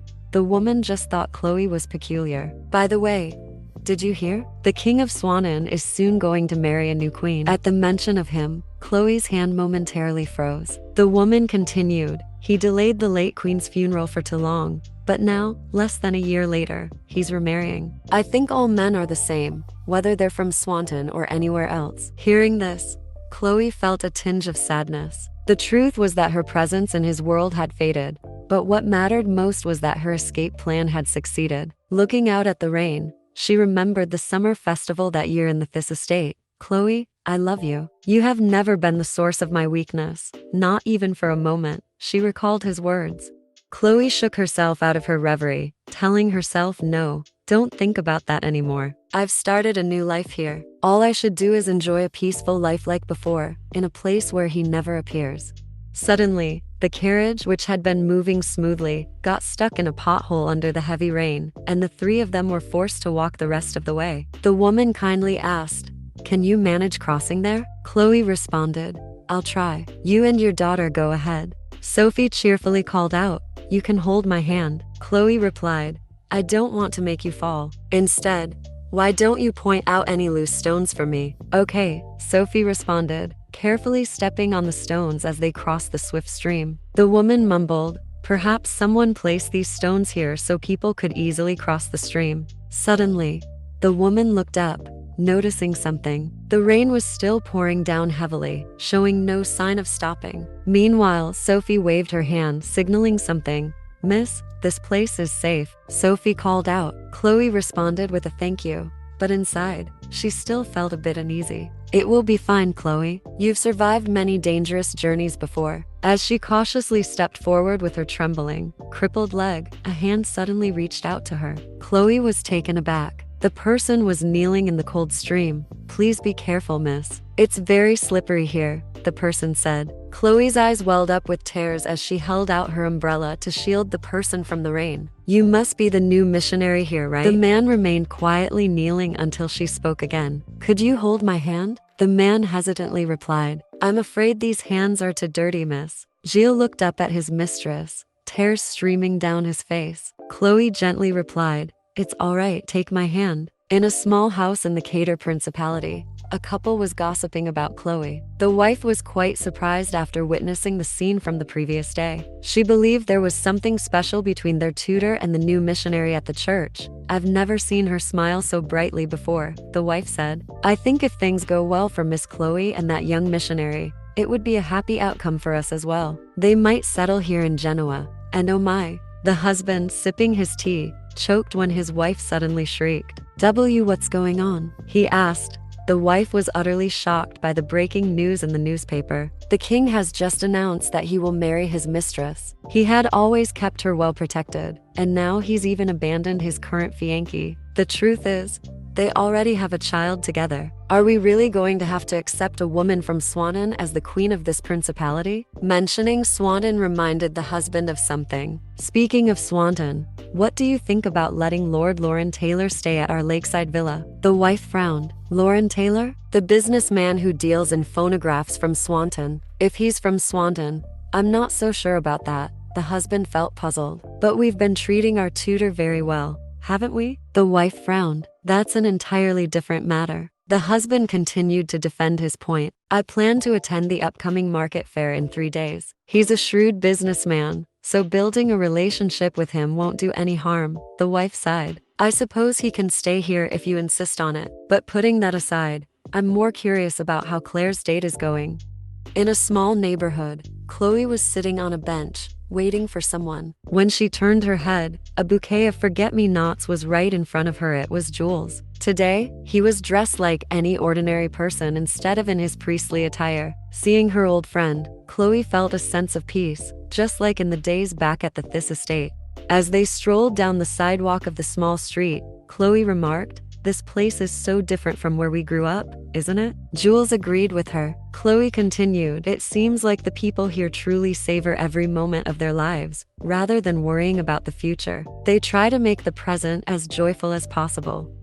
Gilles felt a twinge of sadness for his mistress and gently asked, are you happy here, my lady? After that question, A silence fell between them. Chloe softly smiled and looked away. I've just returned from the brink of death. Of course, I'm happy. Gilles bit his lip. Whether those words were sincere or not, he always wished for his mistress to live a carefree and joyful life. When Gilles left to take care of some matters, Chloe sat alone, lost in thought on the bench. She looked down at what was in her hand, the bouquet of forget-me-nots, which reminded her of him. One day, I'll give you flowers like those women over there, she had once said to him. I'm looking forward to it, he had replied. No woman has ever given me flowers before. My lady? Gilles' voice brought her back to reality. What are you thinking about? Noticing the concern in his eyes, Chloe decided to divert the conversation. I was just thinking about how beautiful the flowers you gave me are. Gilles blushed and replied. They're just wildflowers I picked by the river, that's all. Chloe continued, probing a bit deeper. Gilles, why did you decide to become a missionary? I didn't know you had such a deep interest in theology. Gilles became pensive. I wanted to understand why people have to endure suffering. I felt powerless when I heard the news of your passing. It caused me immense pain. I couldn't bear the guilt of not taking your hand and running away when I had the chance. I know you once told me that whatever decision you made was your own choice, and that I shouldn't question it, but I never even doubted your death. Chloe calmly responded. I had hoped you would believe I was dead. What do you mean? Gilles asked, confused. She gently replied, if you knew I was alive, you would never have given up. You would have tried to save me, even if it meant sacrificing your own life, Gilles. I couldn't bear to see the people I love suffer, and that's why everything happened the way it did. And now, I'm very happy. That evening, Chloe placed the bouquet of forget-me-nots in a vase by the window. She smiled to herself and thought, Gilles has always been such a warm-hearted person. He's really suited to becoming a missionary, Chloe thought to herself. Suddenly, there was a knock on the door. Claire, may I come in? It was the woman from earlier. She would occasionally visit Chloe's room to chat. So, tell me, the woman began. How did your date with that handsome missionary go? Chloe hesitated, unsure how to respond. I'm not sure if it can be called a date, but it was quite enjoyable. The woman teased. Oh, it's clear he's smitten with you from the very first glance. Think about it. Chloe, a future pastor, isn't a bad match at all. What better marriage could you hope for? Chloe was taken aback by this. The woman continued. You might think I'm being silly, but I genuinely wish for your happiness. The thought of being paired with Jules made Chloe feel awkward, and she couldn't help but laugh. Seeing her reaction, the woman asked, Why are you laughing? Chloe replied, I haven't considered marriage yet. The woman was surprised. Really? You don't need to overthink it, Cal. Just focus on one thing when you're with him. Does your heart flutter? If it does, nothing else matters. Chloe found the woman's words amusing and somewhat absurd. I only ever think about him, she mused. The woman smiled and asked, Am I right? Under the flickering candlelight, Chloe hesitated before saying, Yes, I think you're right. A few days later, Sophie was showing off her new dolls from the fair to Chloe. The three of them were waiting for Sophie's father to return to their meeting point. Unable to wait any longer, the woman asked Chloe to watch over Sophie while she went to find her husband. The two of them stood by the fountain for quite some time without seeing them return. Suddenly, Sophie exclaimed, Miss Claire, look at this. It's so beautiful. Chloe agreed with her. There's a painting of a forest inside. What kind of tree is that? Sophie asked. Chloe fell silent for a moment before replying. That's a birch tree. Sophie repeated. A birch tree? Then, as if discovering something, she exclaimed, Oh, this must be a music box. Do you think it plays music? Chloe responded, Why don't you try winding it up and see? Click, click. The music box began to play a clear and melodious tune. Chloe was taken aback as she recognized the melody. The sound took her back to a beautiful past, when she danced with Damien at the Strawberry Festival that year. She unconsciously tightened her grip on her cane and felt a pang of sadness. Why does it have to be that melody? Lost in thought, she was suddenly brought back to reality by the woman's voice. I found him. Chloe shuddered as she saw the man walking toward them. Her heart began to race as he drew closer. The woman extended her hand and introduced him. Claire, this gentleman is Lauren Taylor, a businessman from Swanton. The man bowed politely and said, Please forgive me for keeping you waiting. In the last letter Chloe had sent to him, she wrote, "I hope you will successfully resolve all matters." The man now replied, "I have successfully resolved all matters." His tired eyes glanced at her, and he added, "But it seems I may have arrived a bit too late." The words from the letter continued to echo in his mind, "And may I soon accompany you. I love you, Damien." And so ends part 2 of the series Betrayal of Dignity. Damien has found Chloe in the Quarter Principality. Will the two be able to reunite? Please like and subscribe to support the release of part 3 of this series. The sky darkened as Chloe saw the tall figure of the man in front of her, a face she couldn't forget even in her dreams. The voice of her friend's husband echoed in her ears. "Allow me to introduce you to Mr. Taylor. This is Claire Banks, Sophie's governess, and Claire. This is Mr. Laurent Taylor, a merchant from Swanton." Damien's narrow, cold eyes looked at Chloe, and her heart felt like it was about to leap out of her chest. Chloe panicked, wondering how he could possibly have found her. Damien's hand extended with a greeting. "A pleasure to meet you, Chloe." He deliberately called that familiar name, the name he had longed for day and night in anguish. The party started, and Sophie's mother began talking non-stop. "No matter how many times I tell him it's Claire, he seems to keep getting your name wrong. I hope you're not too offended. He says he's in the music business. Huh, you see? This is why I'm not too fond of artistic men. Though I must admit, he did invest quite a bit in today's festivities. Perhaps that's why my who's at that moment." She turned around, noticing her daughter, and shouted, "Sophie, dear, don't touch that." Chloe didn't have the mood to pay attention to Sophia's mother's words, lost in her own thoughts. "I never doubted he would suspect my death. In fact, I was sure he would." Over there, although physically engaged in small talk with others, Damien's eyes remained fixed on Chloe. As time passed, her certainty faded, because nothing left indicated that she hadn't been completely erased from his world. It seems he's already figured everything out. Chloe had no idea why Damien was still toying with her. He's the sort to cut off all escape routes, identify his opponent's every weakness, and strike at a critical moment without hesitation. Chloe didn't want to sit here pointlessly anymore, so she told Miss Stella that she wanted to leave with Sophie early. But Stella said that she couldn't leave this soon. Meanwhile, Gilles had been staring at Chloe throughout the entire party. It was only then that Chloe noticed Gilles, and she suddenly realized the absurdity of the current situation. When Damien saw Gilles, he seemed to go mad. Chloe worriedly thought, "Though Gilles is here, why does he look so pleased?"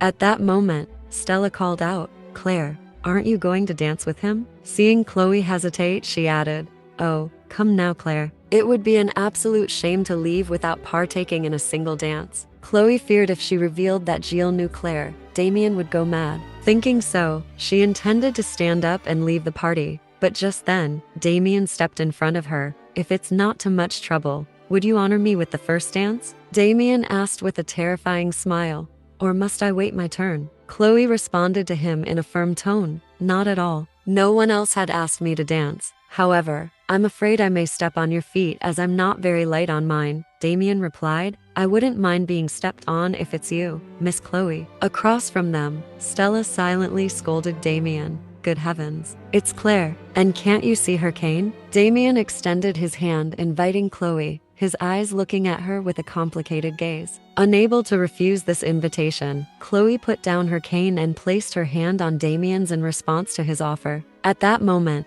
Chloe stumbled upon Sophia's teddy bear and almost fell, but Damien quickly caught her waist.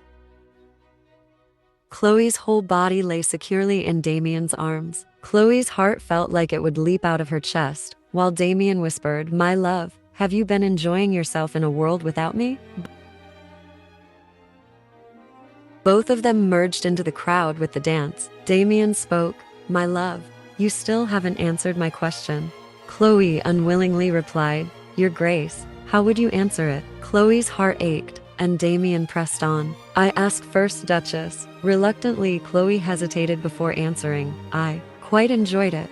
Damien responded indifferently. "Is that so?" He lifted Chloe's hand with a cold voice. "Well, I suppose nothing is more thrilling than living as someone else. Like how your sister was fooled by that so-called Bohemian Eddie. Now, do you understand how Carter felt back then? Or what about that stable boy who became a pastor to hide his past?" At this, Chloe glanced toward Gilles. She realized, So Jill came here already knowing everything about Alice and Jill. Not letting Chloe focus too much on Jill, Damien spun her around and continued speaking. Now then, to answer your question, after you set my heart ablaze and then left, how do you think I feel? Chloe's heart raced again after the spin. Suddenly, Damien leaned his face into Chloe's shoulder, making her uneasy. Wait, please stop. Damien gently called her. My love, tell me what's on your mind. My curiosity is driving me mad. Damien's eyes reddened, filled with emotions, his brows furrowed. Clearly, he had endured a lot. Under the blazing red lights, Chloe asked Damien, did you come to kill me? As if hearing a joke, Damien laughed loudly. Haha, what? Heavens no, killing you isn't the way to make you suffer. Wiping out that new family of yours, the ones treating a queen like a mere commoner, would hurt you so much more, wouldn't it? Still in the dance, Chloe sarcastically responded. Is that another threat? It seems you misunderstand me, Chloe, Damien replied. Hearing this, Chloe grew a bit angry. Misunderstand you? But if it's not a threat, then what could you possibly mean by that? Damien asked back. What do you think? Do you play games with me? Chloe asked. In the same indifferent tone, Damien replied. Does it look like I'm playing games right now? Despite heightened political tensions, I came here alone, without any guards. Does that seem like just a game to you? Chloe angrily responded. I haven't a clue what you're thinking. But what I do know is that I never want you to destroy my world ever again. Damien pushed Chloe against the wall, replying to her anger. I didn't come to destroy it. Hearing those words, Chloe seemed to lose control and screamed at Damien. Then why are you here? At that moment, the lights began to explode. Everyone in the hall panicked and didn't dare move. Taking advantage of the moment, Damien leaned close to Chloe's ear, his hand caressing her lips. Because I've missed you. I wanted to see you, to speak to you, to dance with you, Chloe. As Damien moved closer, Chloe quickly told him to stop. But Damien, at this point, wasn't listening. Stop what? This? After those words, Damien placed a kiss on Chloe's lips, tears welling up in her eyes. Her hand rested against Damien's chest. Suddenly, the lights came back on, and Chloe pushed Damien away and ran back to where Stella was sitting. Seeing Chloe's panicked state, Miss Stella worriedly asked, Oh, my, what's going on? These sorts of outages have been occurring much too often lately. Claire, are you all right? Chloe quickly responded. My apologies. I'm not feeling too well, so I think it best I leave now. Hearing this, Stella helped Chloe out the door, while Damien watched everything with a troubled look. Back to a rainy night at Damien's mansion, his assistant's voice echoed.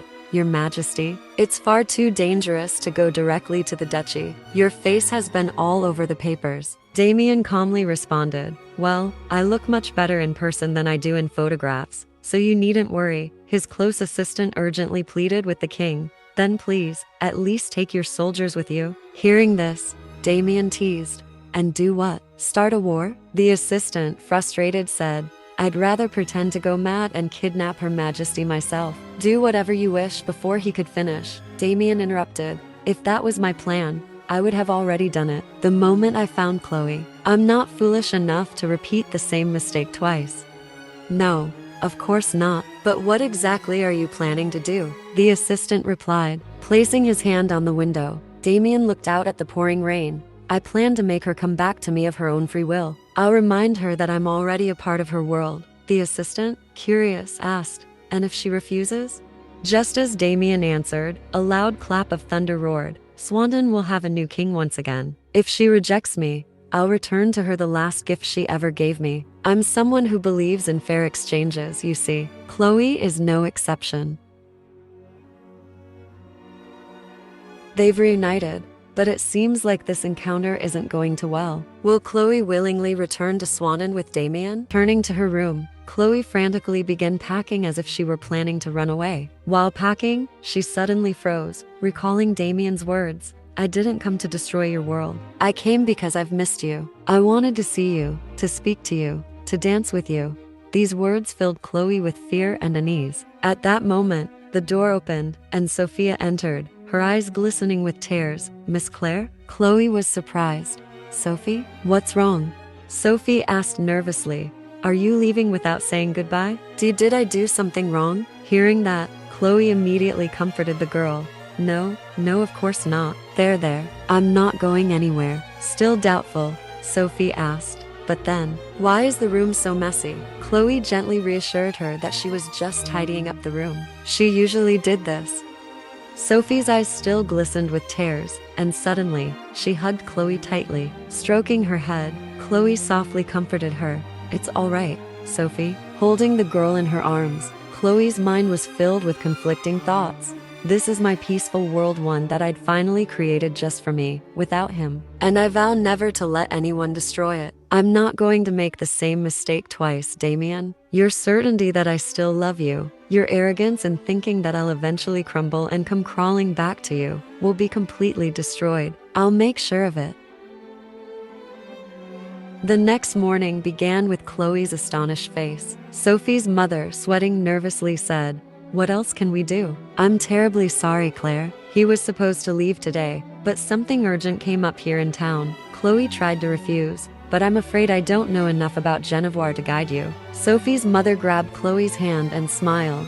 "Don't think of it as having to guide him around, Claire. Rather, you'll be keeping him company." She then whispered to Chloe, "I really am sorry. He specifically requested that you accompany him because you two get along so well. He's a very important guest. Could you help him out just this once?" With a sigh, Chloe reluctantly agreed to her request. Sophie's mother thanked Chloe profusely. Seizing the opportunity, Damien approached Chloe. "Goodness, thank you for accepting my invitation." Chloe looked up at the man. "You're welcome. I'm always happy to be of help to Mr. and Mrs. Ricardo's esteemed guests, Mr. Taylor." Damien gazed at Chloe with a complex expression, reaching out to lift her hand. "Very well. Shall we go?" This scene made Mrs. Ricardo exclaim with surprise. "Oh my, those two look so natural together." The atmosphere in the carriage was truly indescribable. Damien spoke up, "Beautiful." Looking out the window, Chloe pretended to agree. "Yes, Genevieve is a truly lovely place." Resting his hand on the window frame, Damien looked out at the sky and said, "Indeed, it's very idyllic. The perfect place to just forget everything." "So, did all the beauty here also manage to make you forget the countless moments we shared?" With a serious expression, Chloe replied, "What if it did?"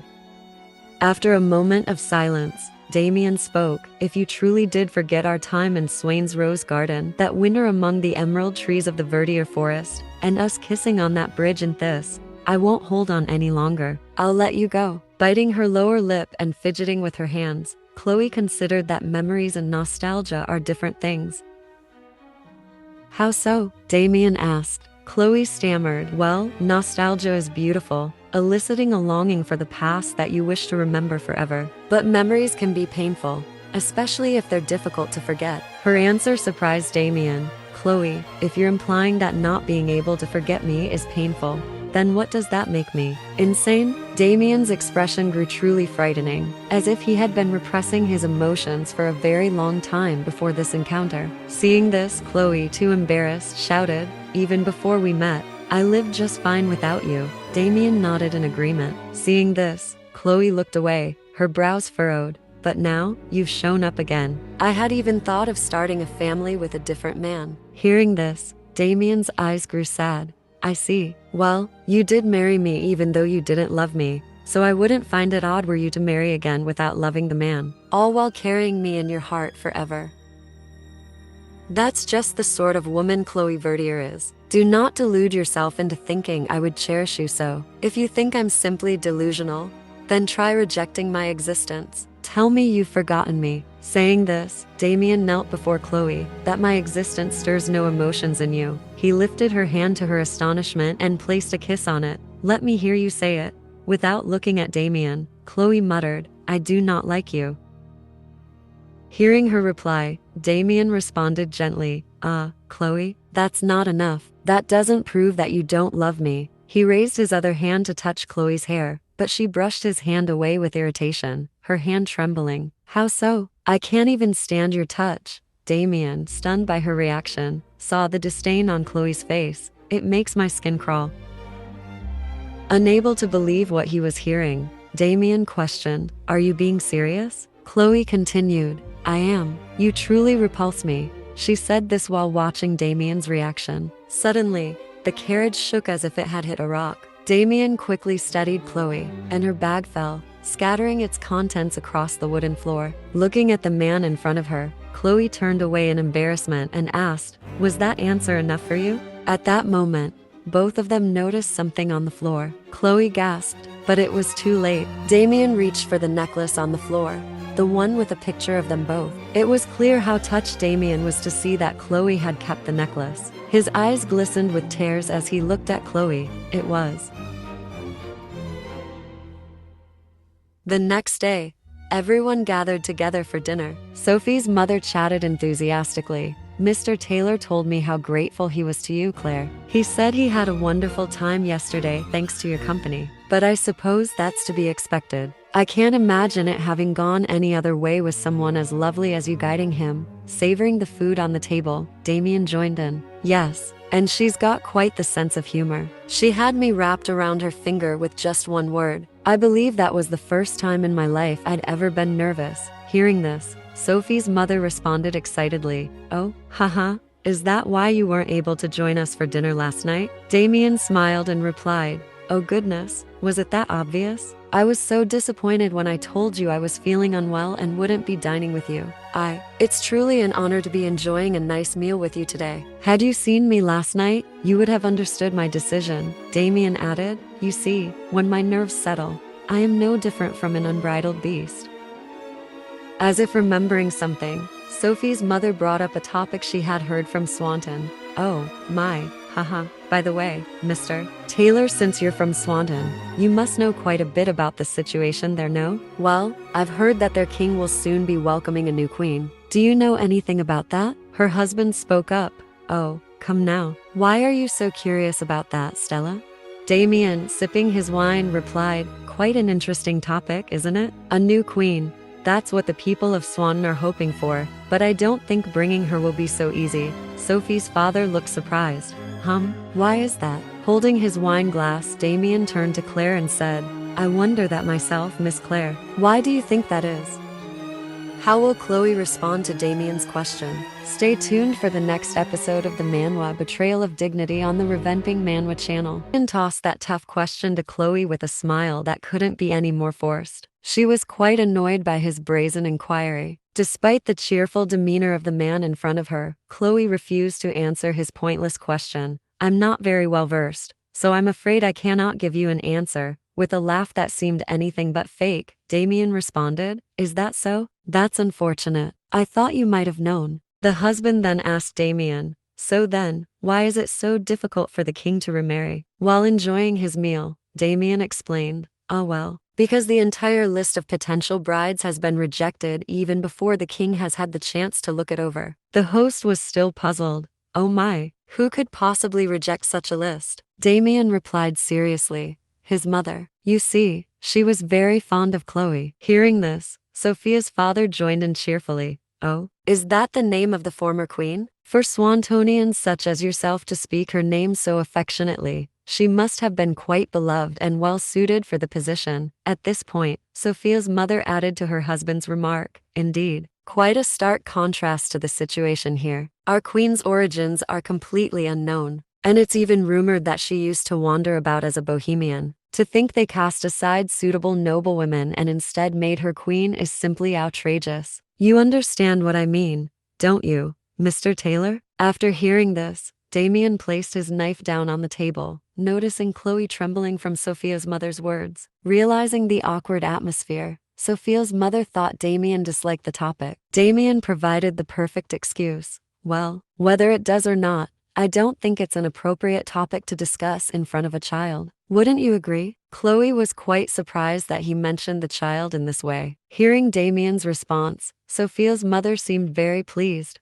"Oh my, I appreciate the concern. Mr. Taylor, you're still unmarried, correct? Haha, I already envy your future wife. You're so kind and considerate of others." Damien, of course, graciously accepted the compliment. "I'll make a fine husband." Night fell, and Chloe walked alone down the corridor, moonlight streaming through the windows. It seemed she had many concerns. "Remember that I'll always be there if you need me. If you ever need help, I'll do anything to support you. If I make arrangements with Alice, perhaps I can disappear without a trace. But asking for Alice's help would also mean relying on the power of Grand Duke Erno, who happens to be very hostile towards Swanton. What if he takes that as an opportunity to kill Damien? But I can't hide my identity and stay here forever. I need to make Damien give up on me and leave as soon as possible. At that moment, she opened the door to her room, only to find Damien already there. Chloe was annoyed. What are you doing here? Who knows? Damien half-jokingly replied. Perhaps I simply drank too much and mistook this room for my own. His answer was so obviously false that Chloe became wary. Outside, the voices of the hosts approached, whispering. Sophia's mother said to her husband, I'm worried Claire's been looking a bit unwell lately. I hope she's all right. Maybe I should go ask if she needs anything. I think that would be wise. Chloe and Damien were startled to hear the hosts getting closer. Chloe quickly covered Damien's mouth. Sophia's mother stood in front of the door. Claire, how are you feeling? You looked a bit pale earlier. Claire, are you in there? Chloe anxiously replied. I am fine. I was just feeling a bit tired. I'll be better with a good night's rest. Sophia's mother was still very concerned. Really? Well, all right. I'll see you tomorrow then. When they left, Chloe blushed in embarrassment and let go of Damien, who teased her cheerfully. Is there a reason we need to sneak around like this? Mortified, Chloe chased Damien out of her room. Please get out. But with his stubbornness, Damien certainly wouldn't leave, especially since she was the one who pulled him into the room. Oh, come now. Don't be like that. I actually came to return this. From his pocket, Damien produced the pendant Chloe had dropped, but Chloe refused to take it. You can keep it. I don't need it. I only kept it in case I needed some money to escape. Really?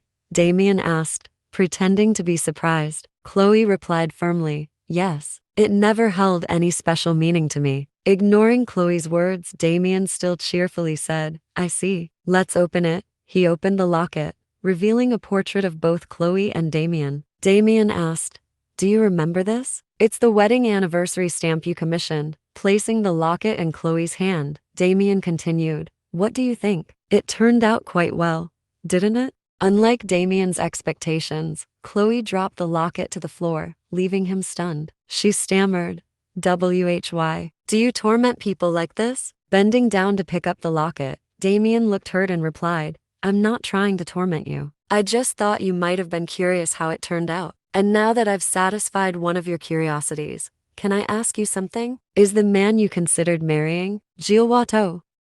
Chloe froze at Damien's question, her hands clenching her dress. What does that matter to you? She asked, turning her face away, unable to meet Damien's sincere gaze. Chloe finally answered in agony, since you tend to approach things with caution, I never imagined you'd think of marrying someone else. And I cannot fathom Gilles Watteau having the audacity to propose to you. I am almost tempted to marry him just to see your arrogance shattered to pieces. You know better than anyone he wouldn't be the right choice. And you are? See what you're doing right now. Damien stood up slowly and said, that day, when I saw you through the window of Verdier Castle, I wanted to run into your room right then and there. Seeing you conjured feelings I couldn't dare admit to anyone. How could someone elicit such irrational, animalistic impulses within me? Chloe lowered her face and whispered, had you run into my room back then, I would have taken you for a ruffian and screamed. What if I had confessed my love to you the day I encountered you in the forest? Damien approached Chloe gradually, replying,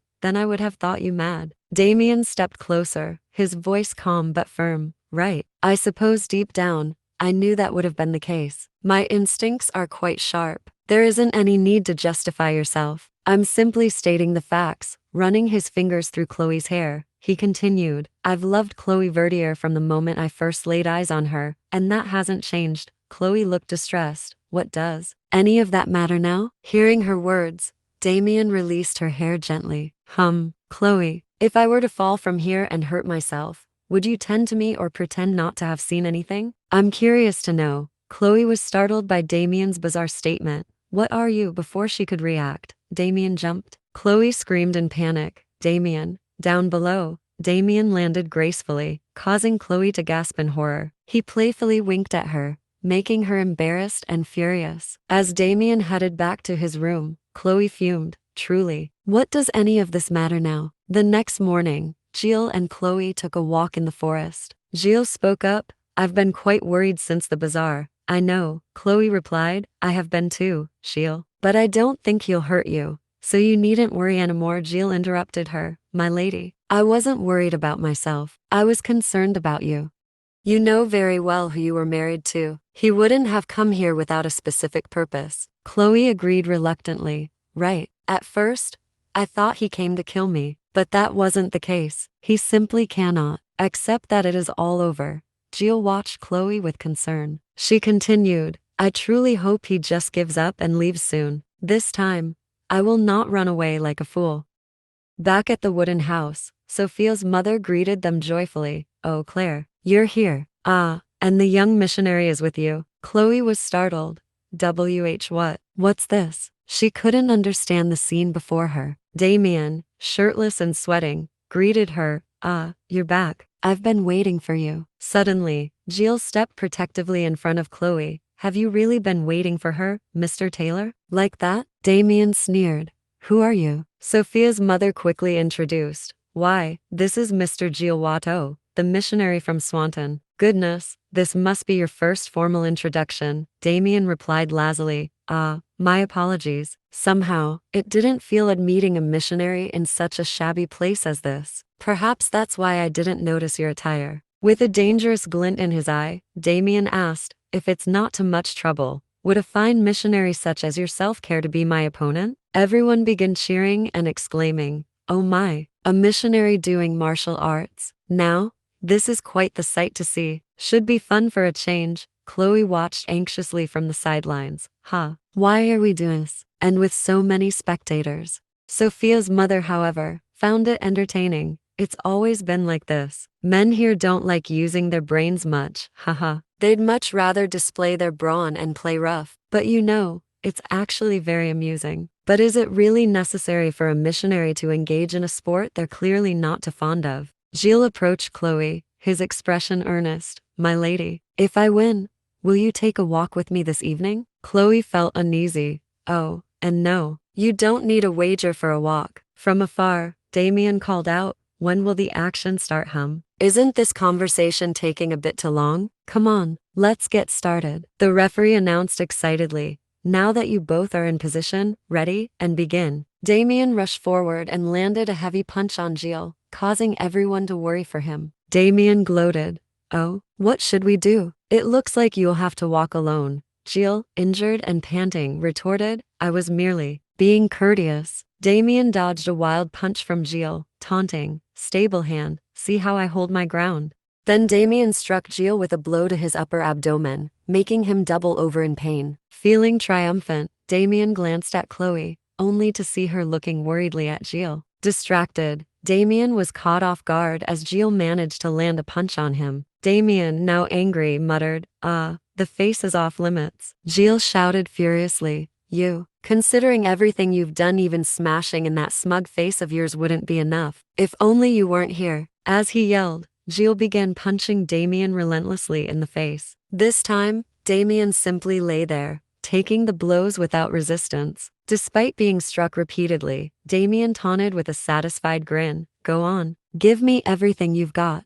Damien was eventually driven back against the wooden railing, but he continued to mock Gilles. Is that really all you can do? The Duke had successfully provoked Gilles, who, seething with rage, shouted and drove an elbow into Damien's throat. Shut up, you demon. At that moment, Damien called out, Gilles Watteau, look at my lady's face. Chloe's worried about me. He turned toward Chloe and lamented, it hurts, Chloe. It hurts so much I might die. Chloe. Just as he was about to reach for her, Gilles pulled him back in a chokehold, while Damien burst into loud, hearty laughter. Who will Chloe run to? Damien or Gilles? Who will she worry about more? Don't forget to like and follow to get notifications for the next episode of the ONE Betrayal of Dignity. Chloe wandered into the nearby forest, running breathlessly, her mind in turmoil as Damien's earlier expression replayed in her thoughts. Suddenly, Sophie appeared out of nowhere and asked with concern, Miss Claire, are you okay? Chloe turned around, startled by the little girl's unexpected presence. Sophie innocently replied, to Marimo's house. A faint blush crept onto her cheeks. She's a scaredy cat, so I'm giving this to her as a gift. That way, She won't be so scared at night. Chloe crouched down, surprised by the child's words. Really? But that's your favorite doll, Sophie. That's why I'm giving it to her. Because I like her, Sophie responded earnestly. Her answer left Chloe momentarily stunned. Sophie then beamed brightly and reminded Chloe of something she had once said. Remember you told me not to hide my true feelings? On one quiet evening, as Chloe lulled Sophie to sleep, she had whispered gently into her ear, Sophie, it's much harder to show your true feelings than to hide them. Not everyone who is honest is brave, but all who are brave are honest about their true feelings. Recalling those words now, Chloe felt a sudden realization. She pulled Sophie into an embrace. The little girl, puzzled, asked, should I just give it to you instead, Miss Claire? While patting Chloe's back reassuringly. That's right. If hiding our true feelings means deceiving others, then we must stop doing so. That's all right, Sophie. You don't need to give me your teddy. Thanks to you, I've already found courage,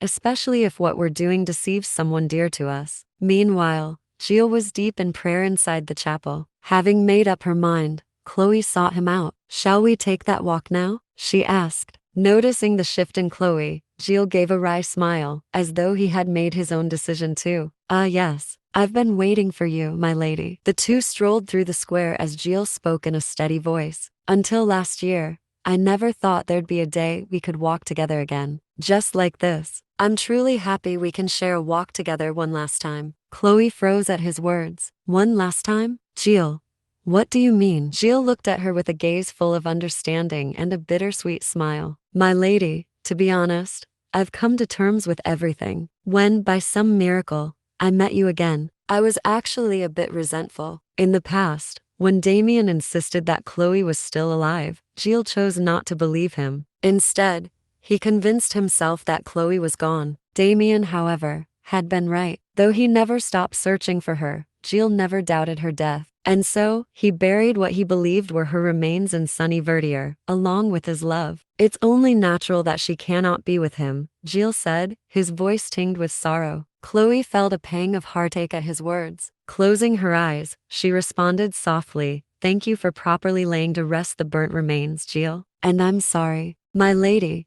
You never have to apologize to me. Truly, please, take this.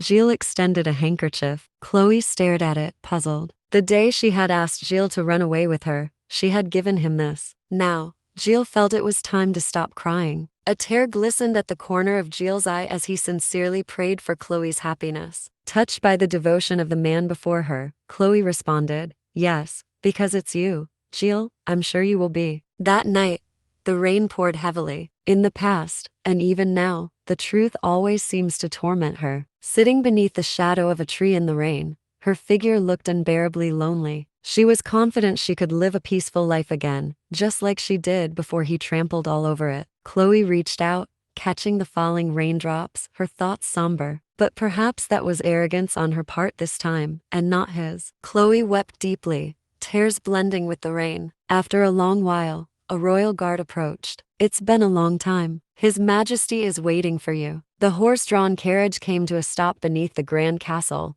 rain pouring relentlessly with no sign of easing. The man courteously helped Chloe down, but before he could utter a word, she rushed straight toward the entrance, heedless of the rain and his hoarse calls. She even discarded her cane in the process. The man sighed, exasperated. Like husband, like wife, Chloe, drenched from head to toe, ascended the grand staircase. She hurried to the weapon cabinet, grabbed a pistol, and stormed into Damien's room. Inside, Damien stood by the window, savoring a glass of wine. As soon as she entered, Chloe demanded, just why do you torment me so? Hearing her, Damien shifted his empty gaze toward Chloe. Outside, the storm raged on, thunder and lightning tearing through the skies. He replied slowly, a good question. Even I can't quite answer it. But what exactly have I done to you? Chloe, trembling with frustration, yelled, why? Why did you have to barge into my peaceful world and throw everything into chaos? In stark contrast to Chloe's fury, Damien remained calm. Placing his glass down, he said, I asked what I'd done to you. You make it seem like I dragged you here against your will.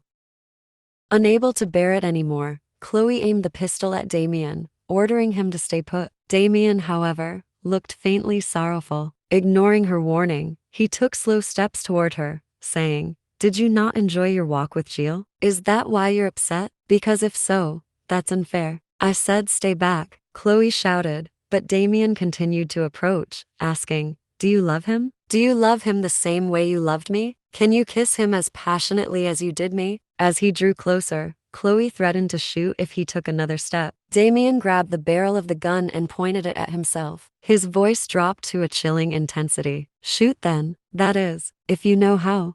Chloe's face twisted in anguish. What do you think? She spat back. Damien revealed, well, I'll tell you what I know, every gun in the Ricardo mansion is always loaded. So if you want, you can kill me. Chloe's hands shook as she lowered her gaze. Damien's voice pressed on, relentless. Go on. Shoot me, Chloe. Surely you've wanted to at least once.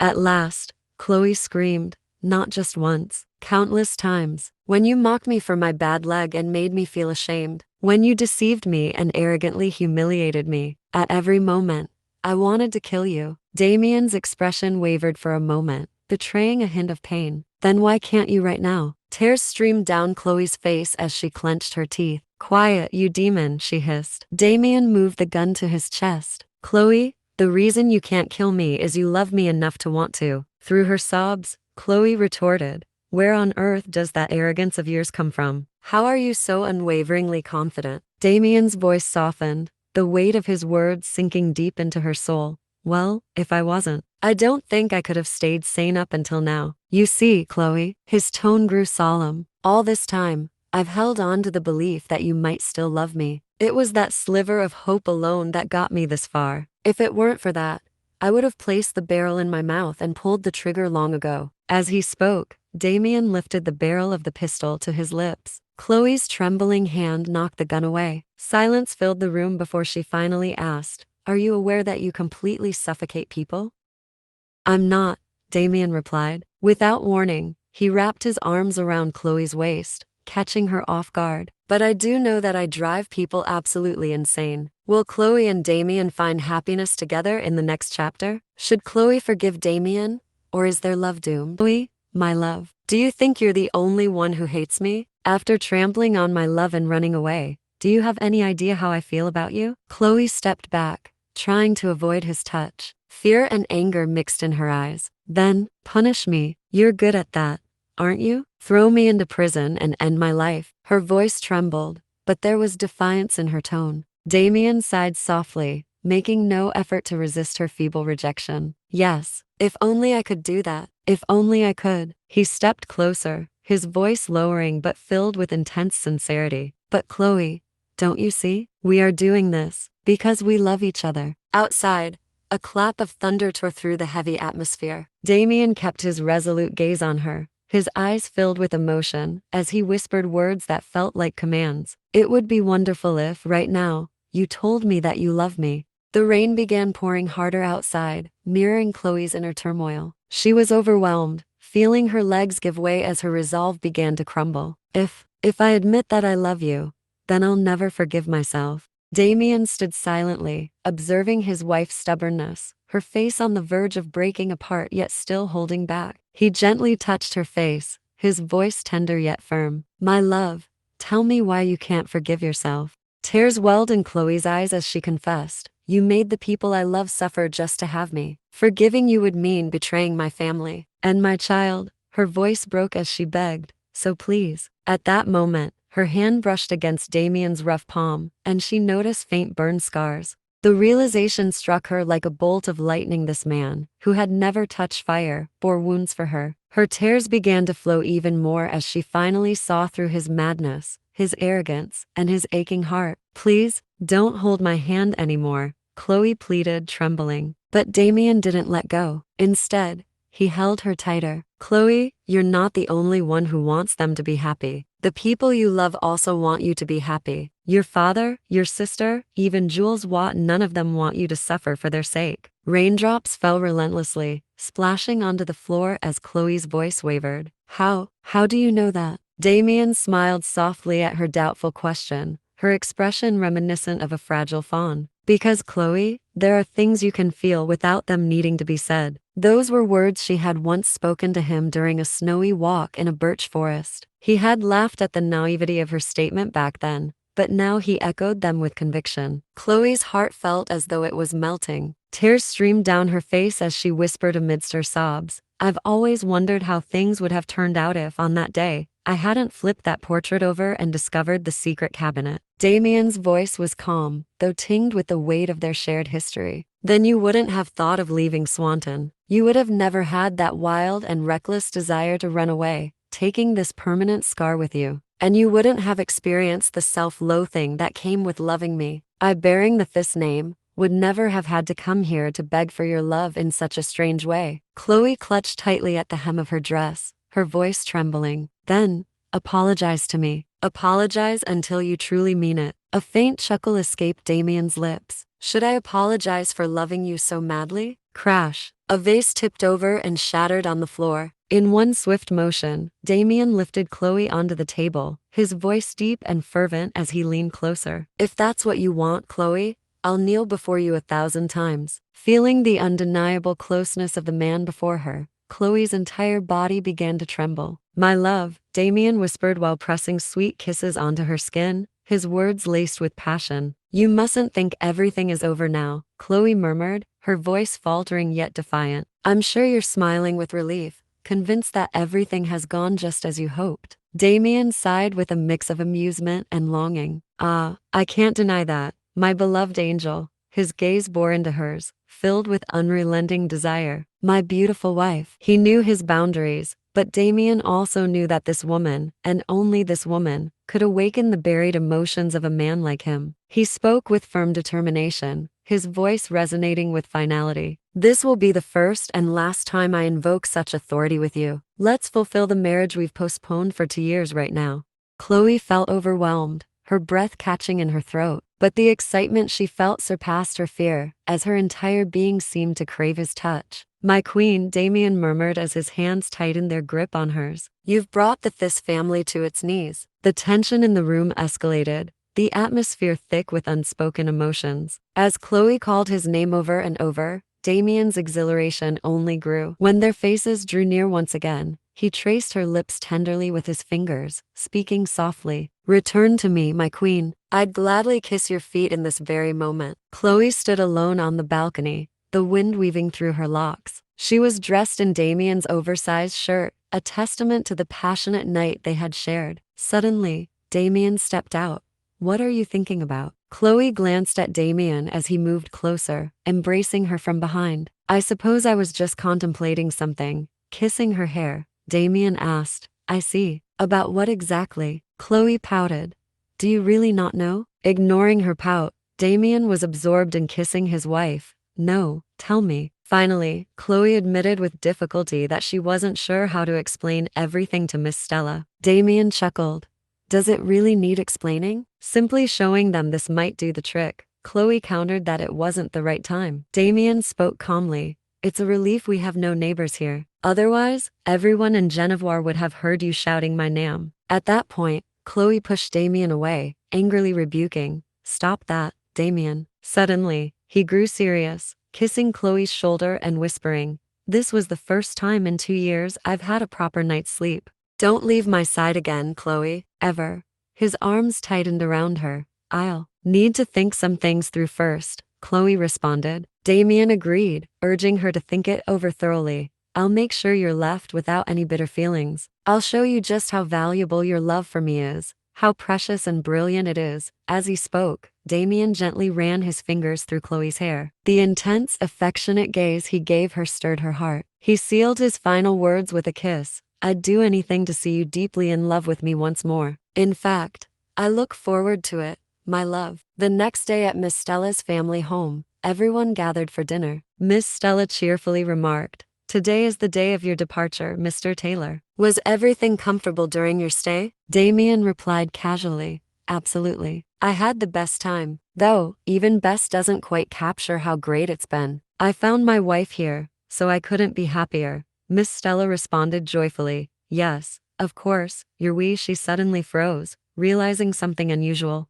Pardon? What was it you were looking for again?" At that moment, young Sophie noticed something odd. "Mr. Taylor, why are you touching Miss Claire's back like that?" Damien noticed the girl and replied, "Oh, well." She seemed to be trembling a bit. so I was just offering her a bit of comfort. Chloe was trembling with nervousness, not knowing what to do. Miss Stella asked worriedly, "See, Claire, is everything all right?" Chloe stammered, well, Miss Stella, Her face turned red, unable to speak. Stella's husband burst into laughter and chimed in, "There's no need to be embarrassed. The fate of a man and woman is decided in a single night." Caught off guard, Miss Stella exclaimed, "Darling, please, not in front of Sophie." Her husband found no issue with it, seeing it as a joyous occasion. Meanwhile, Sophie had somehow jumped onto Damien's lap. Smiling, he said, "Haha, it is indeed. Thank you for being so understanding. If you would kindly accept my wife's resignation,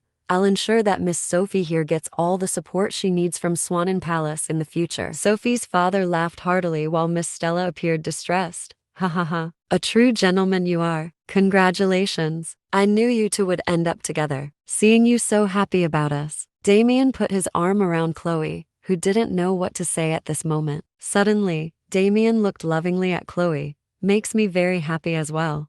Under the night sky at a certain castle, two soldiers were reporting to their king, "Your Majesty, Duke Thisse is confirmed to currently be staying at the private estate of a farm owner, and it appears the Duchess had arrived in Genevois prior." The man sat on the ledge reading a newspaper. The soldier continued, "Perhaps Duke Thisse's goal is..." Before finishing, blood splattered onto the other, as the first soldier was shot dead. The man snarled, "A duke, my foot." His eyes glowed red with fury. "How dare you refer to a traitor as such? My cousin truly is something." What on earth was he thinking, acting so brazenly within the bounds of this duchy? On the newspaper, a picture of Damien appeared. His eyes were savage as he crumpled the paper in his hands. "Well then, I suppose it's time." We went to their little family reunion.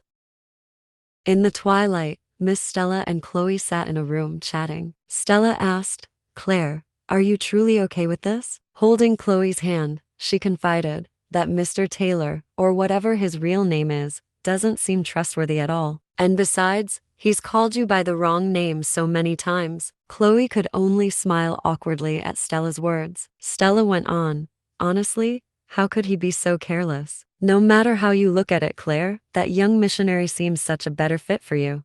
Stella was in the middle of her speech when she noticed Chloe's face turning pink, her cheeks glowing with vitality. Chloe didn't need to respond anymore. Her expression had already betrayed her feelings. Stella seemed surprised to see this look on Chloe's face. Finally, Stella relented. "You seem quite serious about this, Claire."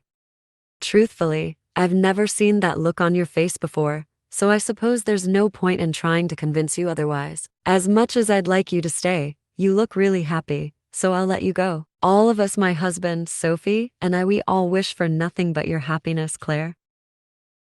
Placing her hand over Chloe's, Stella added, "I say this a lot, but I'm always on your side. If you ever want to divorce him, throw him out of the house, and come to us anytime. Or no, if he ever makes you feel like divorcing him, I'll just kick him out for you." Chloe replied after a moment of silence, "Miss Stella, thank you." Her eyes glistened with tears. After their conversation, Chloe returned to her room. Opening the door, she saw Damien sitting there as though he'd been waiting for her. "What are you doing here?" she asked. Damien smiled. Chloe, what else? I was waiting for you." Closing the door behind her, Chloe scolded him, "Your Majesty, please maintain your dignity. It's not proper to enter a lady's room like this." Damien grabbed her hand and responded, "When standing in front of you, I'm not a king but just a pitiful man burning with passion. I've no dignity left to keep." Chloe retorted sharply, "Sometimes you're so irritating I could die." Damien chuckled, "And I feel like I could die if I don't hold you in my arms. Honestly, I just want to slap you." Chloe smirked. "By all means, go ahead. But can I slap you somewhere too? Like I did last night?" Without another word, Damien swept Chloe off her feet. She gasped at his sudden action. Damien." Blushing, Damien replied, "Are you really doing this right now?" "I'm sorry. I just can't help but want to tease you whenever I see you." Chloe pleaded for him to put her down, pointing out that the bed was too small for both of them. Damien ignored her protests. "Even better. You can lay on top of me and we can fall asleep to the sound of each other's heartbeats." He reached for her leg but paused as he noticed something. "What's this?" he asked. Chloe explained, "Oh, my cane broke again. I bought this when I first arrived in Genevois." Annoyed, Damien said, My goodness, what a mess. Sit up for a moment and let me take a look. He gently placed her on the bed and removed the brace with care. This thing's useless, he commented. Chloe looked at him and asked hesitantly, Damien, will people really accept a queen like me? Oh, this isn't me belittling myself, if that's what you're thinking. Damien responded with a smile. Of course, I know. Then his tone turned serious. Chloe, I won't allow others to judge your worth, and if anyone dares mock you, I swear on the Thisse name I shall sever their head and present it to you. Chloe laughed softly. You know, you've quite a knack for making good intentions sound so harsh. It'd be hard for people to praise you. Damien replied, well, it's a leader's fate to be criticized even when doing good, but I've never really cared about receiving praise and kind words from others anyway. Chloe gently cupped his face with her hands and whispered, I know, which is why I hesitated to say this, but Damien, I've never once forgotten you. Even when I hated you to the core, my heart ached every time I thought of you. She held his face, her thoughts racing. He had taught her never to give up on desire. He was the only man in the world with whom she could be completely herself. Damien, she said softly, please, make me your queen. Damien, shocked, could only reply, give me the assurance I need, Chloe, so that I can swear my loyalty to you like a true knight. Chloe kissed Damien's forehead gently, leaving him stunned, and confessed, I love you, Damien. In return, Damien knelt down and kissed Chloe's foot in reverence, saying, Chloe, from the moment we first met, my heart was already forever yours. Thus, Chloe and Damien came together. But will their story unfold with happiness as we hope?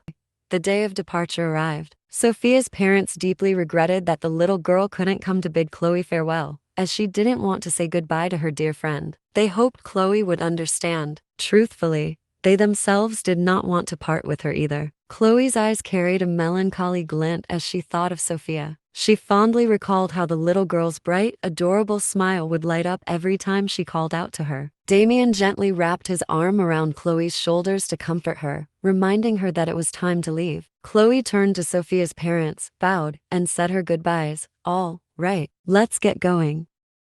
The carriage began its journey through the dense forest. Damien spoke in a steady tone. I should probably write to your father before we arrive in Swain. I'm sure he'll be quite surprised by this turn of events, so it's best to inform him in advance. Oh, and, noticing Chloe was lost in thought, Damien called out to her. Chloe? Startled, she turned to him.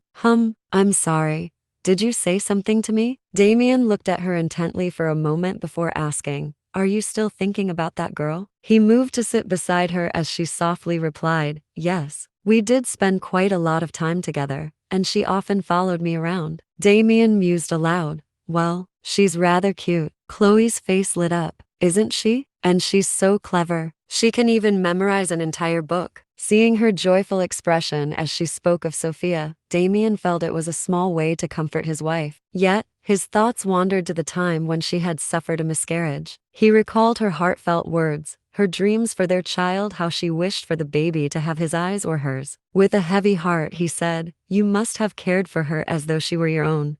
Chloe hesitated. Well, I suppose. With a teasing grin, Damien suggested, should we just kidnap Sophie and take her to Swanen with us? Damien, Chloe exclaimed in protest. Don't joke about something like that. If Miss Stella heard you, you wouldn't have a leg to stand on. Damien placed his hand over hers, his voice softening. Chloe, if you're going to make frivolous jests, I'd rather not hear them. I'm just wondering, do you have any idea where Sophie might be hiding? Before we leave, let's try to find her and say a proper goodbye. Chloe's eyes widened in surprise. Really?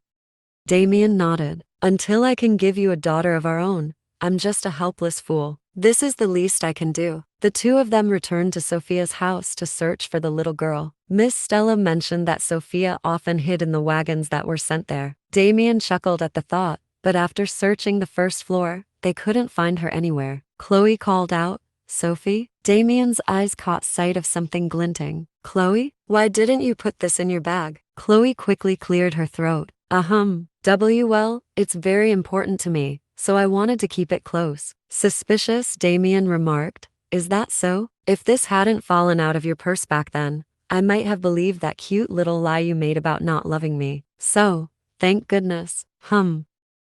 He mischievously slipped his hand into Chloe's blouse, making her jump in alarm. Damien, Sophie might be around. With a sly smile, Damien replied, she doesn't seem to be here. Flustered, Chloe bolted upstairs. I'll check the second floor. You keep searching downstairs. Damien watched her with an affectionate gaze as she disappeared up the staircase. On the second floor, Chloe wandered from room to room, calling out, are you here? She suddenly noticed one of Sophie's shoes lying on the floor. Ahead of her, a door was slightly ajar. Picking up the shoe, she murmured, where could our little Sophie have gone? You're so good at hiding. It's hard to find you. Let's see.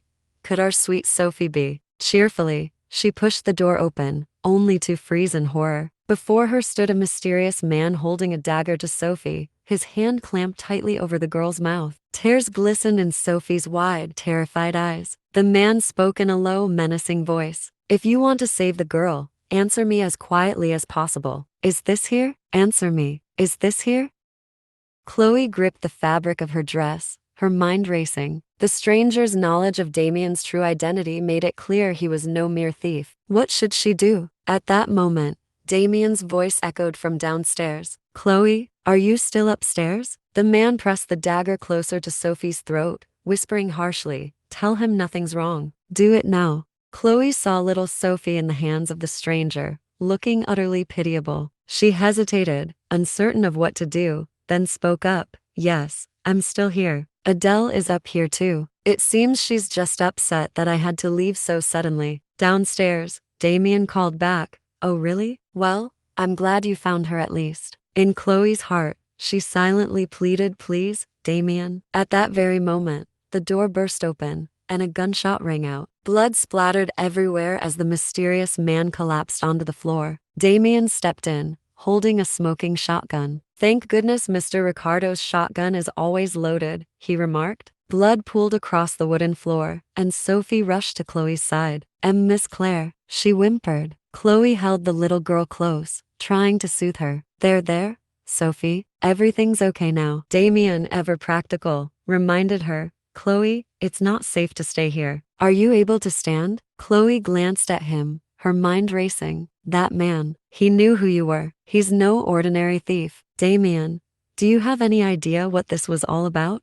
It seems Johannes is quite eager to see me, Damien replied curtly. Then, taking charge of the situation, he instructed, Chloe, take Sophie back home. There was only one bullet. Chloe's face filled with worry. What about you? Damien reassured her, if there are others nearby, they're likely headed this way after hearing the gunshot. I'll stay and deal with them. Make sure you and Sophie get back safely, my love. He placed a gentle kiss on her forehead. Will you be able to ride the horse? Chloe hesitated. Yes, but before she could protest further, Sophie piped up. I know a shortcut back home. Damien knelt down and patted the little girl's head affectionately. Really? You're a very brave and bright girl, Sophie. I trust you. Chloe watched the exchange, her face still clouded with concern. Damien urged them again. Now then, we can't waste any more time. Chloe quickly, a chilling, maniacal laugh echoed from downstairs. Ha ha, ha ha, ha ha. Damien,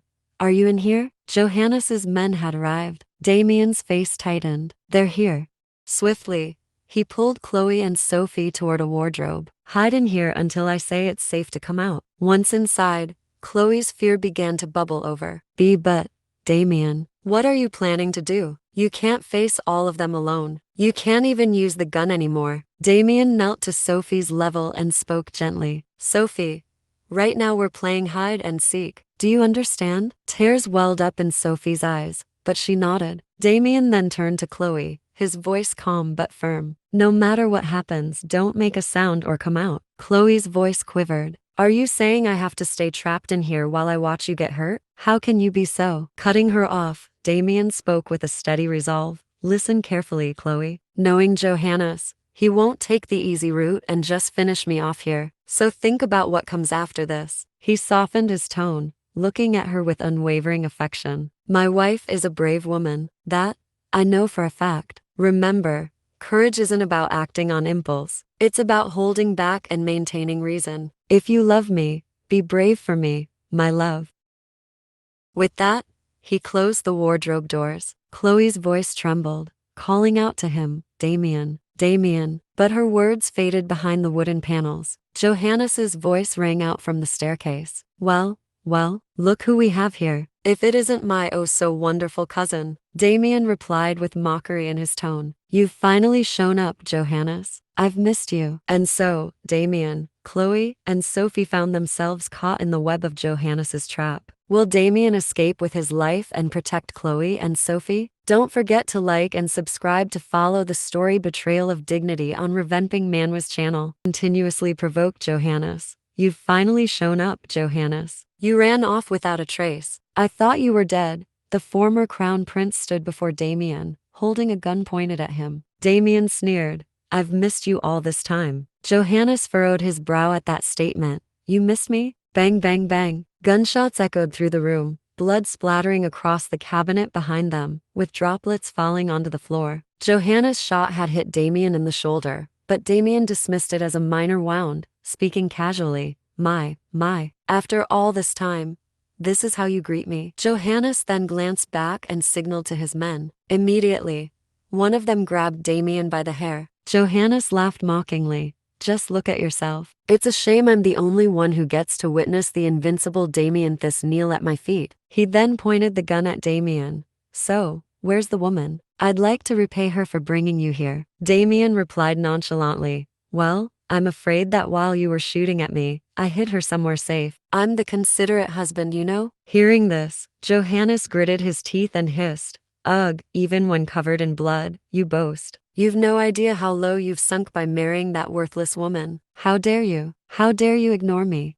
Chloe, hearing this, tried to step out, but Sophie stopped her. The little girl shook her head repeatedly, tears brimming in her eyes. Chloe recalled Damien's instructions. Remember, courage isn't about acting on impulse, it's about holding back and maintaining reason. If you love me, be brave for me, my love. Outside, Johannes was panting heavily, sweat pouring down his face. Damien seemed to have lost consciousness. Johannes ordered his men to take Damien away. One of them dragged Damien's body across the floor, leaving a long trail of blood. A while later, when things seemed quiet, Sophie peeked through the door and whispered to Chloe, I think they're gone now, Miss Claire. Both of them stepped out of the cabinet. Chloe noticed the blood trail on the floor that she accidentally stepped on. Sophie, trembling with fear, stared at the aftermath of the earlier confrontation. Chloe's heart sank, unsure of what had happened to Damien. She was overwhelmed, not knowing what to do. Damien must have surrendered to get Sophie and her out of here. She had become his weakness. And Damien was injured. Even if the shots weren't fatal,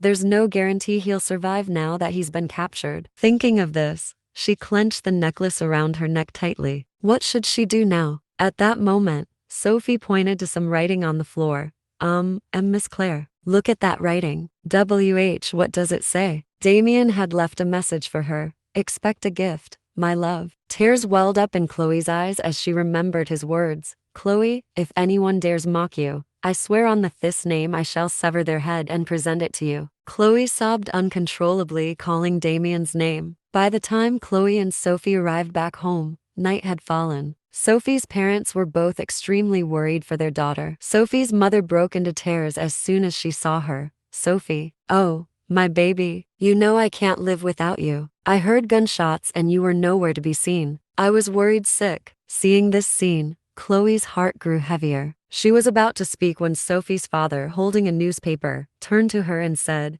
I found this newspaper while looking for Sophie at the neighbor's house. What exactly is going on? Mr. Taylor, or rather, who exactly are you two? Chloe was silent for a moment before responding. I'll explain everything later, Mr. Ricardo, but right now, please help me find the fastest means of transportation. He was startled, as so suddenly. Where do you need to go? Chloe began to think. Think, Chloe. For the fugitive Prince of Swanen to stay in the duchy, he must have needed someone's help. Someone willing enough to help him. Someone who harbors just as much hatred for Swanen as he does. The next move I need to make. I need to get to the capital of the duchy, to the royal palace. I must meet their king immediately. The train began to move. Inside one of the train's compartments, two familiar attendants of Damien spoke up. Our sincerest apologies, Your Majesty, for your tardiness. Chloe responded, I see you're here as well, Count Cromier. With both of you here, Damien must have anticipated this situation to some extent. Count Cromir bowed his head. Yes, His Majesty is rather meticulous. If things go awry, we shall escort you to Swanton. Chloe interrupted.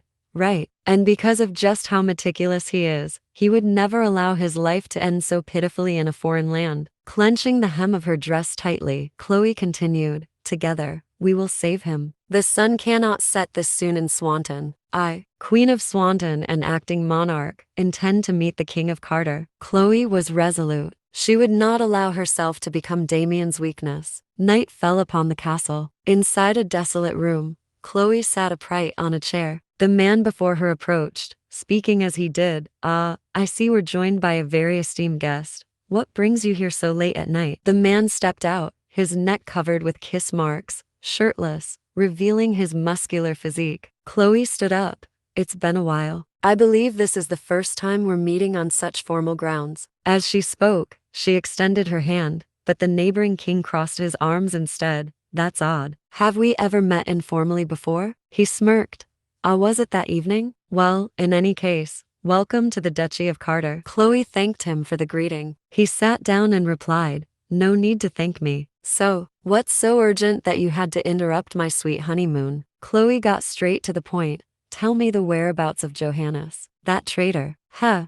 A traitor, you say? Isn't the real traitor someone else? Someone with a much darker heart. Someone who betrayed his own cousin and took his place. Chloe frowned at his words. You seem to be misinformed. A traitor is someone who, during a plague that caused an entire nation to suffer, fled to save only himself. That's what I call a traitor. Not someone who calmed that angry populace through fair negotiations and rightfully succeeded the throne. King Carter, holding his teacup, began to respond. While that may be true, Chloe cut him off. Johannes attacked His Majesty and me while we were in Genevois, and he is now in hiding, holding His Majesty captive. While Chloe's heart was burning with urgency, her counterpart was calm and leisurely, sipping tea as he said, My, you must be very worried. Chloe's temper flared, her voice sharpening. Even if Johannes harms him, he won't be able to return to Swanton and reclaim the throne. And why not? He asked mockingly. Chloe continued, because someone with the same spirit as Damien will rise and dethrone him too. And who might that be? It could be anyone. House Thisse believes the most capable person should rule, regardless of status, sex, or physical limitations, and normalizing trade with Swanton wouldn't be bad for the duchy. Even if Johannes does ascend the throne, he'll soon have to abdicate.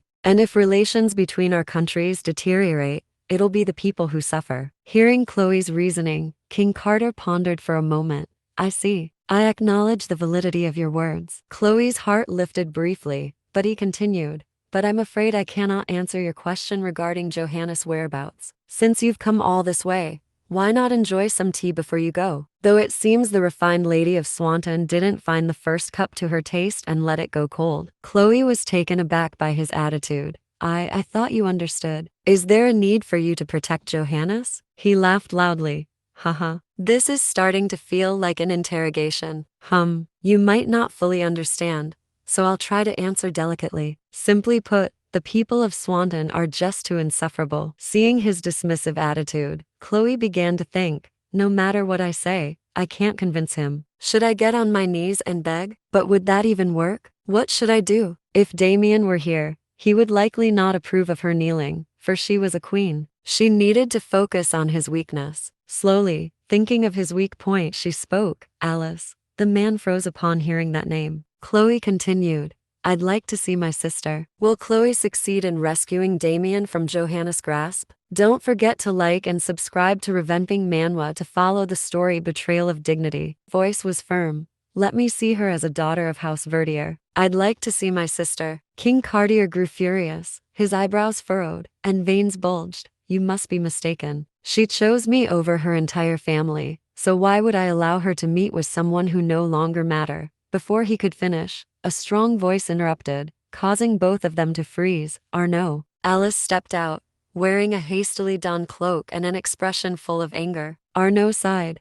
I thought I told you to lock the door. The servant, her face full of worry, hurriedly explained. About that, Your Highness. Alice cut her off before she could finish. Don't blame her. I broke out myself. She ignored her husband entirely and walked straight toward Chloe. Ernst grabbed Alice's hand. You were sleeping so soundly. I didn't want to wake you. Should I have made sure you couldn't get out of bed at all? Alice gritted her teeth and growled. Shut up and get lost. Ernst's voice remained teasing. Ah, my lady has such a filthy mouth. As he spoke, he leaned closer to Alice. Perhaps I can purify it with a kiss. Alice shouted in embarrassment. I wish to talk to my sister alone. You break my heart. Ernst continued to tease. Can't you ask nicely? Alice looked toward Chloe and pleaded with him. Please, Ernst. Chloe, watching this scene unfold, didn't know how to react. She just sat there observing. After a while, Alice sat on the sofa with Chloe, mumbling an apology to her sister. I didn't want you to see me like this. Chloe ran her fingers through her younger sister's hair. Smile, Alice. Hearing this, Alice wiped away her tears. Right. So anyway, you've no idea how shocked I was when I heard you were here. Is something the matter? What on earth is going on? At this, Chloe spoke. Alice, do you remember when you promised you'd help me one day? Alice, full of pride, responded. Of course I do. I may look like this, but I'm a queen, you know? Chloe's voice gradually grew softer. Then, for the first and last time, I need to ask for your help. Please, save my husband. Chloe fumbled, unsure how to express herself. Oh no, I'll save him myself. But, please help me find him. Alice stared in confusion at her sister's plea, her face full of bewilderment. She had never seen Chloe like this.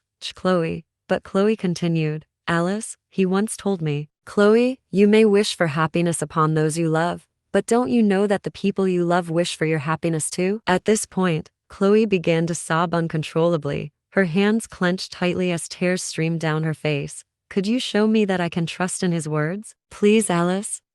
In that moment, the image of her beloved husband flashed through Chloe's mind, every happy moment they had shared in the past. Her heart twisted with pain as she remembered the times he had called her name so tenderly. She feared the loneliness of life without Damien by her side. With eyes filled with sorrow and tears streaming endlessly, Chloe looked at Alice. I love him, Alice. As much as I do my own life. No, I think I love him even more than that. Please, Alice, help me save him. Alice gently placed her hand over her sister's. Chloe, did you know that the only reason I've been able to get away with living so recklessly until now is because you've always been there for me? So Chloe, you've no idea how happy I am that you're asking me for help. No matter what, I'll do everything I can to find him. Just hang in there a bit longer. With that, the two sisters embraced tightly. Time seemed to blur, and eventually, Chloe sat alone in that room, holding a necklace in her hands, praying silently. She stayed there,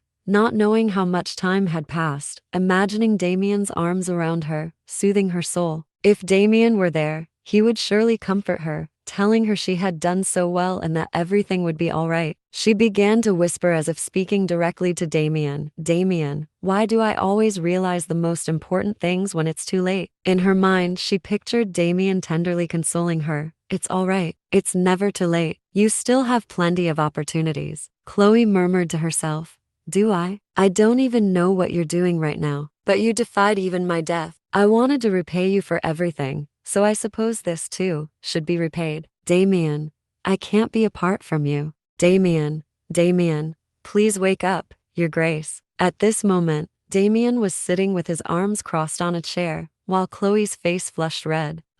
She murmured, fidgeting with a book nearby. All of her movements were within Damien's view. Despite having his eyes closed for the entire time, he had been pretending to sleep. Chloe moved closer and pressed a stamp onto his cheek. She whispered softly, is this better? At that moment, Damien opened his eyes. What are you doing? Chloe startled, stammering, why, you're awake. Damien touched his cheek, and Chloe awkwardly explained, you wouldn't wake up, Your Grace. And so, I suppose I wanted to see if the stamp really looked like you. Let's hurry inside. Your mother is waiting. Before she could finish, Damien took the stamp and pressed it onto her forehead. Chloe stared up at him in confusion, and Damien smirked, resting his chin on his hands. You're even prettier in person. Then, he grabbed her hand, leaving Chloe flustered. This isn't the time for this, Damien. He leaned closer to her, causing Chloe's face to flush an even deeper shade of red. Damien.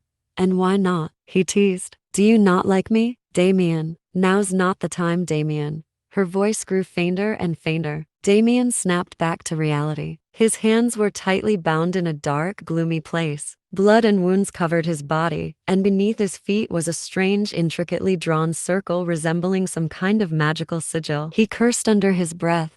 Damn it. After a moment of silence, Damien finally spoke. So you've taken an interest in cults now, hum? How absurd. Irritated, he tugged fiercely at the shackles on his wrists, but it was futile. His thoughts wandered to Chloe. If things went according to plan, Weiss and Cromier should have escorted her to Swannon by now. If for some reason, I can't return then. He recalled a conversation he had with one of his confidants back in Swanton. Why, your majesty, this is... Damien had interrupted, his voice calm but resolute.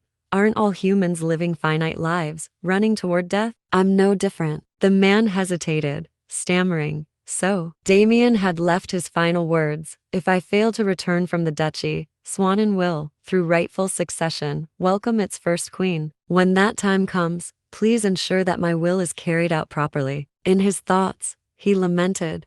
Just one more. I wish I had hugged you just once more. At that moment, Johannes entered the room, accompanied by a servant draped entirely in black. My, oh my, to see the mighty Thisse trembling in fear is quite a sight to behold, Johannes sneered, toying with a knife in his hand. Damien, however, remained unbothered, his expression still calm and detached. Johannes's temper flared. What? Now that you're faced with death, do you feel you're going to wet yourself? The black-clad servant cautioned him. Please maintain your distance, your majesty. Johannes shouted angrily. Say something. Damien suddenly yanked hard at his shackles, startling Johannes, who recoiled in fear. Damien smirked and said mockingly, What's wrong, Johannes? Haha, looks like you're the one about to wet yourself. Are you all right? Johannes, humiliated, snapped back. Do you have any idea how ridiculous you look? Trying to act so composed while tied up half-naked, Damien remained composed, a faint smile on his lips. Perhaps you should have stripped me completely then. There's not a single thing you can best me at, Johannes. Hearing this, Johannes gritted his teeth in anger. Damien continued, his voice dripping with disdain. It's the truth, though you refuse to see it. Driven mad by Damien's taunts, Johannes lost control. He lunged forward with the knife and snarled, My dear cousin, must I cut off your pride-filled manhood just to shut you up? With that, he plunged the knife down between Damien's thighs, his voice full of venom. Will Chloe manage to save Damien from Johannes's blade? Don't forget to like and subscribe to Reven Ping Manhwa to follow the story of Betrayal of Dignity. Damien showed no fear. Instead, he curled his lips into a cold, contemptuous smile. You've always been this knave, haven't you, Johann? If you wanted to kill me, you should have gone for the heart first. So where's that filthy hand of yours headed now? His voice was calm, taunting. Johann, burning with rage, snapped, Fine, Damien. I'll rip out your heart and crush it like you asked. Then I'll write my name in your blood. I'll shatter that flawless body of yours, again and again. But Damien remained unfazed, clicking his tongue as if bored. Who taught you these ridiculous rituals? You think this crap is gonna make you a king? Johann trembled, struck silent, words fumbling at the edge of his tongue. I was meant to be perfect, more worthy than you. But you stole my power, my light. You interfered with everything I did until I lost everything I was meant to have. Because of you, Damien scoffed. Pathetic. You're blaming me for breaking your fragile little ego? Johann screamed. Shut your mouth. But Damien continued speaking, deliberately dislocating a finger as he did, his voice cutting through the air like a knife. Even without me, you wouldn't have held that throne for long, Johann. I'll admit, you had your moments. But you know what? His left arm slowly slipped free from the shackles. No matter how polished something looks, it never shines quite like gold. Veins bulged on Johann's face as he let out a shrill hiss. You bastard. You demon. Die. Mad with rage, he lunged straight at Damien. A loud crack echoed through the cave as Johann was slammed backward, crashing to the ground. His minion stood frozen, gun in hand, utterly confused. How is that even possible? He broke his own finger to get free? Damien, voice low and commanding, said, You, hand me the gun, and I'll spare you. The trembling subordinate stuttered, I can't do that. Damien frowned. Double quotes pity dot in a single swift motion. He spun the dagger and flung it. The blade sank deep into the man's thigh, drawing a pained, guttural scream as the gun clattered to the ground and slid right to Damien's feet. He seized it without hesitation. "Await, please," the man cried out in terror, pleading for his life. But it was too late. The final shot rang out, echoing like a death knell. Damien exhaled in short, ragged breaths, the aftermath of an uneven battle still rippling through his body. He freed his other handcuff swiftly, then fired one last bullet to break the chain on his ankle. At last, the shackles were gone. He checked the clip empty. Just then, a sudden spark burst in the darkness, followed by a deafening explosion. The entire cave trembled, as if ready to collapse in on itself. Damien stood there, still unsure what was happening, when Johann's voice rang out from the shadows, laughing hysterically as he staggered to his feet. "Die here, Damien. Let this be your tomb." Damien scowled. "So you don't even have the guts to face me to the end?" Johann yelled, "You know damn well what the smart move is," and turned on his heels, bolting away into the chaos. "Take care of yourself, Damien. I'll be back to scrape your corpse off the rocks later." Explosions and falling stones continued to rain down, but Damien's mind focused on just one name: Chloe. Meanwhile, outside, the sky echoed with the cries of crows and the thunder of hooves pounding toward the mountain. Chloe winced with pain. Her crippled leg couldn't keep up with the rhythm of the galloping horses. Countwise and Comia looked deeply worried. "Your Majesty, are you all right?" Chloe replied through gritted teeth, "I'm fine. Keep riding." She clutched the reins tightly, silently praying, "Please, Damien, just stay alive." She remembered the night before when Alice had revealed a vital piece of information. There was an ancient temple at the summit of Mount Chobe. That's where Johann had gone into hiding. "That's all I know," Alice had whispered. "I'm really sorry, Chloe." Now, racing desperately toward the peak, Chloe could only see the smoldering remains of a fire glowing in the distance. What happened here? Smoke stung her lungs, making it hard to breathe. Suddenly, she spotted a half-burned map on the ground marking a location. Comia urged, "Your Majesty, it seems His Highness isn't here. We need to leave before the fire spreads."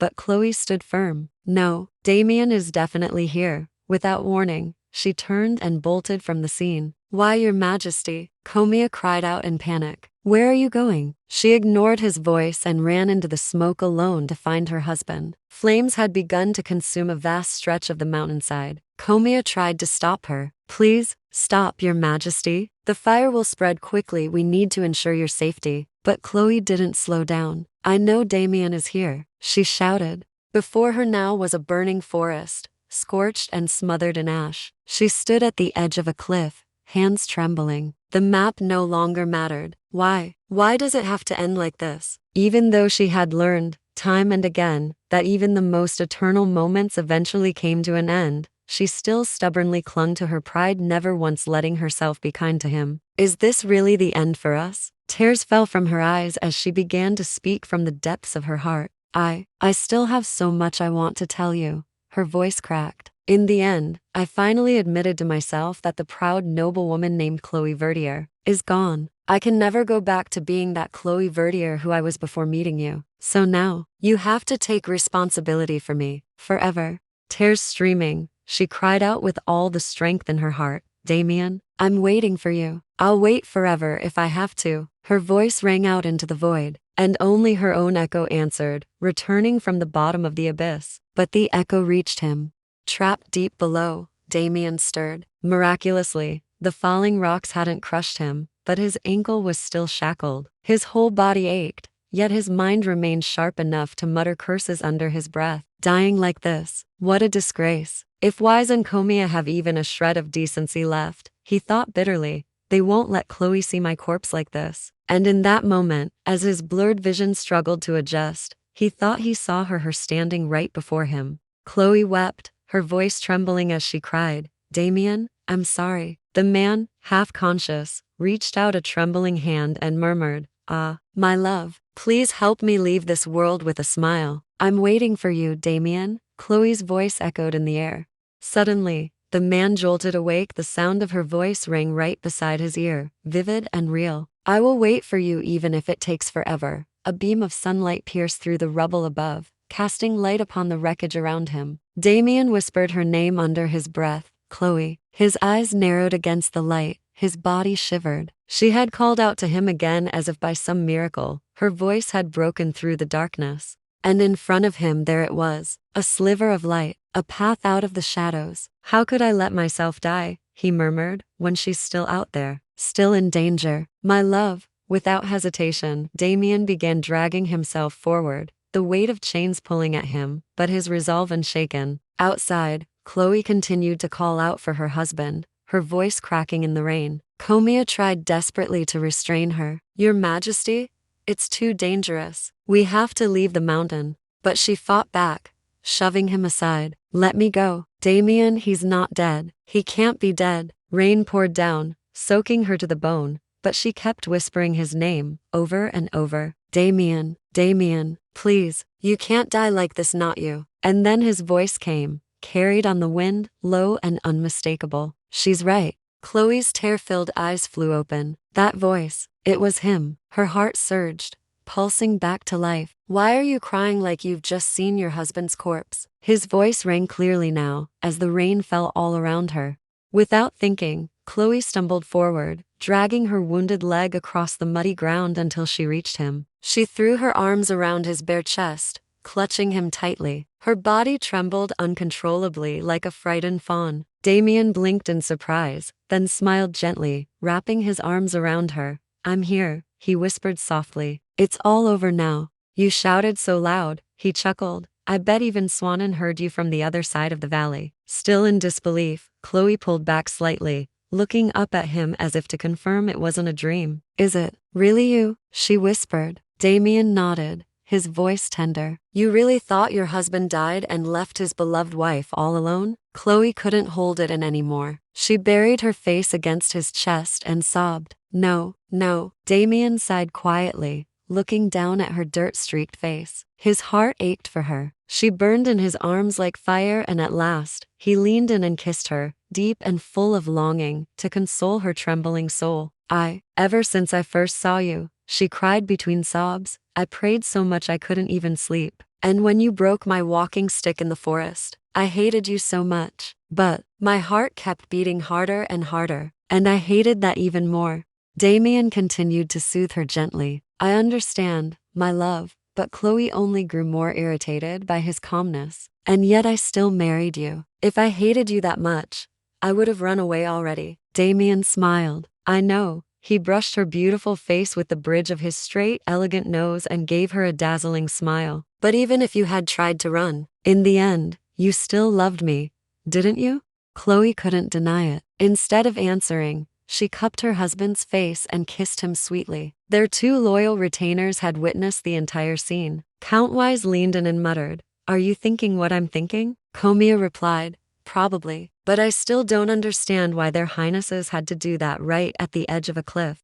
The heavy thunderstorm eventually gave way to warm rays of sunlight, and the once scorched forest on Mount Chobe now shimmered with green. Chloe carefully tended to Damien's wounds, though she was visibly annoyed he hadn't stopped smirking since they sat down. Why are you smiling like that? She asked. I just can't help it, Damien said, his voice light. People are going to think you've lost your mind. Damien chuckled. That would be fair. After all, I did come back from the dead. Do you have to keep that brace on your arm? He asked with mock innocence. Chloe shot him a deadly glare. No.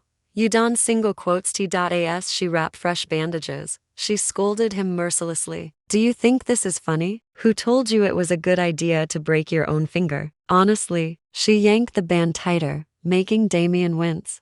Ow, that hurts. As it should, she snapped. And when we get home, we're going to have to check your entire arm. And why didn't you make a sound when it happened? How could you climb a mountain in that state? Before she could finish, Damien's shadow loomed over her. Smooch, he planted a loud, mischievous kiss on her cheek. Well, if I hadn't done all that, how would I be able to kiss my wife like this now? Chloe's face instantly flushed bright red. As their carriage rolled onward, a rustling sound came from nearby. Someone was hiding in the brush. Rustle. It was loud enough for Damien to snap to attention. He spotted the suspicious figure bolting away. Ugh, look at that pathetic man running off, Chloe muttered. Let's hope no one finds out he's my cousin.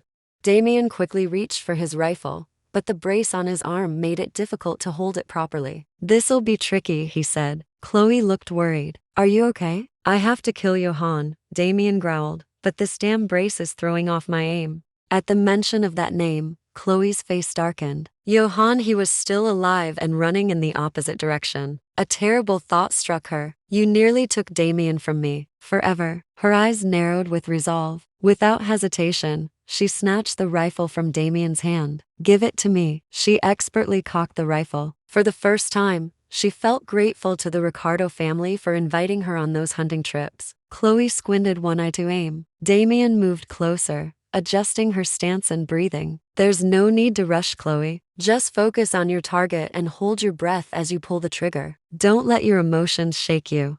He whispered in her ear as he corrected her posture. Chloe's heart pounded wildly in her chest. Still, she hesitated. You don't have to force it, Damien added gently. If it's too much, just help me ta. Bang. Before he could finish, Chloe had already found her moment and pulled the trigger without a hint of doubt. The gunshot roared through the sky, sending every bird and beast scattering in panic. Wise and Comia flinched in shock. What the hell was that? Then, silence broken only by the heavy splash of blood gushing from the man who had been fleeing moments before. Johann didn't even have time to scream. His body dropped instantly, dead on the spot. Bullseye. Oh my God, Your Majesty. That was incredible. One of the retainers shouted in pure excitement, but neither Damien nor Chloe could quite believe what had just happened. After a long moment of stunned silence, Damien suddenly burst into laughter. Who would have thought the same woman Johann once humiliated with such cowardice ended up being the one who put a bullet through his skull?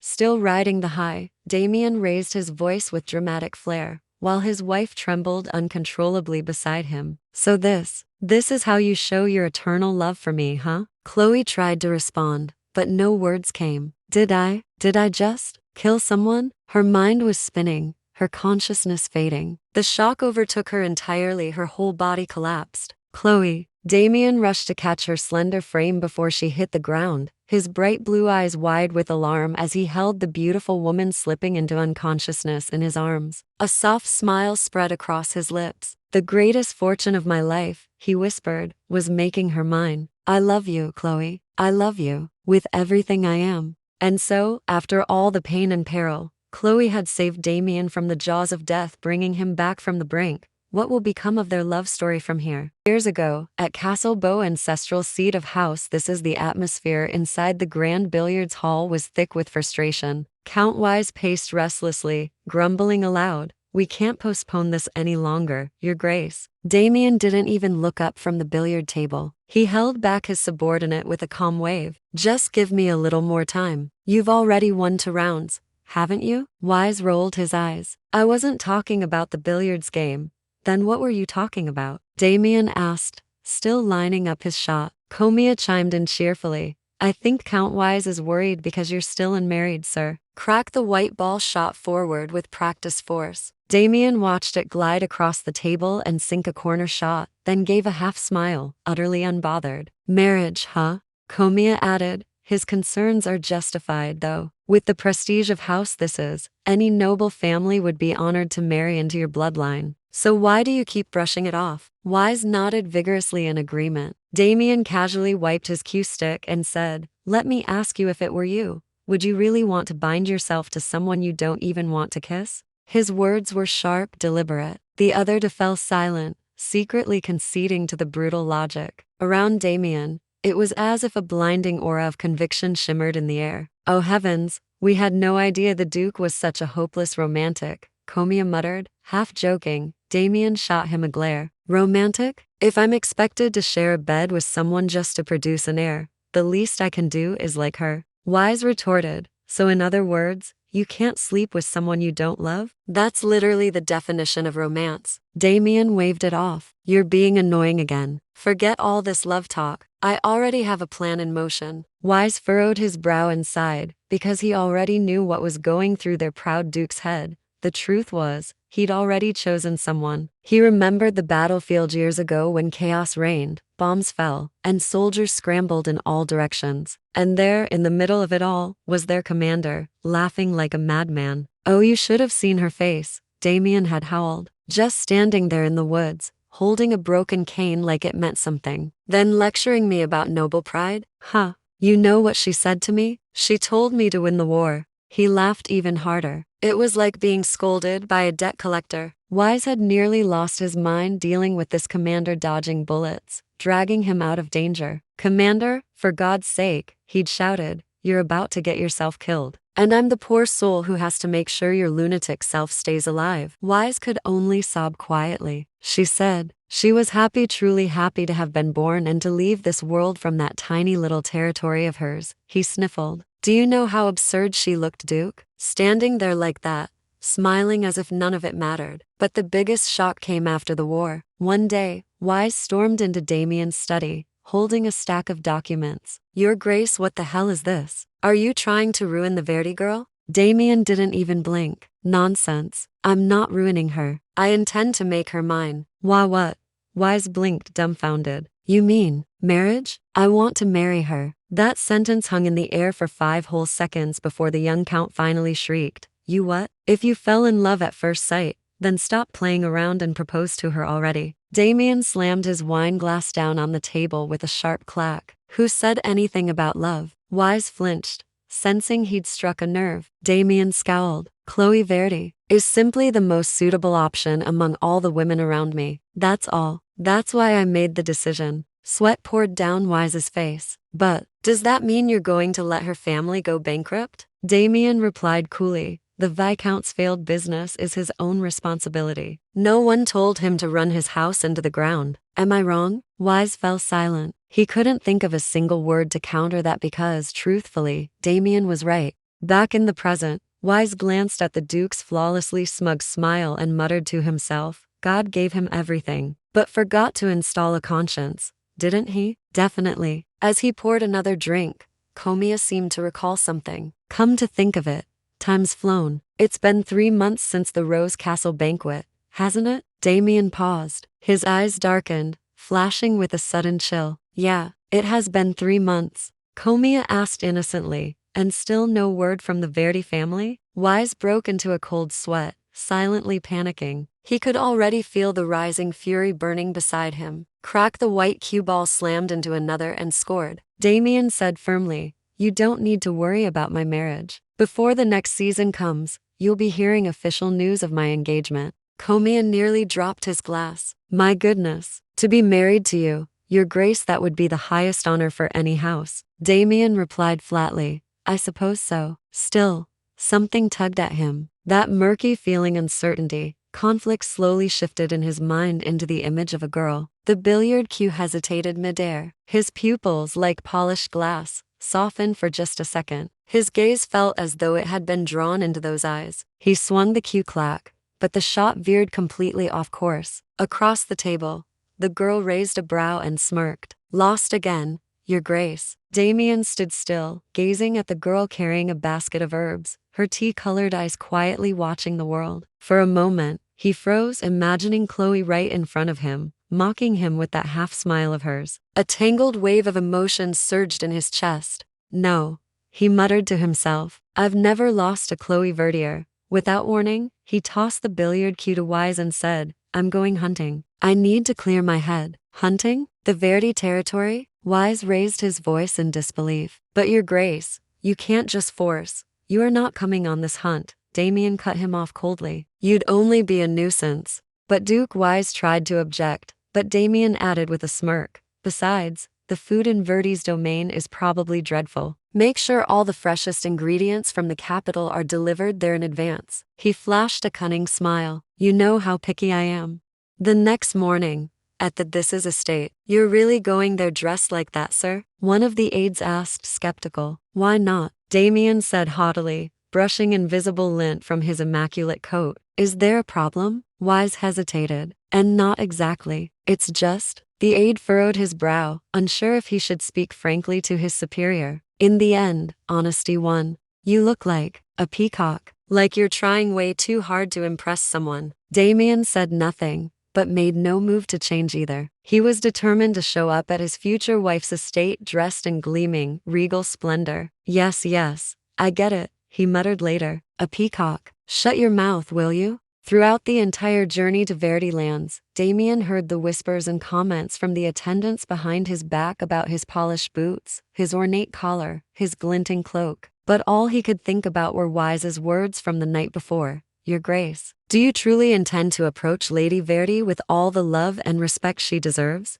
Damien had scoffed. Love? How absurd. That fleeting emotion, how could it ever be the measure of something as serious as this? Still, the memory of 3 months ago gnawed at him. I extended my mercy, and in return, she gave me silence. For 3 months. That's not like her, not the Chloe Verdi I know. From what he had gathered, Chloe Verdier knew how to distinguish between public duty and private feeling. The look in her eyes when she spoke of a noble's responsibilities, it wasn't false, not even for a second. She would never be petty enough to dismiss an expression of gratitude simply because of emotion. No, she had to have her reasons, and Damien intended to find out. As Damien rode, a strange thought struck him. Something didn't feel quite right. Wait, what if I've been wrong about her all along? What if all the assumptions he'd made about Chloe, her sense of duty, her sharp discernment, were entirely misplaced? What if she simply hates me? The idea sank deep into him, leaving a hollow silence in its wake. A truth he'd never dared consider now echoed in his mind, and for a moment, all movement halted.